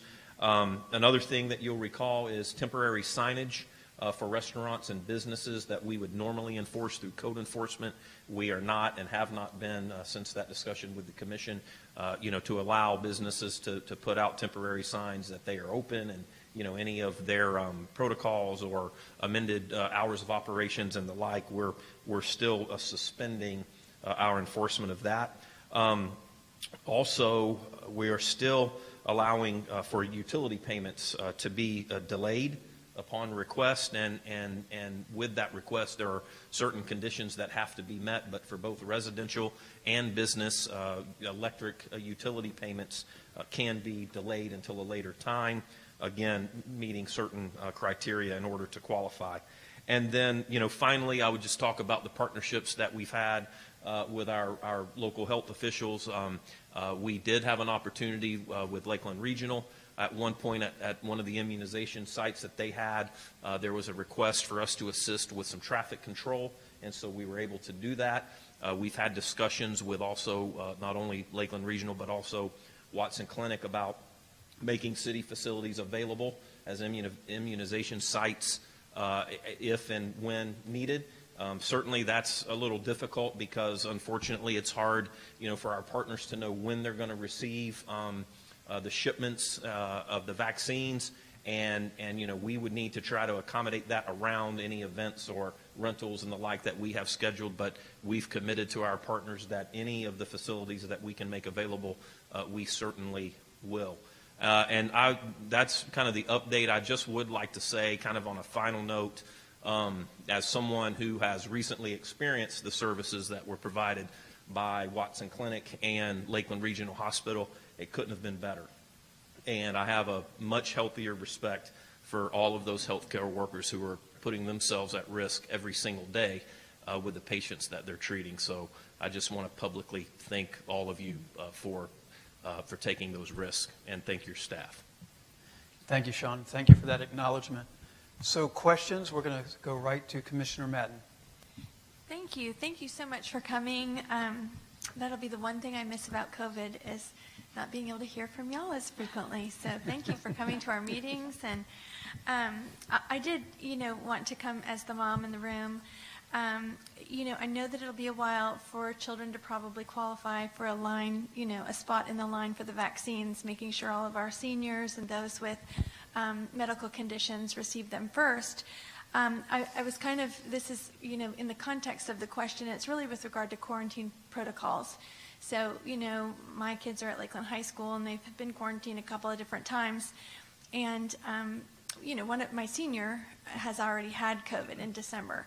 And so, he's really, got a call on Monday, that someone in his class, and that could dramatically affect whether he gets to play on the lacrosse field, and he's already had it. So, what is your comment to quarantine protocols with regard to, I know you're not sure, it sounds like the health professionals are not positive about transmission post, having it for, having it 1 month ago or 2 months ago, how long you're, immune. But I would, like to know if there's any consideration going forward, knowing that children won't be first to receive those, but they have things of great consequence, graduations and sporting events and things, even volunteer service, to graduate. So those are just even the extracurricular, because they've kind of gotten on a roll of how to do their school at home, but it's those other things that, not being able to participate for a week or 14 days, in their minds are very upsetting, especially if they've already had it.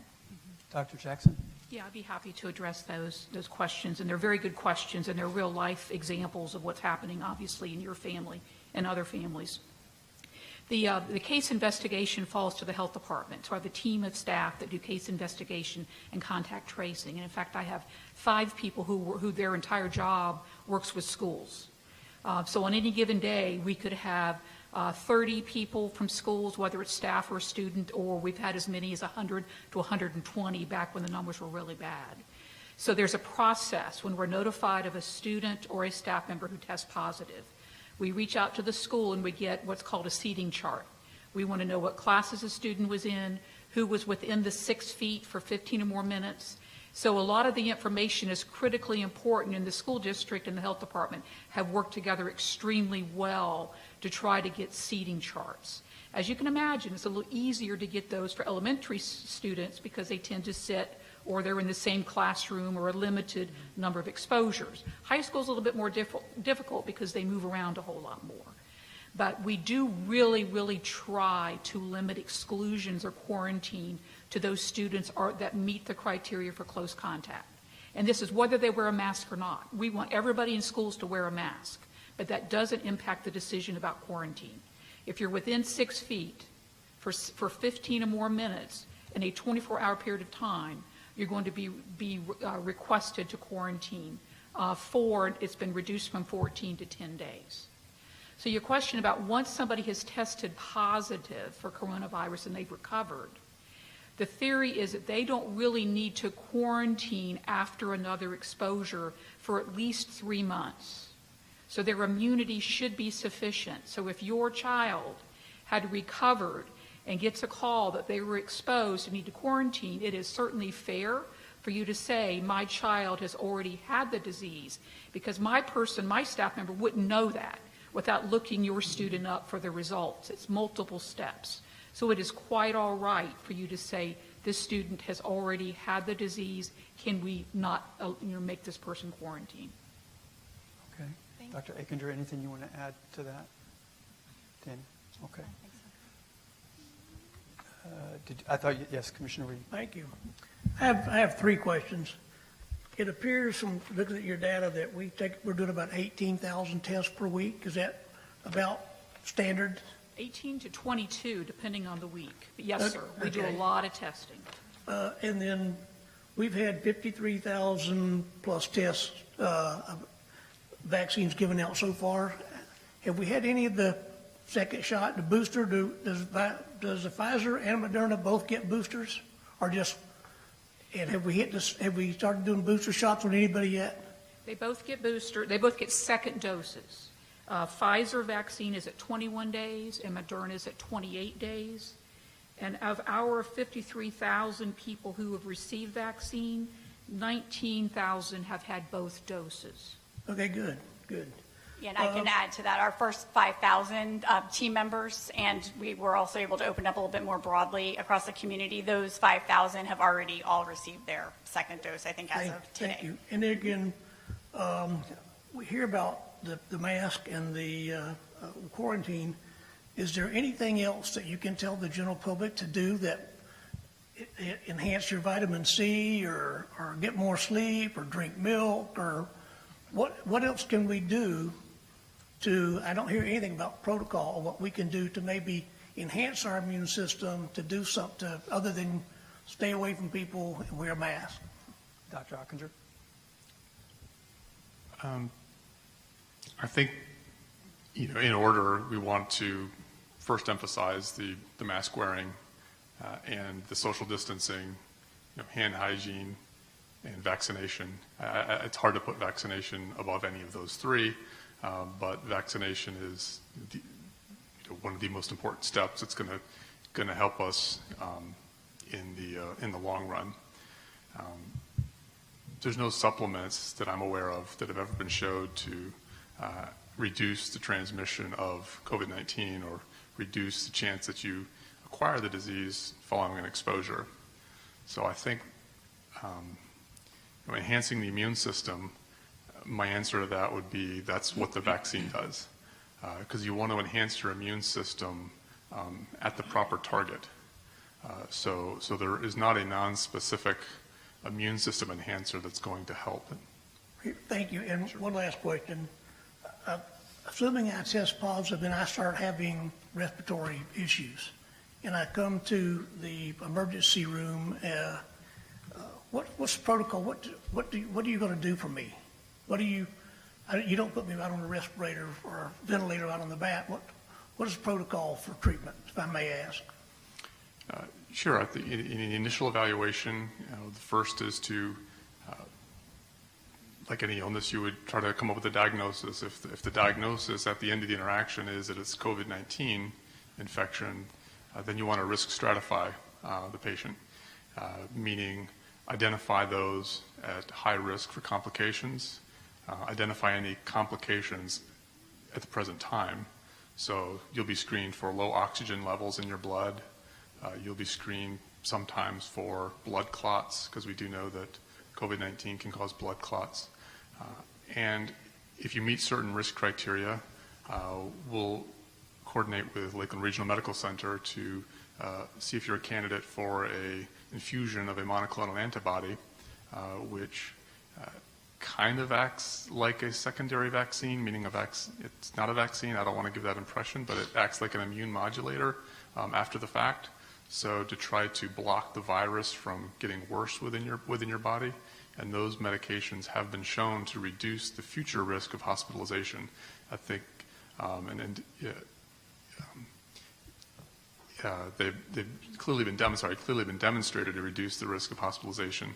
So they might be given to you at a time when you feel okay, and you might not currently meet the criteria to go to the hospital, but they're given a couple of days after or the following day in order to reduce your risk of a future hospitalization. Because a lot of people may present with COVID-19 in the early stages initially, and then deteriorate in the coming days to weeks. So these medications can help prevent that further deterioration. What do you give for low oxygen? What kind of medication? The most important thing would be to give supplemental oxygen. That's usually going to be done in a hospital. Give more oxygen, basically?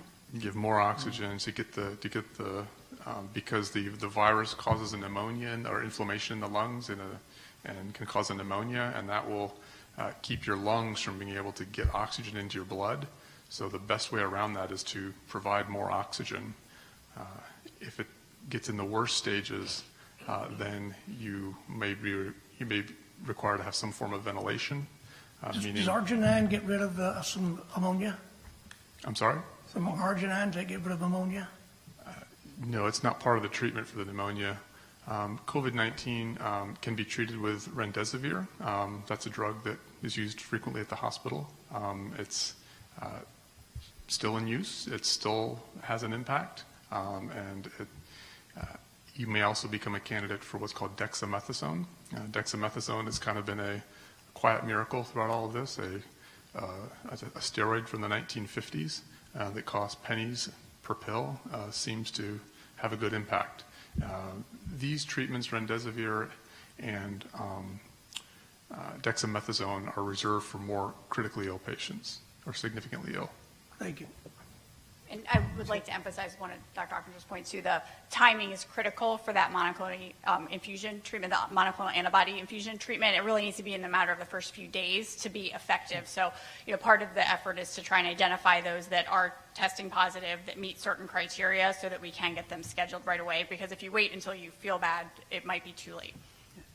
Commissioner McLeod. Thank you. Thank you to the three of you for being here today and for the updates on vaccines and the efforts that are underway there. I'm curious, and I would ask Danielle and Dr. Ockinger to talk a little bit about the overall impact to your organizations, to the health systems, and the state of the systems as we start a new year. And I know there was revenue loss last year, and just from a staffing and resource perspective, how do you feel about the ability to continue to serve the needs of the community? And certainly, as Dr. Ockinger said, we're all sick and tired of the pandemic, and I'm sure from your point of view, it has to be just a huge task to manage all of this, and at the same time, care for the typical needs that you would see in any given year. So I would ask for your thoughts on that. Sure. Do you want me to start out? Okay. Yeah, certainly, I think, it's exhausting, right? We're a year in. Our frontline staff have really just, been the heroes throughout this. And it's been widespread. So clearly there's our COVID units that have really been at the forefront, from the get-go.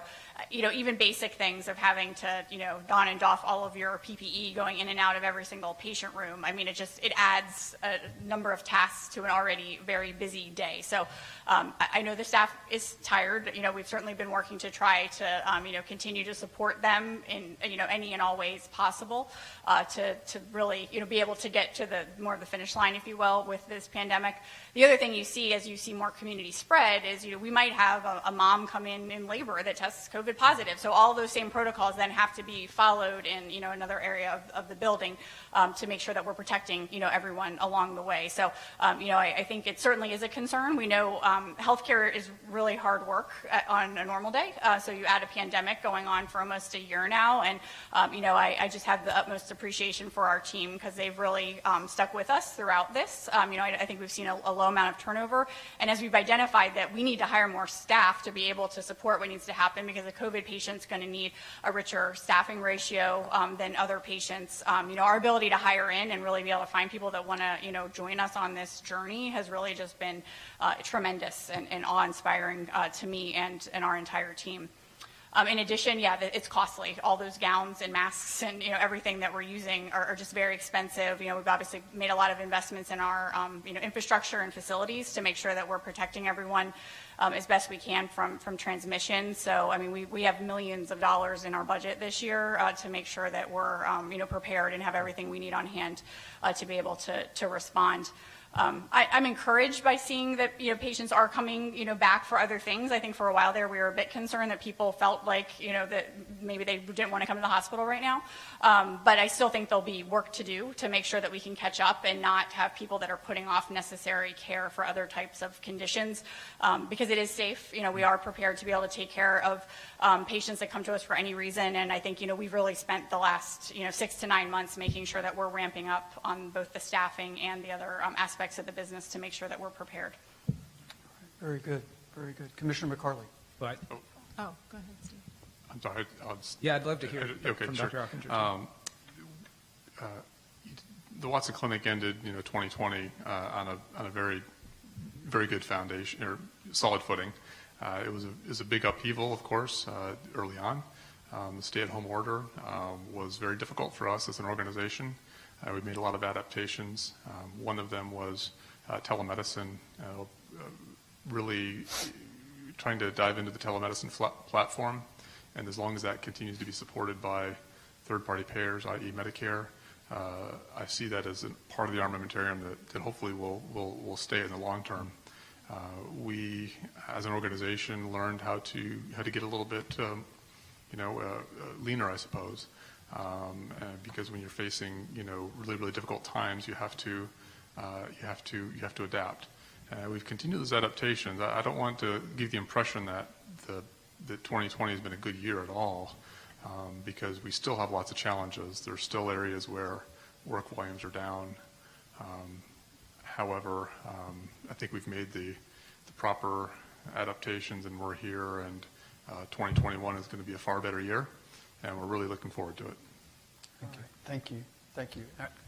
Commissioner McCarley. Just to commend you all again. I know you've heard that every time you've been in front of us, we've said thank you, but really from the bottom of my heart, and I know all of us, we are in awe of our healthcare systems and our health department, LRH and Watson Clinic, and how well you have held the community together with your leadership, so we really appreciate that. On that same note, my mom, who everyone's heard about, went to the YMCA in North Lakeland to have her first vaccination several weeks ago. It was as smooth as clockwork. It was so easy. I highly recommend people getting, once we went through that first day of calling and getting through and getting her signed up, then it happened really quick. I'm wondering, her second dose is next week. I have a couple questions. One question is, do we think the second dose will be delayed next week because of the weather that we just talked about?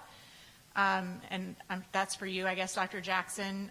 The second question is not regarding that. The second question is antibody testing. How do we go about doing that? Do we go through our primary care physician, and do you guys recommend that?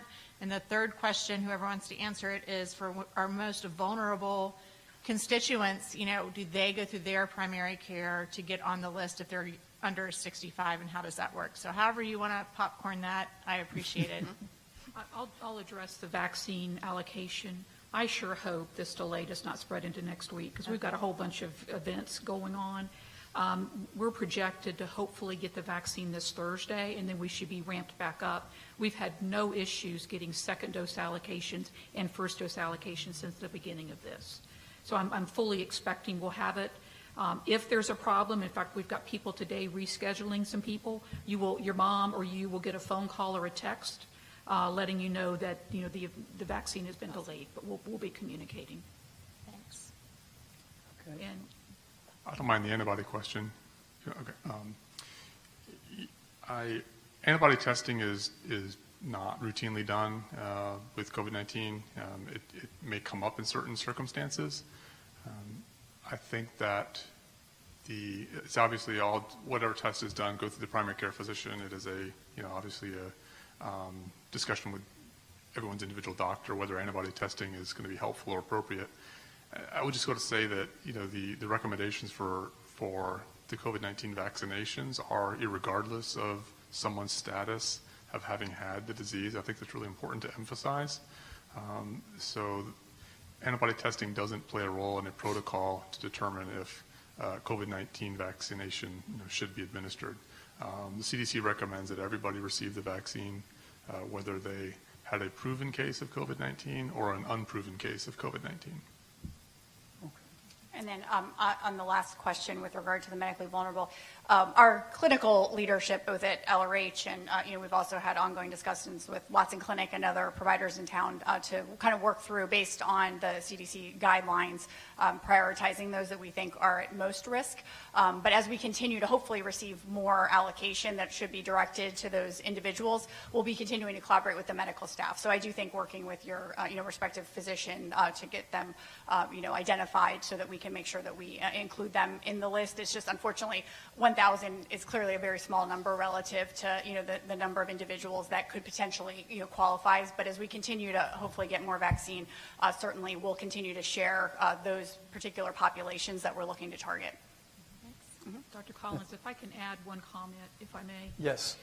So I think that you're broaching a very important topic. Currently, we're receiving 7,000 doses a week, and I know Lakeland Regional gets an extra 1,000, and we're right size for vaccinating.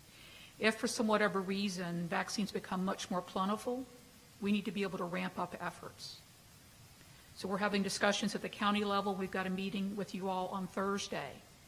If we have to, quote, go big and reach beyond what we're currently doing, because every partner that's vaccinating is doing this on top of their current workload, my staff, Danielle's staff, Dr. Ackenger's staff. We need to have a plan for if we suddenly, and I don't know whether it's going to happen, get 30,000 doses in a week. How are we going to get it in arms? So that's where my head is going, and where we will need the assistance of the city of Lakeland, and we may need to consolidate resources, because can we be more effective doing a megapod than doing multiple medium-sized pods? So we're very much in those discussions right now. And because, again, we don't know what's going to happen. And we may be told by a press release what's going to happen. But we have to be prepared. I think we should call Chick-fil-A and Mr. Brickhouse to help. I'm not joking. In California, I think they did that. In Tennessee, that they worked on, the infrastructure. But Dr. Jackson, you're exactly right, whether it's galvanizing EMTs or public safety officers that can help do the vaccinations. I know that our team is excited to participate in that. We know how to run major vaccine events. We know how to do it. We just need the vaccine, we need a big place, and we need collaboration of partners, because we know how to do it. Mayor? To this point only, I think too, it can involve an educational effort that we need to do locally if we have this occur, because there are early adopters and there are people who wait and watch. And so part of it is people that would just be willing to raise their hands, not just the capacity to vaccinate. And I think as that would kick off, if that scenario kicks off, we need to be kicking off how well it's working for people overall to create some comfort. Thank you. All right, Commissioner Sullivan. Thank you. We're told by the CDC that this country is approaching 500,000 deaths due to COVID. And we see weekly reports of positivity rates in double digit. Yet there are persistent and lingering sources that lay those into doubt. Say, no, the COVID deaths are vastly over reported, and we've seen even recently here in the city questions about the positivity rates. Dr. Jackson, how comfortable are you in the data that the state and the federal government are producing regarding just how serious this crisis is? Because now we're in an education and trying to get people to wear a mask and also to take vaccines, but they have to have confidence that the data we're seeing are accurate. Thank you for asking that. And I am very comfortable that the data and the reporting is as good as it can be, with the fact that reports and data comes from multiple sources. But I think that the data does tell a story that is reliable and accurate, and it is scientifically driven, and we need to respond to the data. And what I just heard, and that is what we talked about today, that numbers, they tell a story, identifying what the story is. So although there may be some variance in the numbers, there is a story that's being told consistently. Yes, sir. So very good. All right, Commissioner Walker. Thank you. And thank you all again, as my colleagues already said, for making yourselves available. Your busy schedules to come and talk about such an important subject. I guess I'm referencing the vulnerable population. And Dr. Jackson, I want to thank you all, your staff, for what you've done, because I've been to both church locations that had the vaccinations being done, and it was done very orderly, done very well, I thought. I walked around just to make sure, how things were going, and it went very well. My question is, though, because they were not publicized to the general public, and the only way I knew is because I got a call from the local church to make sure I was aware, and because both of them have to be in a district that I represent. So I made myself available just to get by, that kind of thing. I didn't know about the one today, though, so I did get the call about that one. But my question is, because it's all about appointment, is that why we're not doing a kind of a general kind of a announcement to maybe a core area because of not having maybe enough vials on hand or whatever the case may be? Well, and I think that's a very interesting question. We're learning every week we do this. If there is a large church, we can work with that minister and his or her support to find enough parishioners or talk to people in your community. So that's one way to approach it. But if we get up to 200, we're lucky. So I'll tell you what's going on today in Lake Wales. We were doing an event in Lake Wales today. We were not getting good numbers. So that minister reached out to somewhere between 10 and 15 other churches.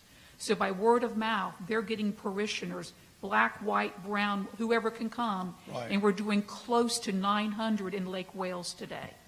So again, if we talk about that balance of efficiency and equity, if my team can work with groups of churches, if you've got 3 churches all within 2 blocks of one another, I don't want to do 3 separate events. No. How can we do them together at a church or a housing area? That's where I need your help to get the groups together so that we can be more efficient. Okay, because that's I was, I guess, and thank you for that, because I was wondering how they got chosen or whatever, how they got to be placed at whatever parish it was, or church affiliation it was, whatever. My question to either one of you three is, our resolution that we have now, requesting that people wear masks and that kind of thing, we carry that resolution to, of course, after April. And because we want to get past spring break time and that kind of thing. Well, my question is about spring break, because Florida, people come to Florida, spring break, and not only that, summertime, the school is out. What do you see happening? It's like, and of course you don't have a crystal ball, I understand that. But right now we're trying to maintain and have some control, or have some mechanism in place to help keep the numbers down, positivity rate down. But again, with spring break and summertime coming, and what are your concerns? Ms. Drummond, why don't you start with that?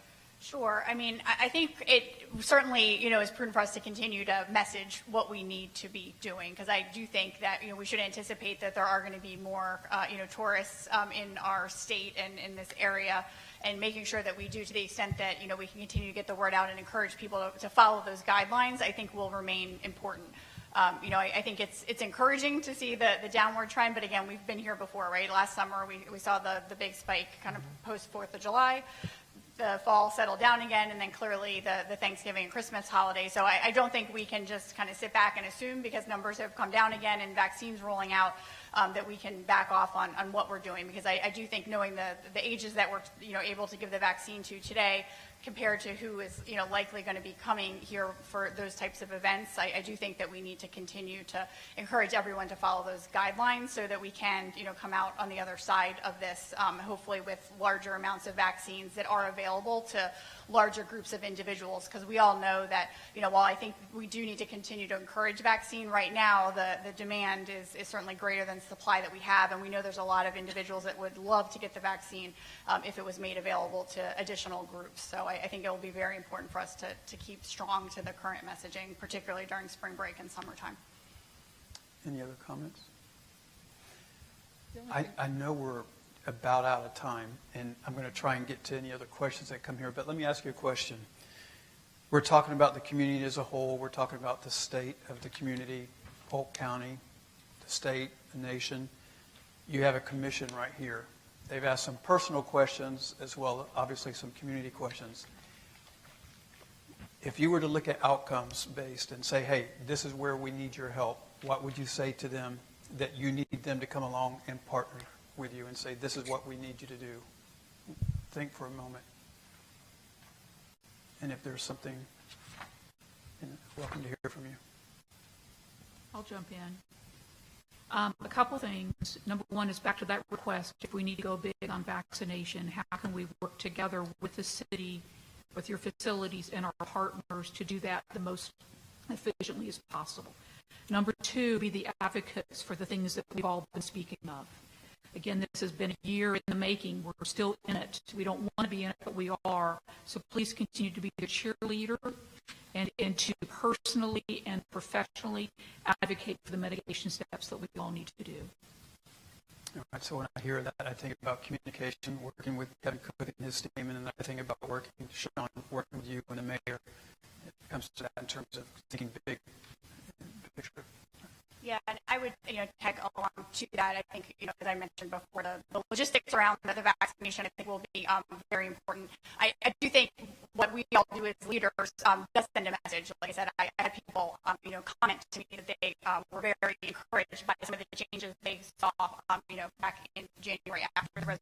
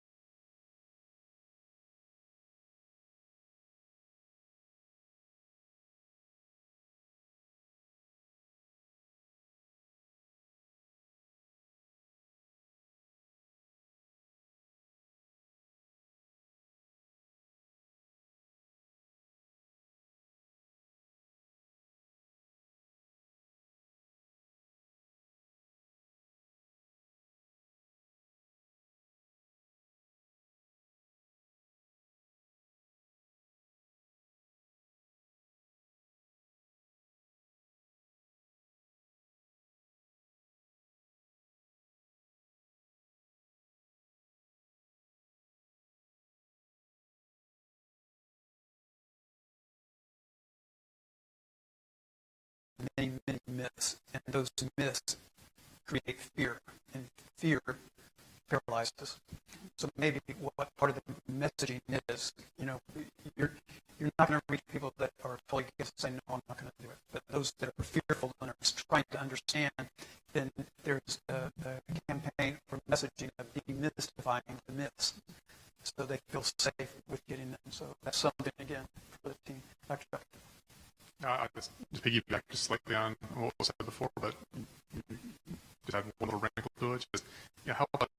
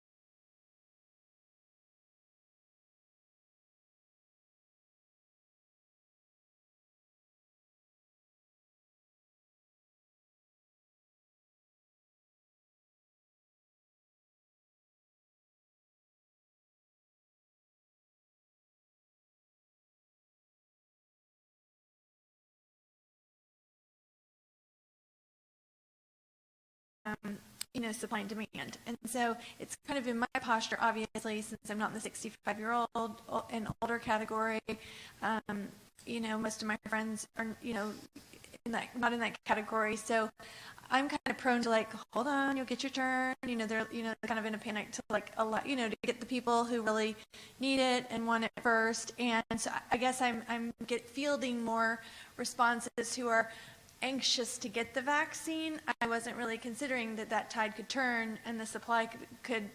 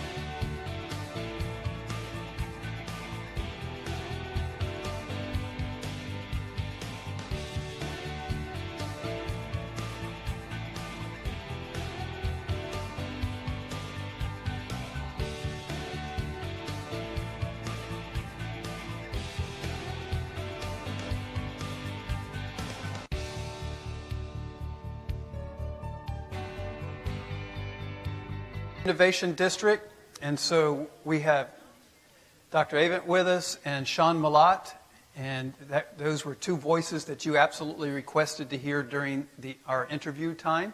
And one of the questions that you asked was, what are the unknowns with the Innovation District, as well as what's their vision, and then some connectivity that we talked about this morning with creativity and the arts. So we're going to move right forward with Dr. Avent. He's going to start first with us, and Sean, you can come on up as well. Table right over here to the side, or you can both come up together, whatever you're most comfortable with during this time of social distancing.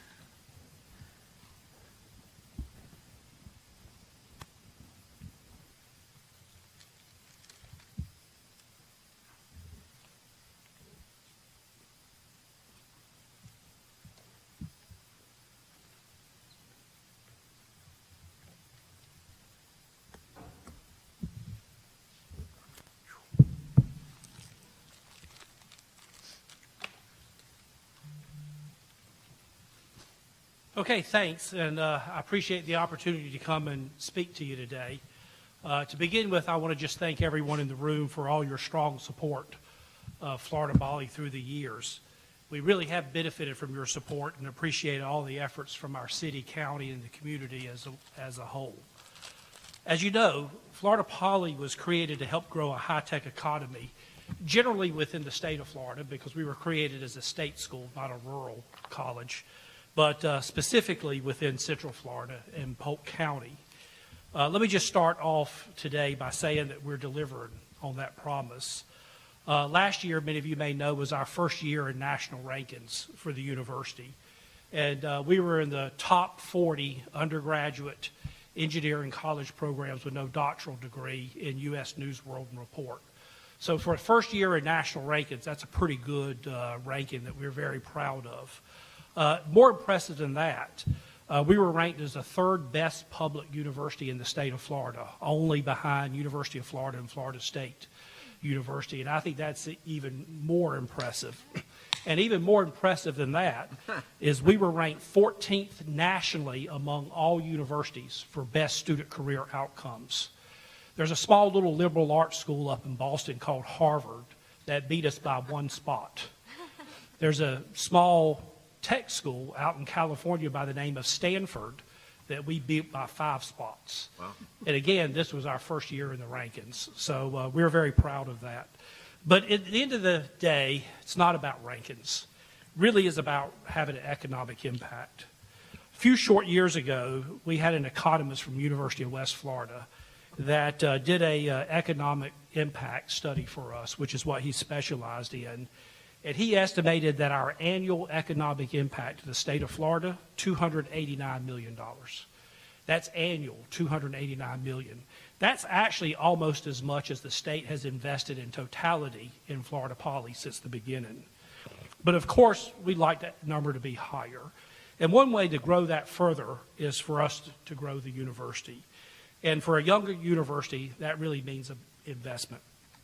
As you all know, we're a one academic building campus, and we desperately need research and office space to grow the high-quality faculty members that are engaged in research and attract companies into the area.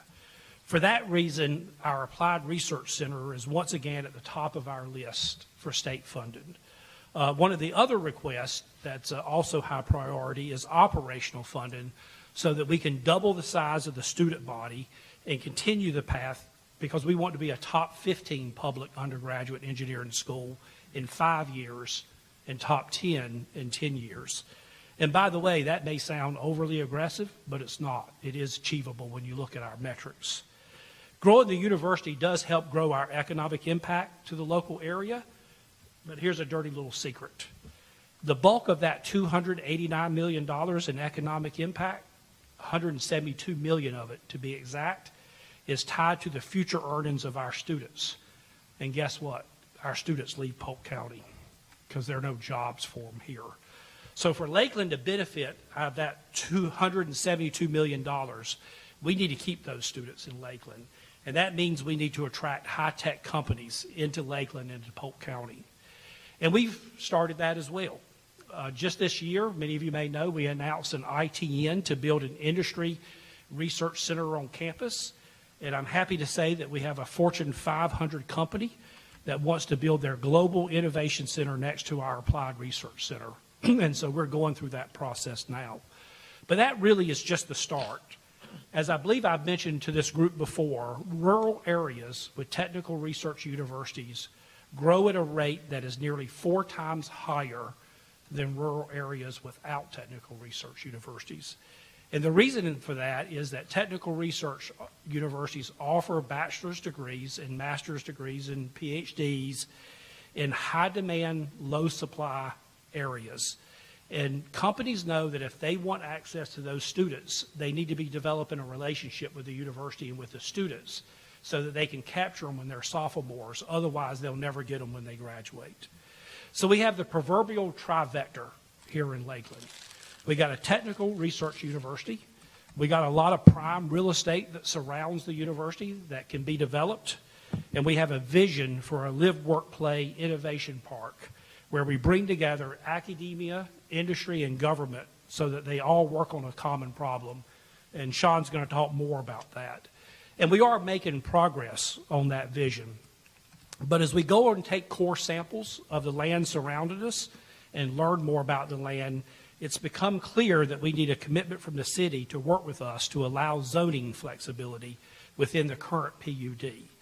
We don't want to change the distribution of the different types of zones, but we do need to change the locations of those so that the developer can maximize the financial viability of the property, and we can ensure that the development's consistent with the university's campus master plan. We need to have those discussions soon, by the way, because we're now at a critical stage of discussion between the developer and the landowner. So for me to summarize, Florida Poly is still a very young university. We're only in our 7th year, but it's living up to its promise to grow and attract high-tech companies to Florida. And if we nurture its development correctly, it really does have the potential to transform the Polk County economy. Again, thank you all for the opportunity to talk to you today. And thank you also for all you do to make Lakeland such a great place to live. Thank you. All right, and I'm Sean Millett, President of Central Florida Development Council, and again, thank you for allowing me to be here as well. And you know, I know we're in the afternoon session here, so we want to be able to talk about interesting things, and there's really nothing more interesting than the Innovation District. Yeah. And would like to say congratulations to Florida Poly and also Florida Southern, which they debuted the 4+1 MBA program within the last couple of days. That again, Poly and Florida Southern are really education providers continue to innovate, and that's what's happening. And the institutions within this district and surrounding area, really that's the lifeblood of what we're trying to capture and capitalize here. And so the anchor institutions are continuing to thrive, despite pandemic and where we are. And really last year at this retreat is where we debuted the innovation, or the Central Florida Innovation Vision and Conceptual Plan. And really through this pandemic, I think that the advantages are becoming even more apparent why this is important and why this district plan is apparent. And really, we see that an employment center that capitalizes on business-friendly location, essentially positioned between 2 major markets, with lifestyle and cost advantages, are definitely going to be a benefit for local and remote workforce as we move down the path here. So if we talk about some of the, the success within the district so far, despite pandemic, we've had, again, kind of big strides going along here. One of them is SunTrax. So SunTrax, their phase 1 opened in July 2019, and then they started phase 2 construction in January of last year, and that's scheduled to be completed in the summer of 2022. So the maintenance building and also the admin building are being constructed now. And then also I know we've been hearing for a period of time about the operator. So there is an operator that they are in negotiations with. They put out an ITN several months ago, and now they've narrowed it down to one operator, and they're optimistic that by July, at the latest, that they'll have that in place. So again, that's important because that's going to be the main business development arm for SunTrax, from managing everything from the landscaping contract to also who's coming into the facility to be able to utilize. So that's significant. And then also, you'll be hearing kind of in the near term here about, a significant property acquisition along Pace Road for a multi-use development. So there's some movement, in that regard. And so we have to maintain the optimism, which this is absolutely, like I said, one of the most exciting things, I think, in Central Florida to be behind. So we appreciate the support of the city of Lakeland and, again, Polk County, Auburndale, and others who've been really at the table, to push this big vision. And it's a big vision. It's a multi-jurisdictional effort where you have, a lot of different people with a lot of different dreams coming together. We have significant land holdings, roughly about 3,000 acres that are directly within the district. And then you have, of course, additional acreage outside of that. And some major players who want to be a part of this. But, again, as, Dr. Avent talked about, going through land, the chemistry studies of land and what's possible within the district, we may have to look at flexibility, but it's a conceptual plan that we've brought forward for consideration. So, some of the things we'd like to think about for the future, and something that maybe we didn't know when we went down this path a year ago that we now know, is that we have to compete. We have to compete for people. We have to compete for, remote workers, and how can we be an attractive destination, for people that want to be here, in a lot of different ways. And then, we think about from a, locational perspective, and when it comes specifically to the district, our investments in outdoor spaces, like our parks, our bike trails, sidewalks, boat ramps, are they really becoming, economic development infrastructure? And I know that conversation has been taking place today, and I'm very encouraged by that. We've had some really great conversations, with, Nicole Travis and her team, and also Jason Willey, about the economic development incentives that the city is bringing forward, and I think they're very exciting. And all of these things put together are what is going to continue to make the Innovation District attractive and a great place for companies to be. And I'm just really excited that I can be a part of this team that is helping make this come to fruition. Not many economic developers get to say that they've worked with a research institution in its infancy, like I have been able to do with Florida Poly, and like this community's been able to do with Florida Poly. So I'm just very enthusiastic and here to answer any questions that you have about the district and where things stand today. Thank you, gentlemen. You all are certainly the face of the Innovation District, and we appreciate you both and your expertise. Top 40 U.S. News Today, that's something that should be touted for Polk County and Lakeland specifically. That's a tremendous accolade. And so when we talk about schools, talk about education, that is something to both be recognized and revered. So very good, very good. Questions? Commissioner Walker. Thank you, sir. And Dr. Avent, thank you, and also to you, Sean, for being a part of this discussion. I just happened to be where you were, as we know, a couple of weeks or so ago, and you made some that the things that you shared even today, you made those particular comments at that particular meeting where we were.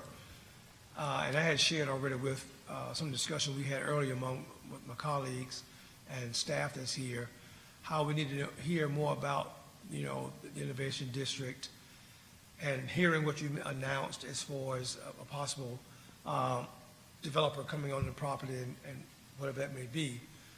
Certainly want to know how can we continue to partner with you all to make that become, I guess, a more viable entity, and whatever it takes to get it done. Because you was kind of general in your comments before, and you're general today. So I don't know how much you can tell us, but certainly want to know. And I'm general because they're in, it hasn't been decided yet. They're in negotiations. Sure. And they're doing their due diligence, and so I want to be very respectful of that. I think that big thing right now, as Sean pointed out, and I pointed out also, is that as we go in and the vision morphs and the university morphs, and they go do core samples and they find out that this property here was land that they thought they could build on, but they couldn't build on. But this land over here, which they thought they couldn't build on, they could build on. They need that flexibility to be able to move things around. And I don't think they want to change the distribution of the different types of building zones on there. I think they just want to move it around on the map a little bit so that it suits and their plans a little bit better. Now, you mentioned the Fortune 500 company that you did say is, I guess, a definite. For campus, that's for campus. Yes, they did put a proposal in. We're evaluating that proposal now. And I think that probably towards March or so, we'll be through that evaluation. Okay, thank you. And I can tell you the company because it's public knowledge. Yes. It's International Flavors and Fragrances. Oh, okay, yeah. Yeah.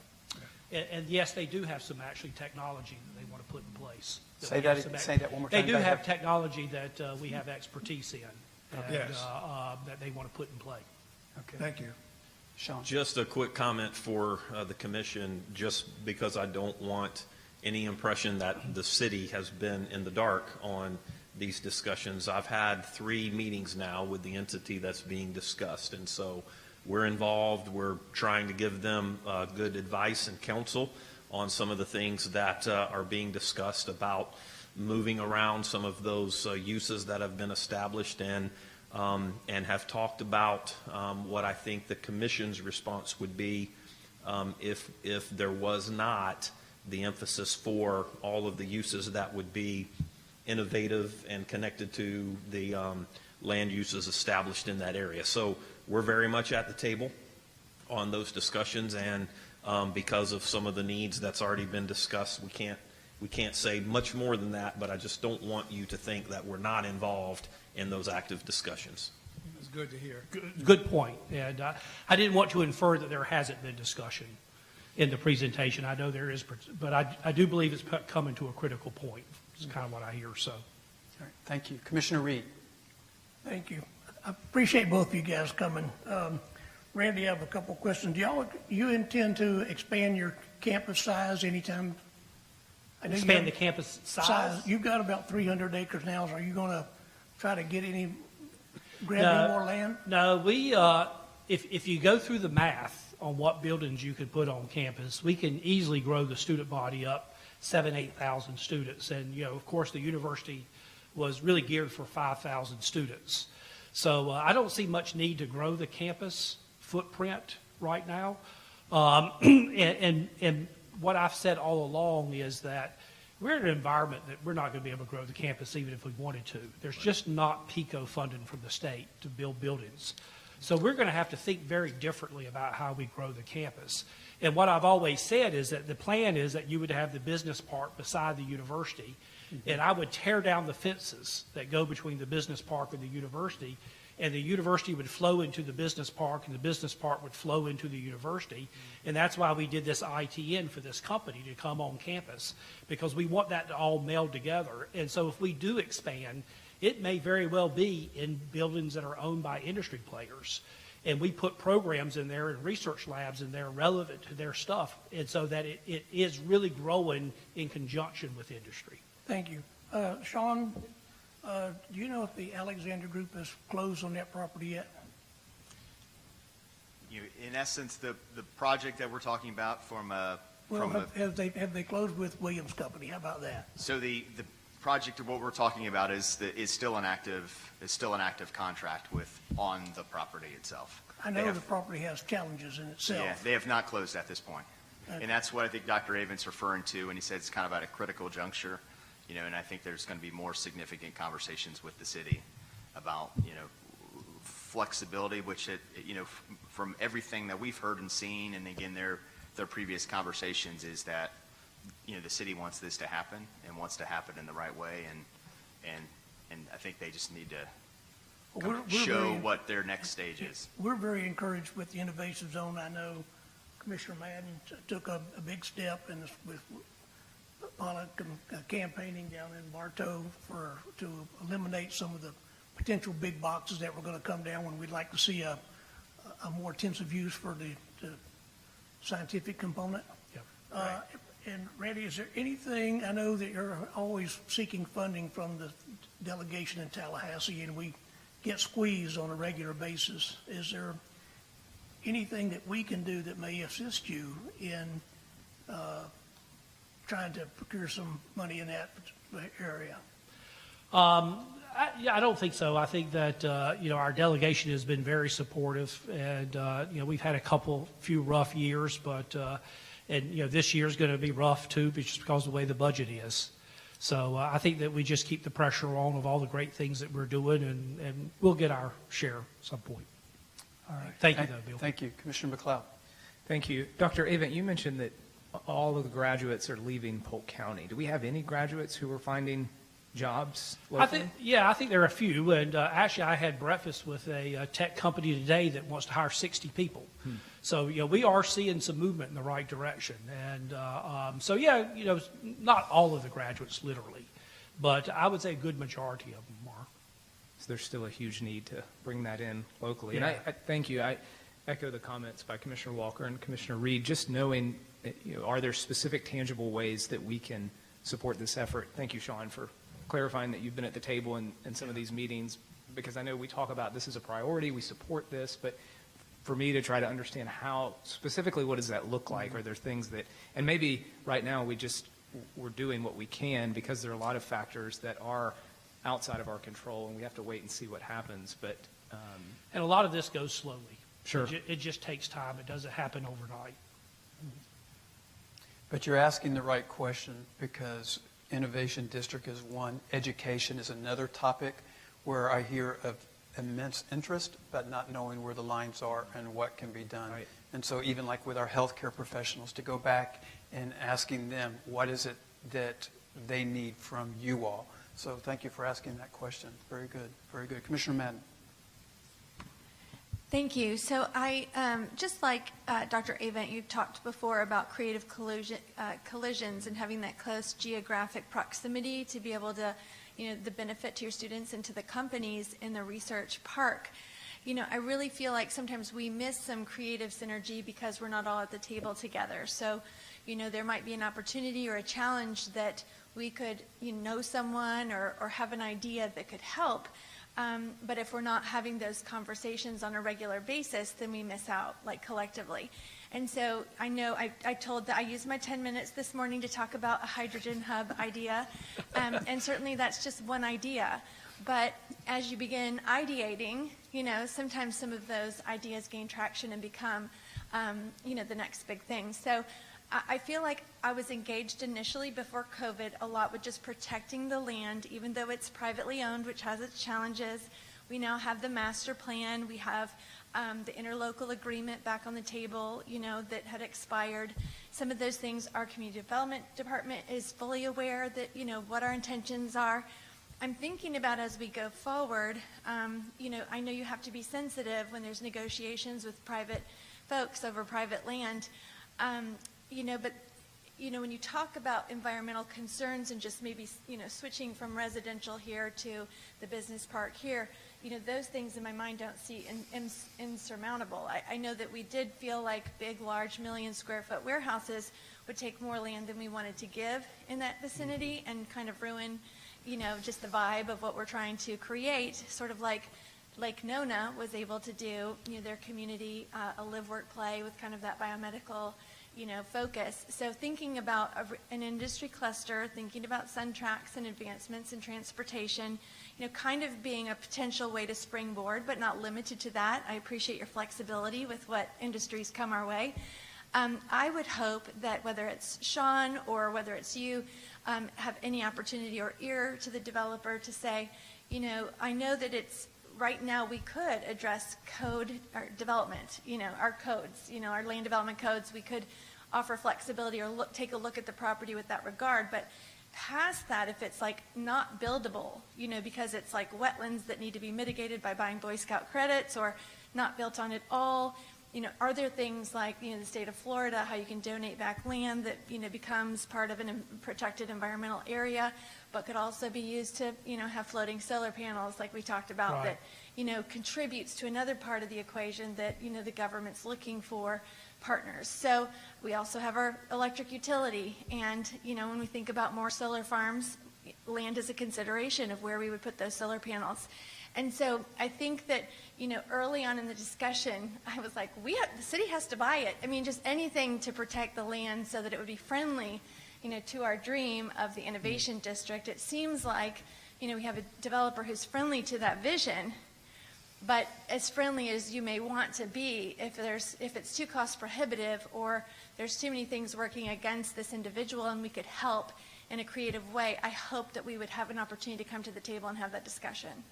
Yeah, no, I agree. And this developer is very friendly and is very consistent with our message. And we would hate to have a 1 million square foot truck stop in the middle of our research park, because it really would change things in a big way. It would be like the most incredible lost opportunity that we could imagine. Thank you. Stephanie puts me to shame sending me technical papers on hydrogen storage and everything else. And I'd like to add to this piece that what just Randy stated was just that, again, the groups that are looking at the Innovation District have big aspirations. They want to see, tremendous success here too. And so, that, they're not looking, at least at this point, looking to see how they can help make this vision come alive. And so, and I think this is just one other piece of sharing with them. And I think that statement is really critical, that you want to help them get across the finish line. Until they're across the finish line, it's hard to kind of have that substantive conversation. So we appreciate your support, and the hydrogen possibilities are, I think, endless as well. So thank you. And one of the things you point on is we have to be flexible as well. We can't just stick that, oh no, we're going to do just artificial intelligence and engineering and manufacturing, because we may have somebody who comes in that wants to put a health center in, and okay, then we need to pivot and go that way as well. Very good. Thank you for the summary that you gave in the beginning about all the progress that's been made there. Very, very poignant. Very good. Commissioner McCarley.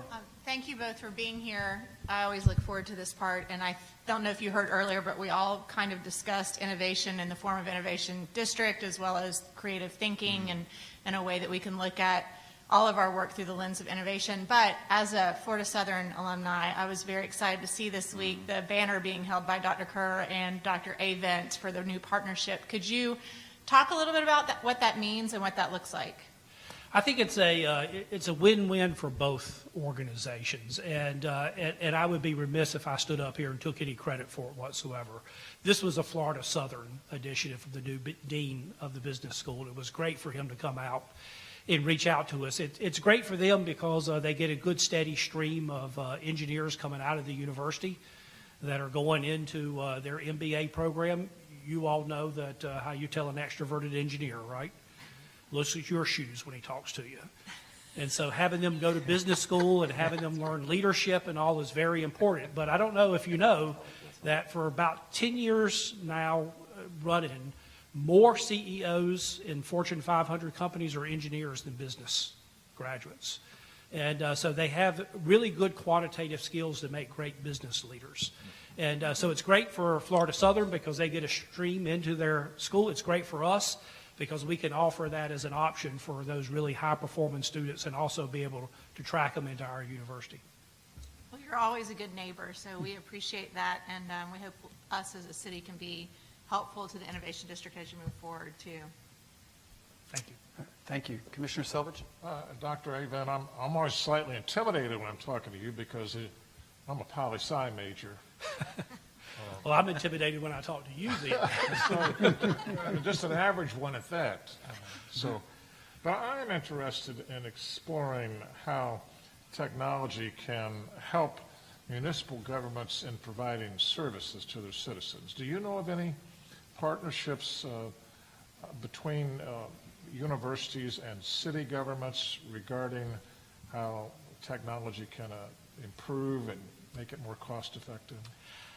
I don't know of any, and I certainly can imagine that there's an IT component to that, but to dig in deeper and think about it, I think we might have to have a deeper conversation on what are the types of problems, and actually that would be a great capstone project for students.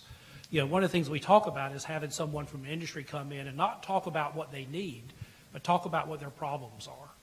And then let the students go off and do the ideation and try to come up with solutions to it. Yeah, this commission in particular, I've been very impressed by how they have embraced technology and looking at solutions, whether it's broadband or smart grid or whatever. And it just, if we can harness the intellect of those students, who knows what it could produce. Be a good capstone project for our students. We would certainly love to partner with Florida Poly, but I will mention, and not to go back to Florida Southern College too often with Dr. Avon here, but there is a developing school related to cybersecurity at Florida Southern, and I've talked with several people there and with staff, and it was mentioned in the Lakeland Electric strategic planning last week about the opportunities for those internships to bring in. That's an area that's evolving, daily. And so to have access to these students who are the latest and greatest and brightest in that field, we're looking forward to the opportunities to bring them on. And oftentimes we assist the interns, but that's an area where the interns will be better assistance to us as an organization. And I love Florida Southern, but just so you know, we have a cyber physical security major. Cyber physical is working at that boundary layer between cyber systems controlling physical systems. So a very important area for like a Lakeland Electric into the SCADA systems and all. Thank you. Commissioner Reed? I have one more question. This is a simple yes or no question. Are y'all working on any wave or magnetic propulsion systems? No, not that I know of. Okay. There's too much pushback. It's a joke. Commissioner, I was going to ask you to speak into the mic, but then I realized what you said. Commissioner Madden?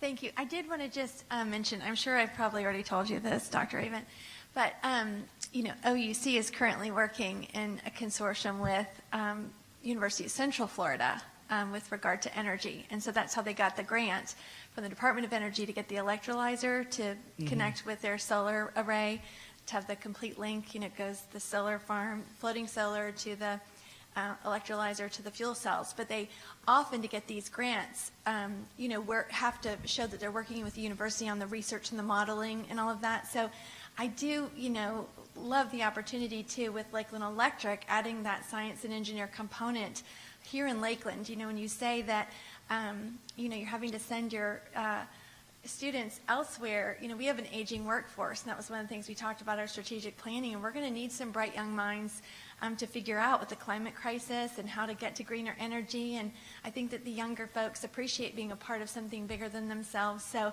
I would, just want to give that little plug that there are not just City of Lakeland opportunities for your young, bright engineers, but also there will be more and more opportunities as our aging workforce retires at Lakeland Electric. Great. Thank you, Commissioner. Any other questions? Any other questions? Sean, anything that you want to add? Gentlemen, anything? Have we covered everything? Anything that you need from the commission that hasn't been covered or isn't going on right now? We're good. Thank you. All right. Appreciate you both. Thank you once again for being here. Thank you all again. Thank you very much for your time. So next we're going to move to age-friendly Lakeland. All right, that was a topic that was brought on this year, was not covered at the initial strategic plan of 2020. Again, we talked about some demographics today, nearly 25% of our population here within Lakeland being senior citizens. So we have Liz Craven. Liz has been a longtime friend and a beautiful person.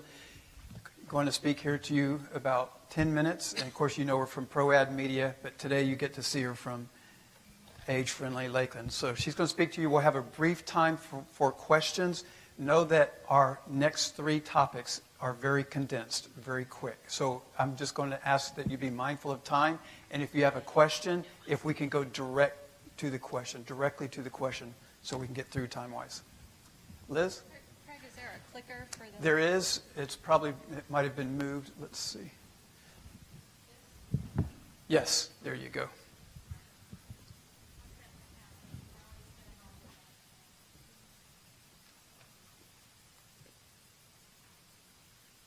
Good afternoon. How is everybody? We're great. Good afternoon. Good. Thanks for having me. And first and foremost, I want to thank all of you for your service to the community. I love watching all that the city has to offer and all of the innovation and all of the ideas free-flowing from this group always, and I appreciate that on a personal level.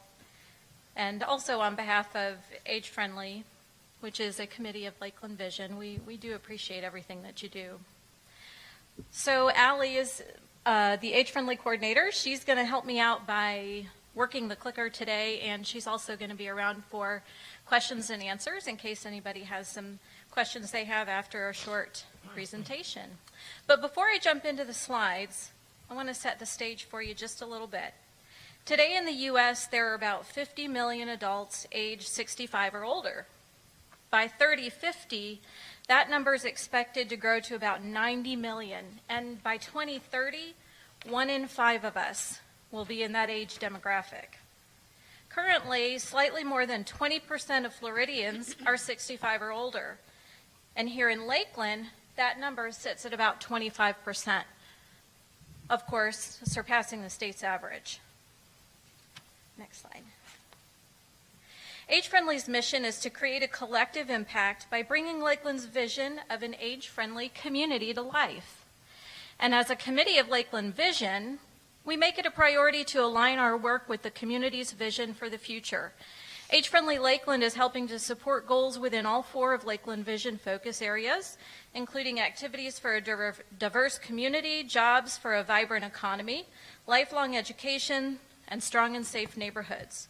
Currently, about 8 of Lakeland Vision's 37 goals are being addressed by Age Friendly Lakeland, and that'll change. I'm sure there will be more as we adjust our priorities year to year. Next slide. What is an age-friendly city? In an age-friendly city, policies, services, and structures related to the physical and social environment are designed to support and enable people of all ages and all abilities to live actively. What that means is to live in security, enjoy good health, and to participate fully in the community. This is accomplished by focusing on 8 domains of livability, and you see those up on the screen. The availability and quality of these community features impact the well-being of older adults, which helps to make communities more livable for people of all ages and abilities. When as a community we use these 8 interconnected domains as a guide, we're better able to identify and address the gaps that exist in the community and to develop collaborative solutions to fill them. And when we use them in the planning process, they can assist us in avoiding some of these gaps altogether. As you consider the 8 domains, you'll notice that they tie quite neatly with the key strategic areas identified in the city's strategic plan. So let me connect some of those dots for you. Infrastructure. So transportation continues to be a major challenge for people of all ages in our community, but especially for older adults. Age Friendly wholeheartedly supports any new integrations and pilot projects for transportation initiatives, including any pursued by the Citrus Connection, autonomous vehicles, ride-sharing apps, and other innovative solutions. And we've got our eyes on other communities around the country because we're not the only ones who are dealing with those challenges. Age-friendly communities are doing a lot of work in this area, and so we hope that we can be a part of those conversations here as well. Currently, Lakeland Vision and Age Friendly Lakeland are actively engaged in advocating for the road study on Lakeland Hills Boulevard close to Tigertown, and that's aimed at the installation of a crosswalk to access an existing bus stop. Our community survey tells us that we need more crosswalks and that they need longer crossing times, alerts, and sensitivity to vision and hearing disabilities. Next slide. Oh, there we go. Economic development. So the Innovation District, I wish I would have come a little bit earlier to hear more of that. That's really exciting and a great opportunity to capitalize on the value of intergenerational collaborations and all that they contribute to a vital and thriving economy. And that includes people of all ages. From tapping into the vast experience and knowledge of retired CEOs and professionals, and here you want to thank mentorship and Senior Brain Trust, to creating highly accessible mixed-use areas that will allow residents of all ages to engage more, Age Friendly is excited about that, and we would love to lend our voice to these efforts. In collaboration with community partners, Age Friendly has launched an employment initiative to spur the creation of a larger caregiver pool to meet the heavy demand for caregivers. Last year, we were made aware of a severe shortage of CNAs and caregivers, and as a matter of fact, most home care agencies currently have a waiting list and are not able to serve the existing need. The first of that group started class yesterday, and we focused that class on 2 zip codes identified by Prosperity Polk and the Lakeland Chamber, and those are 33805 and 33815. By removing the financial barrier to CNA certification through a scholarship and showing a career path beyond CNA, those participants will be able to put a small dent in that shortage, put some parents to work, and provide some of the businesses who are having problems with those shortage the ability to fill the current need and also to grow. So that's touching so many sectors of our community. We are so excited about that effort. It, in all essences, just fulfills what age-friendly communities are all about. So this subcommittee, and I wish I had a chance to highlight every single person on it, they have put this thing together at breakneck speed. It's chaired by Carrie Gomez of Home Instead, and I also want to acknowledge Lynn Simpkins and Doretta Wilcox for their assistance and help in this effort. Affordable housing. Now, that's something we're all very familiar with. It's a high priority challenge for older adults, and though we've made strides in the area, we've got a lot of work to do. Most recently, we have Twin Lake Estates. Ben Stevenson tells me that remains at about a 99% occupancy rate on a regular basis. And as with all other senior housing options that there are here, there's typically a 1 to 2 year waiting list or more. The fact that we've got so many folks aging into retirement and the baby boomer generation is going to create a big change in our society as it relates to housing, and we can't afford to ignore that because that will become a key issue moving forward for us. Next slide. As a part of Age Friendly Network, we have access to grant programs and other funding possibilities for projects enhancing outdoor spaces and accessibility. And additionally, the Age Friendly Network provides a vision of some of the possibilities as well as mentorship from other communities. And tapping into that, we think is a really big win for Lakeland. Next slide, resiliency plans. So COVID has brought to light some long-standing problems with older adults. I don't think they'll be a surprise to anyone. The most notable is the need for access to mental health care and the challenges of social isolation. Other issues to note that we saw because of COVID were meds management issues due to the fact that adult children no longer had access to their parents who were in independent living and assisted living communities. That was a problem that I've seen personally with some folks who their health issues took a big decline because of the fact that the adult kids could not access them to help to manage their meds, and there were not access to enough caregivers because the local agencies just can't fill the need. So that's something that needs some brainstorming, that's something that needs some creative solution, and Age Friendly would love to be a part of that. Next slide. Here are the current subcommittees that you see listed on the screen here, and I'll leave that for you to just kind of take a glance at, and we'll answer questions if you have any specific questions about any of those initiatives. Next slide. There are a lot of resources available through AARP and Age Friendly Communities. Now, what you need to understand about Age Friendly Communities as a program is it's designed for cities, and most communities it is integrated into the city structure. So, for example, Winter Haven, it is a department within the Winter Haven city structure that handles age-friendly communities, and they have volunteers on the side.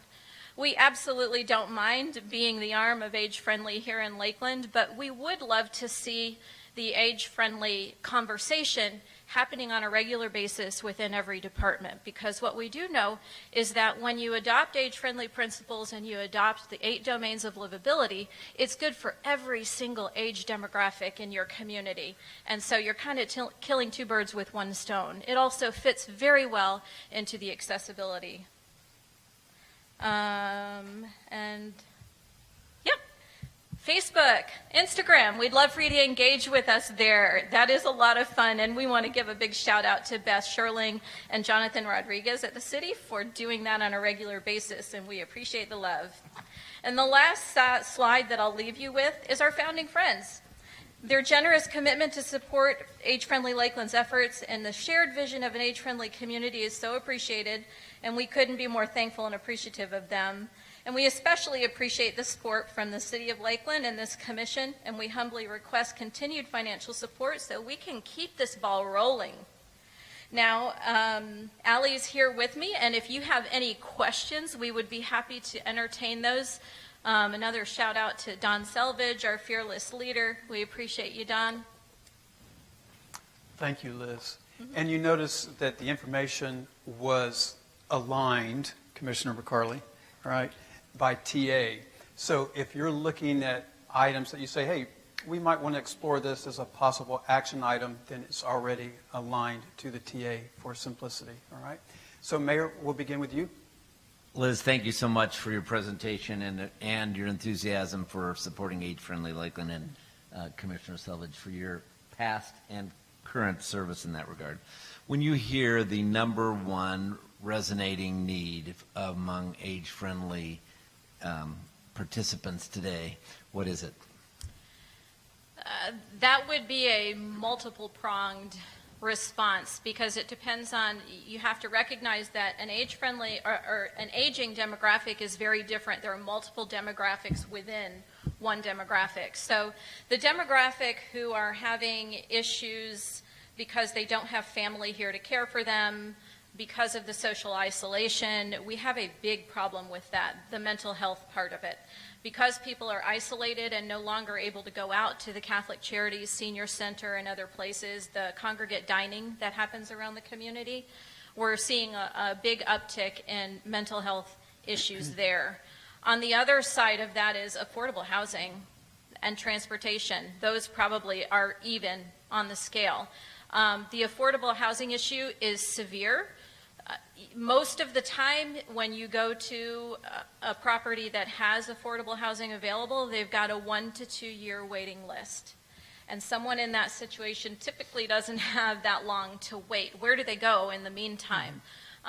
Primarily, the ones who are most at risk are those who do not have local family. They either don't have family at all living, or their children live up north somewhere and they're resistant to go to a cold climate because there are health concerns. So I would say those are the biggest issues we're seeing. Thank you. Thank you, You're Liz. welcome. Commissioner Walker. Thank you. And Ms. Liz, thank you so much for being here to present. And I know as I became to become more knowledgeable some 3 or 4 years ago, when we kind of teamed up and had a partnership kind of a thing with Commissioner Savage and myself, when he was not Commissioner Savage as such. Yes. Okay. And we dealt with bringing age-friendly Lakeland and the, now we call it Lakeland History and Culture Center, kind of working side by side to do what we now have. You all have your own facility with support from our city. And now, of course, History and Culture Center coming out of the ground as well. I still ask, how are we still connecting and making sure that those communities who, because of where you're located, south side, deep south, and we got these pockets around our city, how are we still getting the word to them to make sure that you're making the kind of impact you want to make to those communities, brown and black especially so, who are so far away and may not have the wherewithal to get to where you are? How are we connecting? How are we still making it happen? That is a great question, and I'm pleased to tell you we are making a lot of efforts in that regard. So you heard me mention the CNA program. That is something we are so proud of and something that is making an immediate impact on our community in so many ways. We identified 2 zip codes by chatting with the Lakeland Chamber and Polk Prosperity. They are working in some of those areas to kind of lift them out of poverty and create opportunity and enhance the access to information and all of the things that they need. And so we decided we would link arms with them and choose those 2 zip codes to start with. So we had a class start yesterday of young ladies who are getting their training to be a CNA, and we're paying for their test and removing the financial barriers so that they can start a career for themselves. That's a great way to outreach into that community. Also, Lynn Simpkins, she's been amazing to connect us in that area. Diretta Wilcox, another person who has been instrumental. The Dream Center. Am I missing anybody, Allie? No, we've made a lot of connections along the way as far as trying to tie in all communities, especially there. And Lynn has been fantastic, especially with COVID. Everybody had to adapt. Like it's no secret that some of these communities, especially the ones with seniors, were not familiar with technology. And I'll say that Lynn had invited us for some of the Zoom calls that she was having with the neighborhoods, and we've presented on there. We've actually gotten some candidates from those calls and how the information was spread through the neighborhoods. So we're definitely, touching all of those communities and doing our best to make an effort. And our neighborhood outreach committee, which was on the subcommittee slide, is currently working to become more creative, especially with COVID limitations and what people are comfortable doing, to continue to make that effort. Are we poised to do even more because of our Latino population is growing, especially so in Lakeland, Polk County overall. Are we doing anything to make sure that our material or our information is in Spanish or bilingual kind of situations to help support that community as well? We are, and that happens through collaboration. So just like Lakeland Vision, we are a committee of Lakeland Vision, and so we structure ourselves in much the same way. So we aren't always the doers, we are the visioners, and we reach out into the community when we find a gap, and we find out who is there that's in that lane that we can assist and lift up so that they can start to fill this gap. We don't want to recreate the wheel. We want to bring collaboration to the table. So we do have a senior resource guide in Spanish, and that's actually my company that publishes that. We have an English version. We're very fortunate to have that. That has been fantastic too, and I can tell you, like firsthand from 2 attorneys' offices that have pulled them out to have to use them with clients, that Liz's guide, a lot of the senior businesses that exist in Lakeland have copies in green of English and red in Spanish. So the resources, we are very lucky in Lakeland to have them. Thank you, Liz. You're welcome. But we do make an effort. Yeah, we make an effort through the other organizations. So you have Elder Point Ministries, who now has their resource center. I don't know what they have as it relates to diverse language materials, but we are encouraging that everywhere. I know that hospice has lots of materials in English and Spanish, and the encouragement and the conversation just has to go into those private companies and make requests of them to make them available. But that's a huge demographic here. I think a lot of people don't recognize how many Spanish speakers we have. Most Spanish speakers do have an English speaker in their family who assists them. So most of the time, that Spanish piece, I'm being told by the families, is, maybe an English speaker picks it up and says, I'm going to show this to my mom, but mom's more comfortable and comprehends the information better in Spanish, and takes that Spanish language piece back to home. Thank you. Thank you for making the connectivity. Yes. Commissioner McLeod? Thank you. Thank you, Liz and Allie, for being here this afternoon. I was curious about the subcommittee deep dive of City of Lakeland departments. Just if you could talk about that. I assume that is looking for gaps in areas where services to residents need to be more age-friendly, and how often does that process happen? That is exactly what that means, and we are just beginning that process. It was our intention to do that last year, but we kind of got disrupted by COVID. So our vision of that is to have a sit-down with every department head within the city of Lakeland. We just met last week with Mr. Sharehouse to talk about that, and basically, we want to create an inventory of everything that the city of Lakeland is already doing. Because how many times have you heard someone say, the city of Lakeland is not doing anything for seniors? Well, that's not true. There's an awful lot that is happening. So there are multiple reasons to do this. One is to identify the gaps, and then let's figure out how to fill those creatively. Secondly, we want to be able to display to our community that we are already an age-friendly community and just seeking to get better. And so, how do we do that? We show them what's available by creating this inventory, not just of city structure programs and things that are happening, but things that are happening all over the community by public and private organizations. Thank you, Liz. Good. Thank you. So we're just about out of time, but we've got 2 questions. So I'm going to go to Commissioner Madden and then have I can't even believe that. Okay. Commissioner Selvage wrap us up, and the reason being because you brought us to the forefront in terms of age-friendly. So, Thank you. Thank you so much for being here. So, Liz, I was able to participate in the survey process when you brought the different agencies for Age-Friendly Florida together, and really admired how you facilitated that. Thank you. And I really observed a lot of things in that meeting of people feelings if they are already doing things, and then you have a new initiative, and then they feel like, well, you said nothing was happening. We've been doing this for decades. And I've actually been using you as an example in some of my Lift Lakeland meetings that the mayor has sent me to, because I felt like the age-friendly model of how you got to where you are, how you did that assessment of what's happening already in the city is what the mayor has been doing for months. And we called the city together to get this information on what the city already does with regard to diversity and access and inclusion. And so I just kind of wanted to say that publicly, that I really admire how you've gone about this. This is something similar to how you said we're not the doers, we're kind of the facilitators. We find the gaps and then we help fill them with agencies who are already on the ground doing the work. And I think that, I don't want to speak for the mayor or my colleagues, but that's kind of what we were hopeful would be the same, that's not that nothing's being done, but that people are still being left behind because they don't have access or know about the things in our community. So I want to thank my colleague, Commissioner Walker, for bringing that up with specific regard to diversity, even in age-friendly Lakeland. And I hope that there's some synergies there with Lift Lakeland, and, that we can say age-friendly Lakeland lifts Lakeland.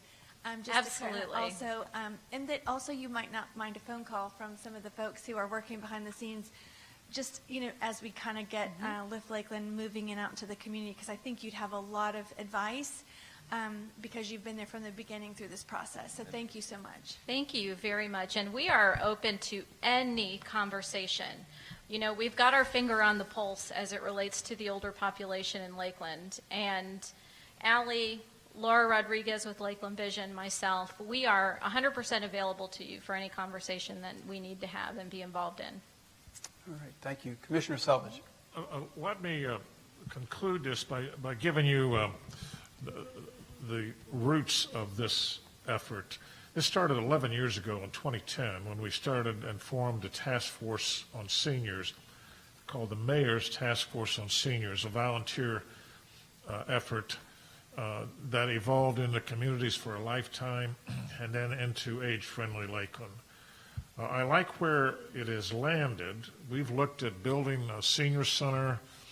We've looked at working for Parks and Rec. I like the fact that Age-Friendly Lakeland has landed as a committee for the Lakeland Vision Board of Directors. It's where it needs to be right now. It is an organization that advocates and educates people about the issues where seniors are concerned. So I'm very pleased. These two and Laura Rodriguez behind us from Lakeland Vision are rock stars, and so thank you both. This was just a great presentation. Thank you, Commissioner. All right, thank you. Thank you all. Have a great day. You too. Appreciate you very much. Next, moving right on schedule, with Mark Farrington, Director of Human and Civil Services. And he's going to speak to us for about 10 minutes, and then we'll open it up for question and answers once again. Liz, if I could see you back over here, just ask you a question here for just a moment. Please, please do.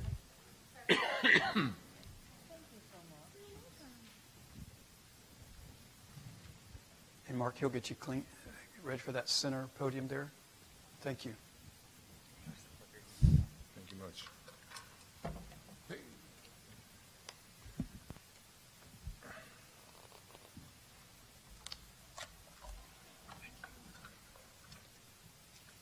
Thank you, ma'am. Good afternoon, Mr. Mayor, Commissioners, Dr. Collins, and colleagues of mine that are here. Thank you for the opportunity to share with you today. The City Manager's Office endorsed strategies for education and development of city staff. The related actions implemented by Human Resources, largely led by the Employee Engagement and Development Group led by Kathy McNellis, those actions have been vigorously supported by department heads regarding the education and development of human capital. The title of this slide says education, but quite frankly, with 2,000 plus FTEs and only 4 exempts and 2 administrative support professionals, kind of hard to educate everybody in the workforce. So what we've done over the last couple of years is partnered with LinkedIn Learning, most recently becoming a member of the Microsoft family, to deliver learning management to our employees. LinkedIn Learning is a world-class learning management system. It's owned by Microsoft. Right now, a lot of our employees have 24/7, 365 access to over 15,000 online courses, remote capability from laptops, cell phones to iPads. New content is added weekly. We use several different platforms, including playlists for leaders, hybrid learning paths, just to help people facilitate their skills. There's no way we could bridge the gap in knowledge and technical skills without having a partner like this, and it frees us up to do much more of organizational development, which I'm going to spend the majority of my time on. The art of development for us means being a contributor to achieving the city's mission, being a community working together to achieve an exceptional quality of life, as that's the business we're in. Within the city, talent management, our objective is to develop a diverse pipeline of future leadership talent. We've been on this path for the last 5 years consistently. For the balance of this presentation, I'm going to share with you the talent development strategy we've implemented, the HR, the organization, and the things that we've been able to do. This has happened only with the commitment and the engagement of the City Manager's Office, Tony previously, and Sean sat at the table as we developed this and contributed to the outcomes. We've encouraged, supported, and led development sessions for senior managers and middle managers. At this point, COVID put us on a hold with our first liners last year. We'll come back to them this year at some point and try to figure out, get people to raise their hand in terms of who's looking for additional development opportunities. We have resumed, since we came back off our telecommuting stint, we have resumed some of our training activities, and I'll talk about those. The graphic that you have in front of you right now represents how this is a logo that representative of how the city is approaching development of staff. We're starting with development in place because that's the most important place for us, developing individuals, adding to their skill set and their competencies within the confines of their own job. Talent pools refers to expanding the reach of our scope. Instead of having the opportunity to designate individuals as designees or heir apparents, we try to broaden the pool to get as many people in and growing so that when opportunities do surface, we can pick the best one, as well as cross-fertilize and move people into different organizations. And I'm going to show you a slide that examines that paradigm in a couple of minutes. The last part of the logo was talent reviews. And those are just rigorous, candid conversations oriented around development and growth, led by the city manager and the HR team to identify what skills an individual needs and how we can provide that in the context of their current role.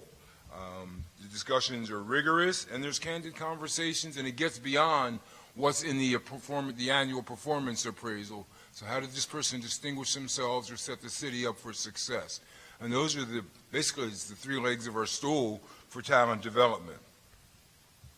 In the background of that, you see leadership attributes. Leadership attributes are the foundation by which we recognize, develop, and reward people within the city. And one of Tony's former sayings was that we got to stay above mediocrity. So one of the things we spent 2016 through the early part of 2018 doing is working on our leadership attributes for management, for senior managers, mid-level managers, and first-line supervisors. What you have in front of you now are those attributes. And we've developed programs and processes to enhance that so that when individuals are given the opportunity for leadership, they not only understand the definitions of these behaviors, but they also understand when they're demonstrated and how somebody can demonstrate those things. That's very important, not only from a performance standpoint, but in terms of rewards and recognition. And I'll talk about that in a little bit as well. We're taking these steps to inculcate these behaviors into our leaders. And as you might imagine, getting 400 people all acting in unison step and assessing talent and appraising talent is a lengthy process. That's why we said, let's get the behaviors in place before we start changing the forms. If the behaviors are in place, the forms will be easy to follow. People aren't going to follow forms if they don't see the behaviors. There's a saying that is used in HR that I can't hear you because I'm too busy watching you. So what we want to do is get them to watch our behavior and then replicate the behaviors that they see.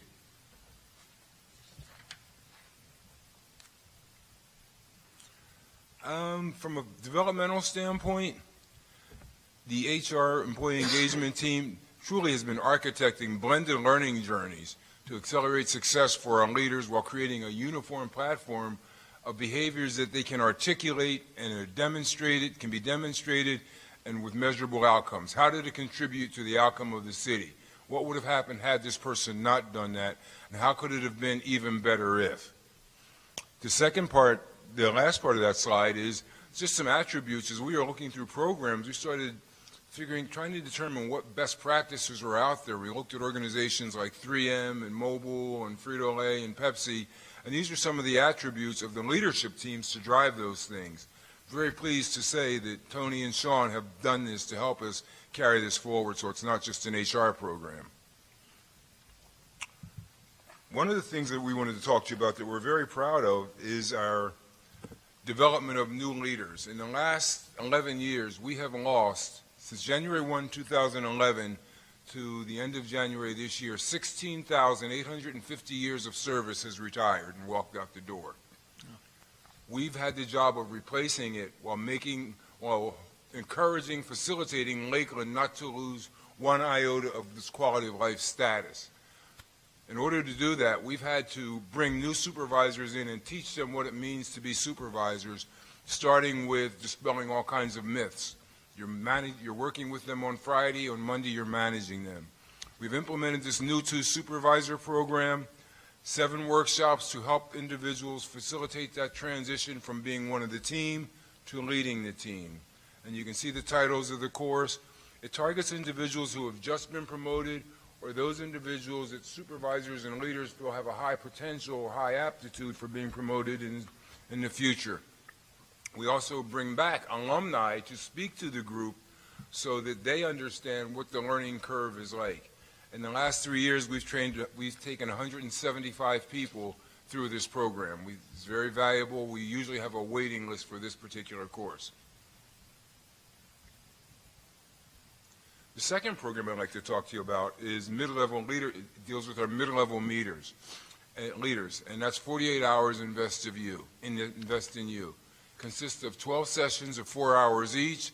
The topics are topics of interest and need to our middle managers who are trying to push that envelope, push the edge, and get to that next level. Participants for this course are nominated by their department head. They're vetted through the city manager's office and invited to participate. Executive sponsors partner with the HR staff to punctuate the significance of the topics.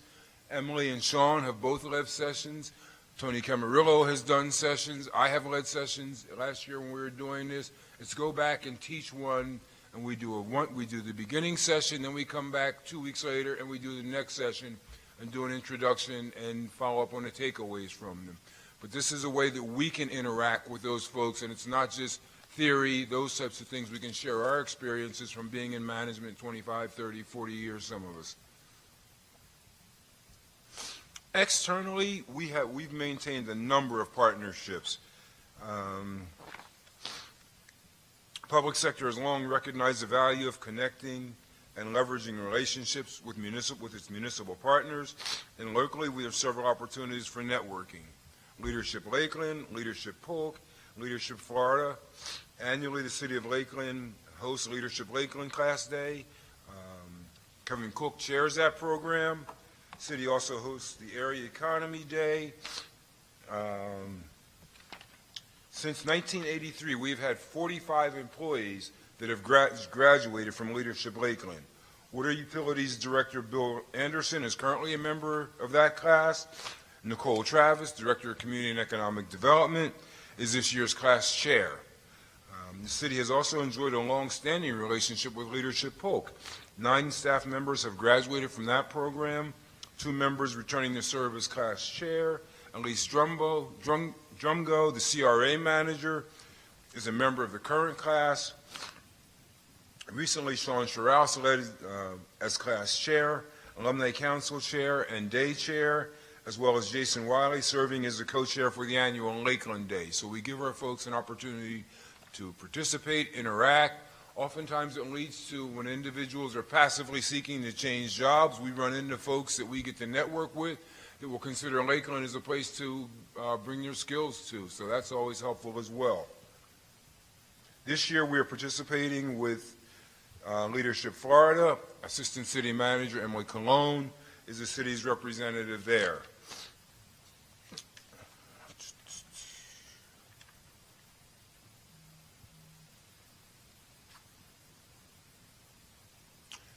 Briefly, we're still maintaining the school-to-work partnerships.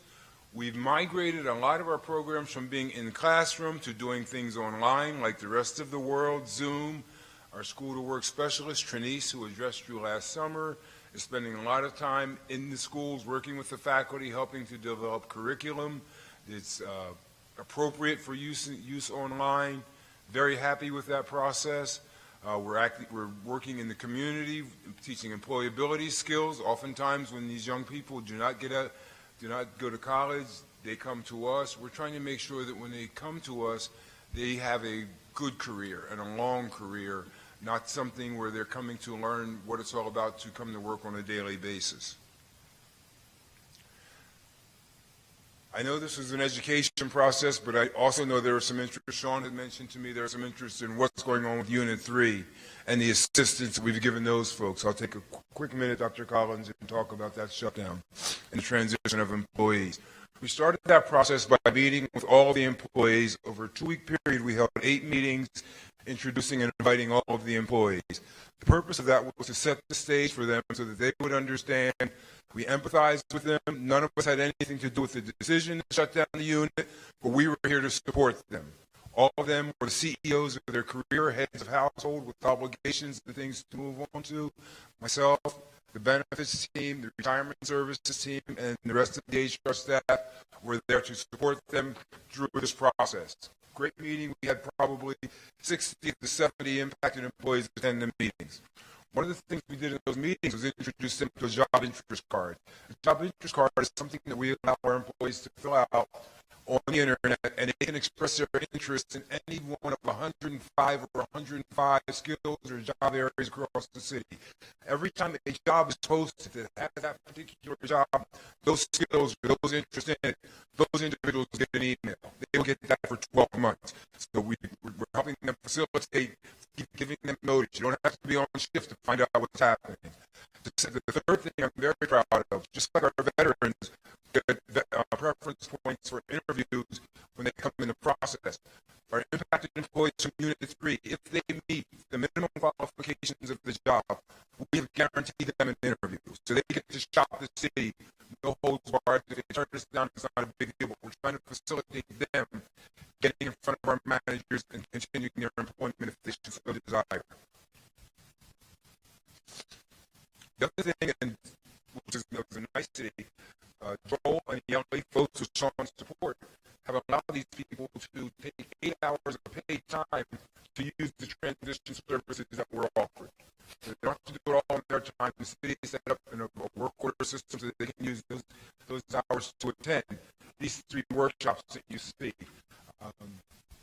My employee engagement and development team, most of them have private sector experience. A lot of them in that experience have gone through the feast and famine of being in a private sector organization where you go through layoffs and recalls and all that.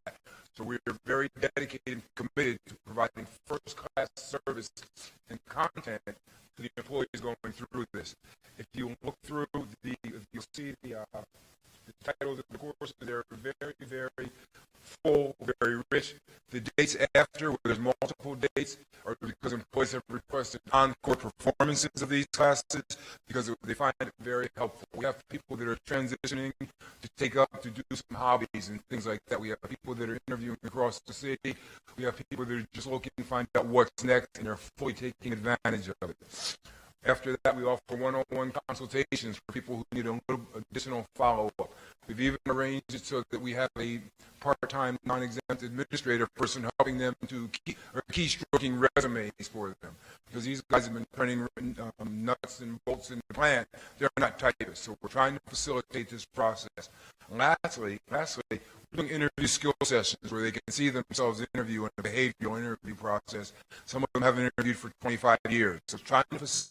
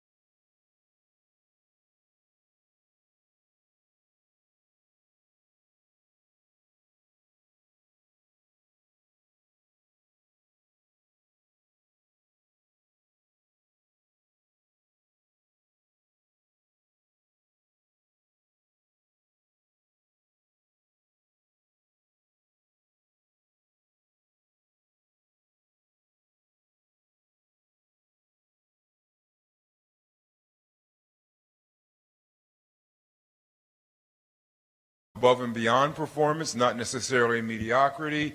When we hit the COVID environment, we had to get away from the pizza thing. It was a good time to take a step back, and we just initiated a process to talk to our clients and customers to say, how do we do that? Lastly, we have to continue to address cultural barriers that impede progress. You know, we have a culture and we have a strategy, but culture eats strategy for breakfast. So we're trying to make sure that we're linking those things so we're consistent going forward. Thank you, Mark. We are out of time on this topic right now, and we have 2 commissioners that need to leave on time. So we're going to push forward. We're going to go right to affordable housing. I'm going to ask that if you have questions right now as it pertains to education, if you would write them down. And again, we will put them up here. If we finish with affordable housing early, we will come back to the questions. Otherwise, we will table them till tomorrow morning. Okay, so again, thank you, Mark, but we are out of time and we need to push forward. So with that, then Teresa Mayo will be presenting to us from Community Planning and Housing.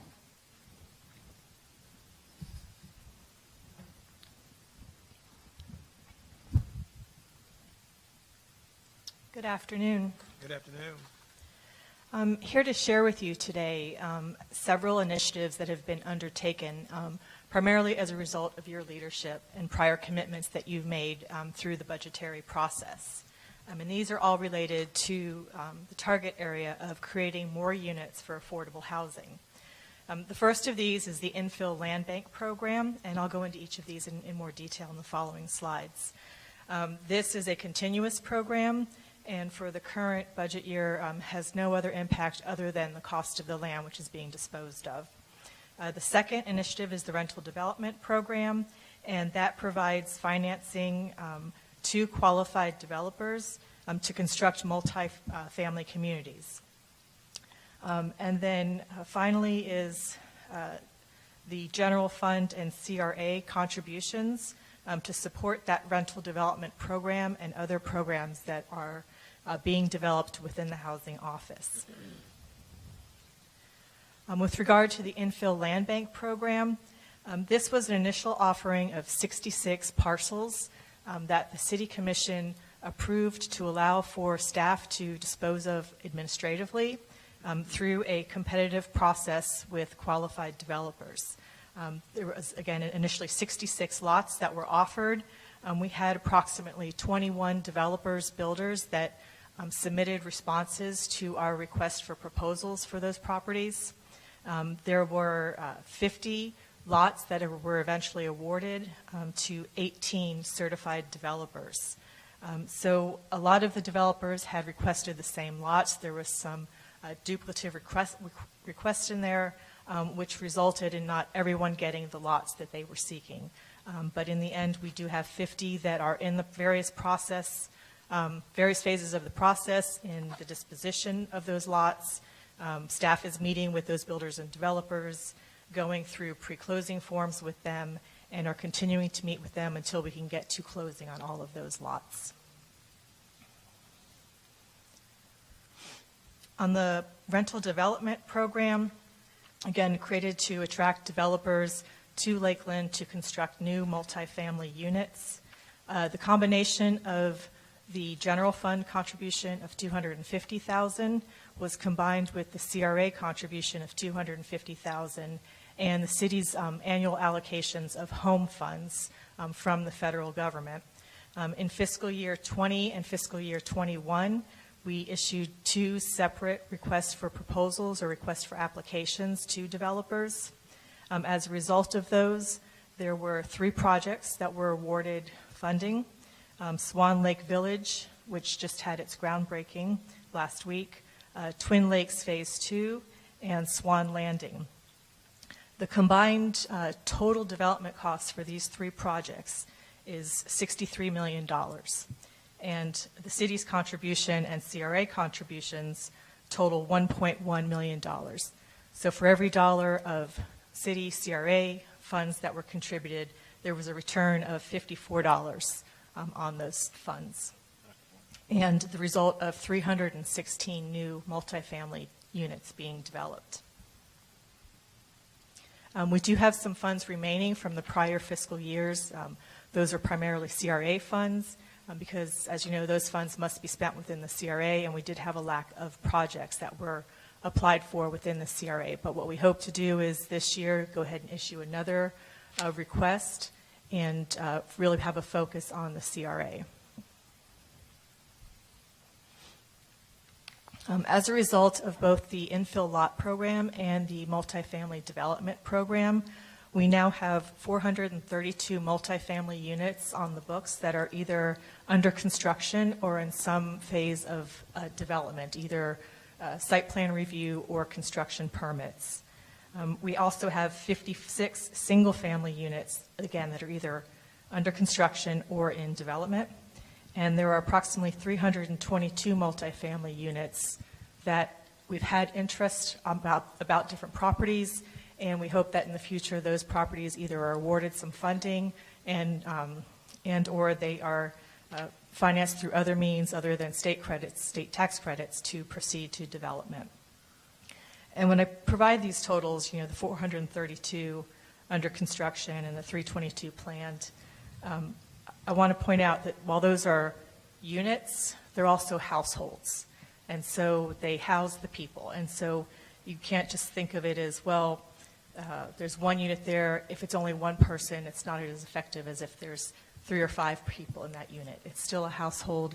It's still providing safe and decent housing for someone who otherwise would not be able to afford either that unit, the rental unit, or the single-family unit because their housing costs exceed 30% of their gross income. So going forward with our current allocations of $250,000 for the fiscal year in both CRA and general fund, we'll continue to focus on those multifamily developments, trying to get projects in that have a range of housing unit types, bedroom sizes, and also income levels. And I think what we want to know from you is this enough? What more could we be doing? If we need to be doing more, is there a shift in focus? So we've been heavily focused on multifamily, less so on single family. Having a greater focus on more units may require additional dollars. And so again, that's part of what we're looking for from you is there an additional commitment that needs to be made, or is there a change in focus that you want to see in the programs? Thank you, Teresa. And you end with a quite meaningful question. So opening the floor up for questions, and Commissioner Walker, we'll go to you first. Thank you, sir. And Ms. Teresa, thank you, and I appreciate all the work that's been done to support, especially our affordable housing initiative and what we had promised as a commission that we would do in this 5-year kind of program. But I have a concern where maybe it's not been shared when it comes to the single-family dwellings as I drive around, and they look like nice, they appear to be nice dwellings. And ones I visited when they're under construction and going inside, as I'm permitted to go while they're being constructed, look to be very nice homes. I guess my question would be this: are the buyers, do they go through any kind of programming, like I think Keystone does it, where they teach and try to share about home ownership and what quote unquote maintenance? Because these homes, I think we were spending money supporting a single structure coming out of the ground, nice structure for a family, but in less than 6 months after they've been in there, it's like, is this really their house? Mm-hmm. And I wonder sometimes, are we talking and teaching about home ownership and what it is to maintain a property? And I'm not trying to be negative, but it just sometimes I wonder, is that being part of the process? Do we encourage the single home building kind of situations when it comes to that with those developers that are constructing these homes? Yes. So first, some of those homes may be being developed by private developers with no funding being provided through our housing programs. So, those likely no, but if it is a home buyer who is utilizing the city home purchase assistance funds, then yes, there is that type of educational component to it, and especially if they've already gone through Keystone and attended one of their programs, and then as a result of that program came to the city looking for down payment assistance. We could probably do more education. There's nothing really that's run through our housing office other than, at the time of handing over the keys to the homeowners, the staff does go through with them, talks about minimum maintenance requirements, things like changing air filters, for example, make sure that they have all of their manuals for all of the different appliances, and talks to them about warranties and things like that. But it could be better, so it could be a more robust educational program as far as the city program. But I know that Keystone does, again, go through some education with their home buyers. So if I hear you correct then, and my last point, I know Keystone does, but if it's some private person that's acquired the property, land, infield kind of property, you don't know whether or not they're doing that. You don't know whether or not they're doing that at all. Right, unless, again, if they haven't utilized one of our programs, either the infill lot program or our down payment assistance program, probably not, I would say, that they haven't provided any type of home ownership and maintenance education. Thank you. Commissioner Selvage? Teresa, I'm interested in the term infill. I know of Meriton, where the city and the CRA bought whole blocks of dwellings that were dilapidated, and they tore them down, and through the CRA and the city, we built new property.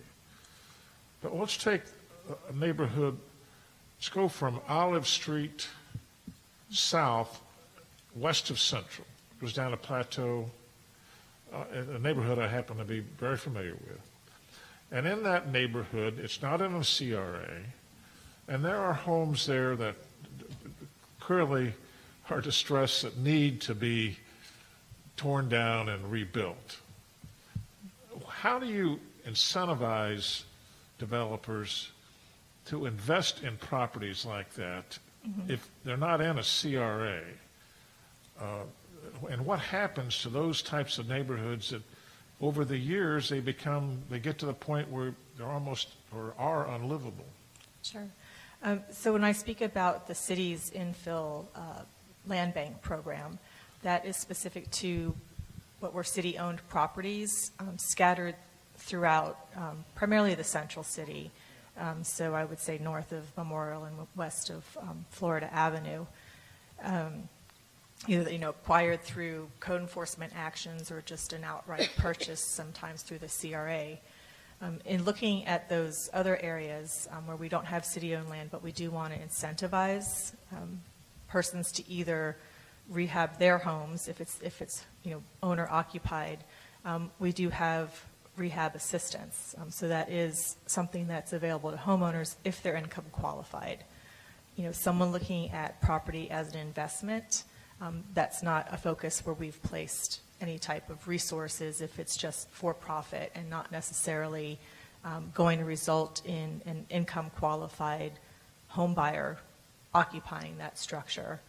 It's something that we could think through, getting developers interested or property owners if it's a second home that they own and not necessarily their principal residence, looking at what would be available for them to get them to make improvements to homes to bring them up to standards so that they could be sold to an income qualified buyer.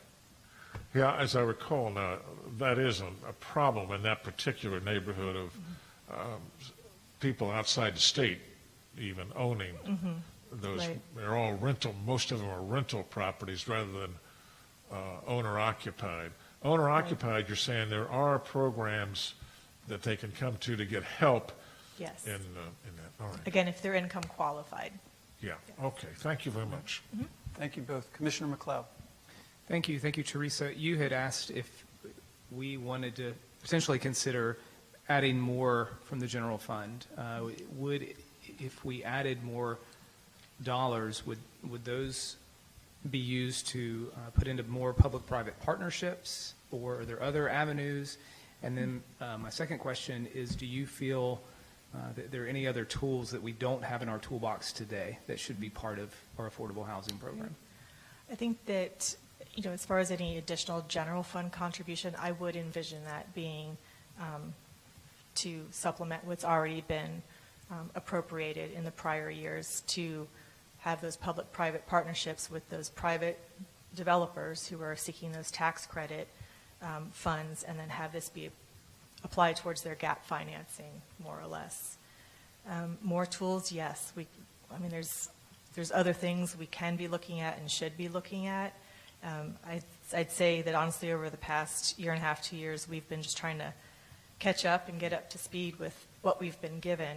And then, of course, not an excuse, but COVID has thrown us, something else to manage and administer. But I think that along the way, we have been continually looking at other options and other tools to encourage more private investment in new units. So we'll continue to do that and hopefully be able to get some breathing room here soon. I don't know if that's going to be the case with more funds coming to us from the county, but it is something that we are continually looking at. And we're actually going to be visiting a community soon over in Hillsborough County. It's a tiny home community, and we are Doing that partly to see how that may be applied here in Lakeland, and then also because of the recent example that you've heard about with the Gospel Village, to see whether or not that's a model that would work for them. Great, thank you. Thank you. Mayor? I want to congratulate Teresa on great leadership and Nicole on the empowerment of that leadership as she has worked on this very tedious alignment of working with developers and opportunities and the grant funding that follows and the sequencing. And to get that $54 return on every dollar spent is something that ought to be well applauded, because in the meantime, we're putting people in houses. And so thank you so much for that. Those are the kinds of dollars we want to invest as a city in changing lives. Thank you. And thank you, Teresa. Any other commissioner? Thank you. Teresa, briefly go over again with us the criteria and what's the responsibility of a builder developer who gets an infill lot. They don't pay impact fees, they don't pay for the lot, et cetera. If the lot happens to be located in the core improvement area, then yes, 100% of the non-utility impact fees are waived. In the case of properties being located outside the core improvement area, there was the recent amendment to your action plan and also some administrative changes that will allow us to extend that 100% waiver to other structures, households within the central city area, so going all the way up to I-4, for example, and then down to the Polk Parkway. So that was one incentive for those infill lots. The other was the price of the lots. So if you recall, what you had approved was basically a minimum sales price, I want to say, I should know this, $2,500. That would be basically put in the form of a deposit, and then the difference between that down payment and then the value of the lot would be set aside in a deferred lien, and as long as that household would remain occupied by that income restricted buyer for, I believe it was a period of either 10 or 15 years, then essentially the lot cost is $2,500. Is there a maximum home price that they could build? A maximum on the Cost of the sales price of the house? They have to build the house at a cost that would allow for the home buyer, the purchaser, to be able to obtain financing and to be income qualified. So the ultimate homeowner has to meet the income restrictions. So that could be 200,000, 300,000, 150,000? Probably more in the 200 to 250,000 range as a max. And I'm just thinking about some of the homes that our own staff has worked on recently. Those are probably more 200, 210 construction costs. Thank you. All right, thank you. And this will be our last question for today. Commissioner Madden? Thank you so much, Teresa, and I'm glad you just mentioned there at the end about going to see the tiny home. That was what I was going to mention, is just, I know I send you probably ad nauseum ideas for tiny homes and reimagining mobile home parks across the country. And so I know that obviously we've been very successful with what we've been doing, working with these multifamily builders. And so certainly you want to go where there's action, you know, wherever you can get traction, go with it. And I'm so grateful for that. But I will be curious to hear about how your visit goes and if you've made any progress on the reimagining mobile home parks here in Lakeland. Yes, that will likely be coming to the commission in the form of a land development code text amendment probably this summer. So Matthew Lyons in our office is looking at that and looking at essentially performance standards to put into the land development code that will be minimum standards for those mobile home parks to meet in order to continue the use of those parks. All right, thank you, Teresa. Appreciate you very much. So to close out our day, first of all, I'm going to say thank you for being attentive. That's a long day, but you have been engaged from beginning to end. So thank you, thank you, thank you. Tonight, if you're so inclined and you have time, look at page 14 of your guidebook, because what we'll be doing tomorrow, you have a couple presentations, and then we'll be looking at the action plan. If you go through the action plan, you look at the updates and say, hey, we're good, we don't need to add anything, then we're good to go.